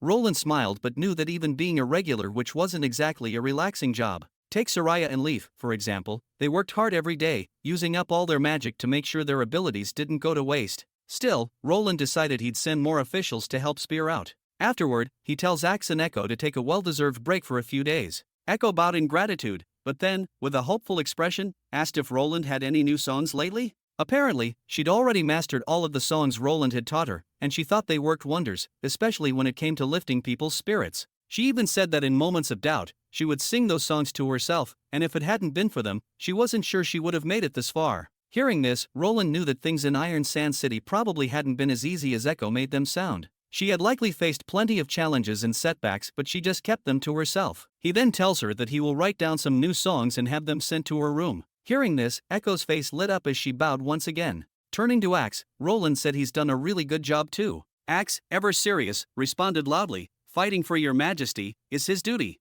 At the same time, he enjoyed every bit of it. Roland smiled and then asked, "What happened to the nobles who escaped to Siwan County? Did he burn them all up again?" Axe replied that that was his initial plan, but the nobles had fled too quickly. By the time the First Army reached Siwan County after securing Golden Sickle City, the outskirts had already burned down. The nobles burned their granaries and destroyed the town rather than let it fall into Roland's hands. Roland wasn't surprised, he knew this was the last act of revenge from Timothy's loyalists. If the First Army hadn't been well prepared, with dozens of supply ships working non-stop 24/7, they wouldn't have been able to push this far. After all, the starving townspeople might have turned on the First Army, and if that had led to a riot, restoring order would have been nearly impossible. Now, those nobles had scattered to different places, some to the fjords, others to the neighboring 3 kingdoms. Unfortunately, Axe didn't bring the navy along, or else he wouldn't have let them slip away. Roland reassured him and tells him to not worry as long as they didn't change their names, they would get them sooner or later. Those who ran to the Kingdom of Dawn are practically walking into a trap as he believed they must be Timothy's last diehard supporters. Roland's tone then grew serious. He looked Axe in the eye and asked, was it his idea to trick the nobles into the prison and then burn it down, making it look like an accident? Axe hesitated, unsure how to respond, and Roland kept his gaze fixed on him. After a long pause, Axe finally bent down and admitted that the plan had actually been Lady Edith's idea. But Axe stood firm, saying that since he carried out the plan, he would take full responsibility. Roland finally understood why Axe had hesitated earlier. Since Edith hadn't mentioned this detail in the strategy report, it must have come up in a private conversation between the two. However, in this era, anything related to the military was strictly up to the Lord or the King. Any opinions, even if they helped the war effort, were a big no-no. In most noble territories, the one who made the suggestion behind the back would face punishment. Axe clearly didn't want Edith to get in trouble, but he also didn't want to cover it up with a lie, which explained his initial hesitation. Roland didn't dwell on it. Instead, he simply tells Axe that he did well and he should wait for his reward from City Hall and get some rest. Axe looked surprised that he wasn't being punished. Roland chuckled and tells him that he didn't break any rules. After all, Roland gave the order to clear out all the rebels in the Eastern Territory. Besides, Edith is part of the military staff, it's her job to contribute to battle plans. Axe lifted his head and asked if Roland really thought neither of them did anything wrong. Roland made it clear that Axe didn't do anything wrong, but that doesn't mean Edith didn't. That's a separate issue, and it's not Axe's concern. Axe opened his mouth as if he wanted to say something more but then decided against it. After bowing, he left the room. Once he was gone, Roland used the phone to call Edith to the castle. She arrived quickly, already aware of what this was about. Without hesitation, she took full responsibility for the plan and said she was ready to accept any punishment Roland deemed necessary. Roland chuckled while saying he hadn't even said anything, and she already knew what he was going to ask. Edith explained that the First Army just returned, and Axe must have reported to him right away. Since he called her here so quickly, it's clear Roland already knew everything. Roland couldn't help but admire how easy it was to talk with someone as sharp as Edith. She had that confident look of someone who seemed almost like a misunderstood loyal servant, and wrongfully accused by the higher-ups. But sometimes, the smartest people are the ones who trap themselves in their own overthinking. First off, Roland began saying he asked Axe about it because that plan didn't sound like something he would come up with, and since Edith is taking responsibility, where exactly did she think she went wrong? Edith stood up straight and explained that she gave advice to the First Army commanders in an unofficial setting without seeking Roland's approval first. Roland cut her off with a wave of his hand telling her that's incorrect. Edith blinked in surprise, unsure of what he meant. Roland explained that her mistake was breaking the General Staff's protocol. According to the rules, any battle plan must be written down and submitted to him for review. Edith clearly hadn't expected this answer, but she thinks that the moment something is executed under his name, it becomes his decision in the eyes of the other officials. Edith wanted to argue more, but Roland cut her off while asking her what's the problem with that. Edith started to panic a little. Explained that even though they were rebels, they were still nobles. Other nobles might get the wrong message. Roland cut her off again, already knowing where she was headed. He asked her if she really thought that if he couldn't handle the backlash, Edith herself could survive it. Seeing her uneasy expression, Roland told her to relax. He explained that he doesn't believe in scapegoating subordinates when things go wrong. Edith was confused by the phrase scapegoat, so Roland explained it was just another way of saying shifting blame or responsibility. He went on telling her to just think about it. This was all for the sake of Grey Castle. But instead of getting recognition, she'd likely end up dead because of it, and if Edith herself thinks Roland would be perfectly fine with that. If the other officials saw that, did she think they would still be loyal to him? That's why Roland, being the king himself, should be the person who bears the responsibility. This will allow everyone under him to do their jobs without second-guessing themselves. And this is the very reason why he needs to personally review all the General Staff's plans, even if he's not an expert on the military. Edith stood silent for a moment, reflecting on Roland's words. Finally, she lowered her head and admitted, saying she was too arrogant. As for her punishment, Roland calmly told her, she would lose all the credit she would have gained from this operation. He took a sip of tea before adding, she was on track for a promotion, but that's off the table now. But what's done is now she should go back to her duties. Edith bowed deeply and left. Later, when she got home, she told her brother Cole everything. So Cole asked her if she did all that for nothing, and she ended up being the only person not being promoted. Edith stuffed food into her mouth, almost like she was venting her frustration through eating. She explained that sometimes, you need an outlet when you're feeling the pressure. Of course, she wouldn't act like this in front of a lord like their father. But with Roland, she knew he wouldn't just ignore her efforts, which is why she felt this investment wasn't a total loss. She believed the risks were manageable. But she didn't expect with just a few words, Roland dismissed everything she'd done, even criticizing her for overthinking. She wondered, are all idealists this naive? Cole couldn't quite tell if his sister was truly upset. So he said, maybe His Majesty had his reasons. But Edith wasn't really angry about missing the promotion. Instead, she felt like she'd gained a deeper understanding of her king. As for how far an idealist like him could go, only time would tell. But as someone who craved power, Edith still felt the sting.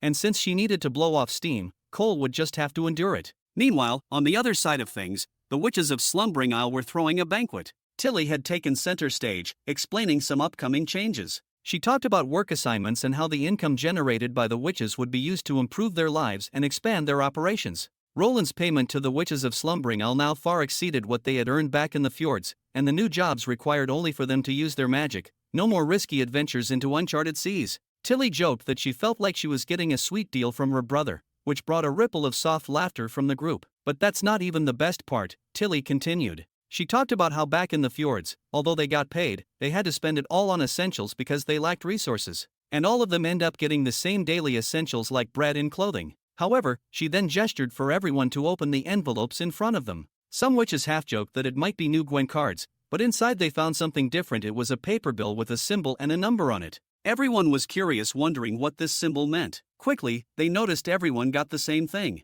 Tilly then explained, what they are holding is a new type of currency called paper money. It works like coins, but these are issued exclusively to witches and can only be used by witches. She went on to explain that these paper notes could be exchanged for things even gold couldn't easily buy. For example, the $10 bill in their hands could get them a full set of chaos drinks or 5 servings of strawberry ice cream. Hearing this, Molly's eyes lit up, and she practically started drooling. She couldn't believe this pretty piece of paper could get her 5 delicious treats. Tilly continued, saying it's not all food, they can use these notes for clothes, tools, or any new goods produced in Neverwinter. From now on, these paper notes will be their salary, and their earnings will vary based on the amount of work they do. But, as Roland said, these aren't necessities. Even if they choose not to work, Roland will still provide them with food and shelter. These notes are more like rewards, making life a bit more fun and giving them more options. She spends a few minutes to let her words sink in. She then went on to tell them it's completely up to them whether they accept Roland's offer or not. But she believes this is a chance for the witches to not only improve their own lives but also shape a future where witches and ordinary people live side by side.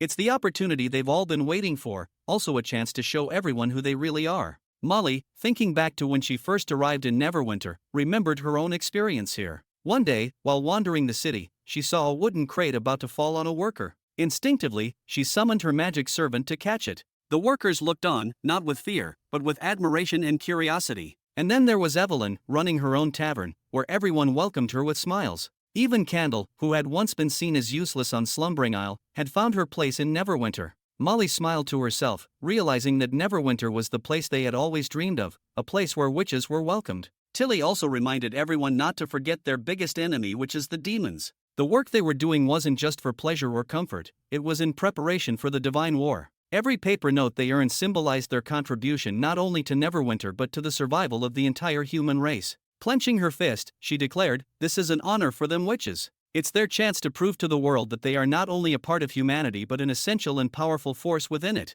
She then invited any sisters who were ready to accept Roland's offer to come forward. Fast forward to evening, Tilly handed the list to Wendy. Out of 86 job openings, 69 witches had agreed to take on work. Tilly was confident that the others were simply undecided and that, with a little more time, even more would join. Wendy happily accepted the list, saying, "This is more than His Majesty expected." Tilly, curious, asked, "How many did he think would sign up?" Wendy smiled and held up 3 fingers. Tilly was surprised Roland had only expected 30 of them, and she believed that Roland was underestimating their enthusiasm. Wendy, with a warm smile, bowed slightly to Tilly, saying she didn't think Roland underestimated the witches' enthusiasm, it's more that Tilly inspired them with her words. Tilly smiled, shaking her head modestly. She also said those things for herself too. She admitted that she had seen so many incredible things here in Neverwinter, and realized just how special this city is. So she didn't want the divine war to destroy it all. She paused for a moment, and said, before the cold winter of the apocalypse comes, it's only wise for everyone to come together and hold on tightly.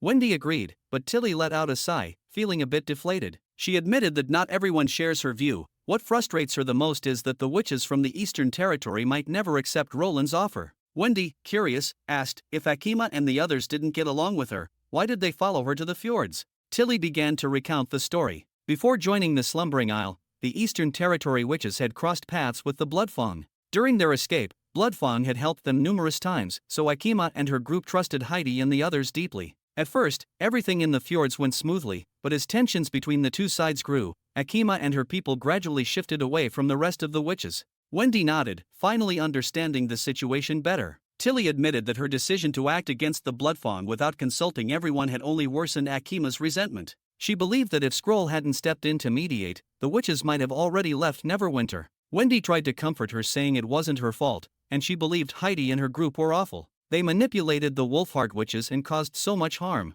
Tilly agreed, saying that's true, but the fact is the Bloodfang also helped Akima as well. If she were in her shoes, she might feel the same way. But she doesn't think Akima and the others are bad at heart. Wendy thought about it for a moment, saying she might have a way to convince them while looking at Tilly carefully. She said it might also cause them to leave the sleeping spell. Wendy hesitated, worried about how Tilly might react. But Tilly surprised her by shaking her head, saying honestly, it wouldn't be any different from how things are now. If it helps Roland and them, she wants Wendy to go ahead with it. Over at the witches' building, the Eastern witches were huddled together in discussion. They were worried, having already upset Tilly. They now faced the awkward position of rejecting Roland's recruitment offer. She didn't finish speaking, but everyone knew what she meant. If they angered both sides, things could get ugly. Another witch agreed. She pointed out that Roland had control of the kingdom. Even if they returned to the Eastern Territory, it was still his land. And none of them were combat witches, so they had no real way to defend themselves. Even if they did, there was no way they could take on someone like Ashes and the others.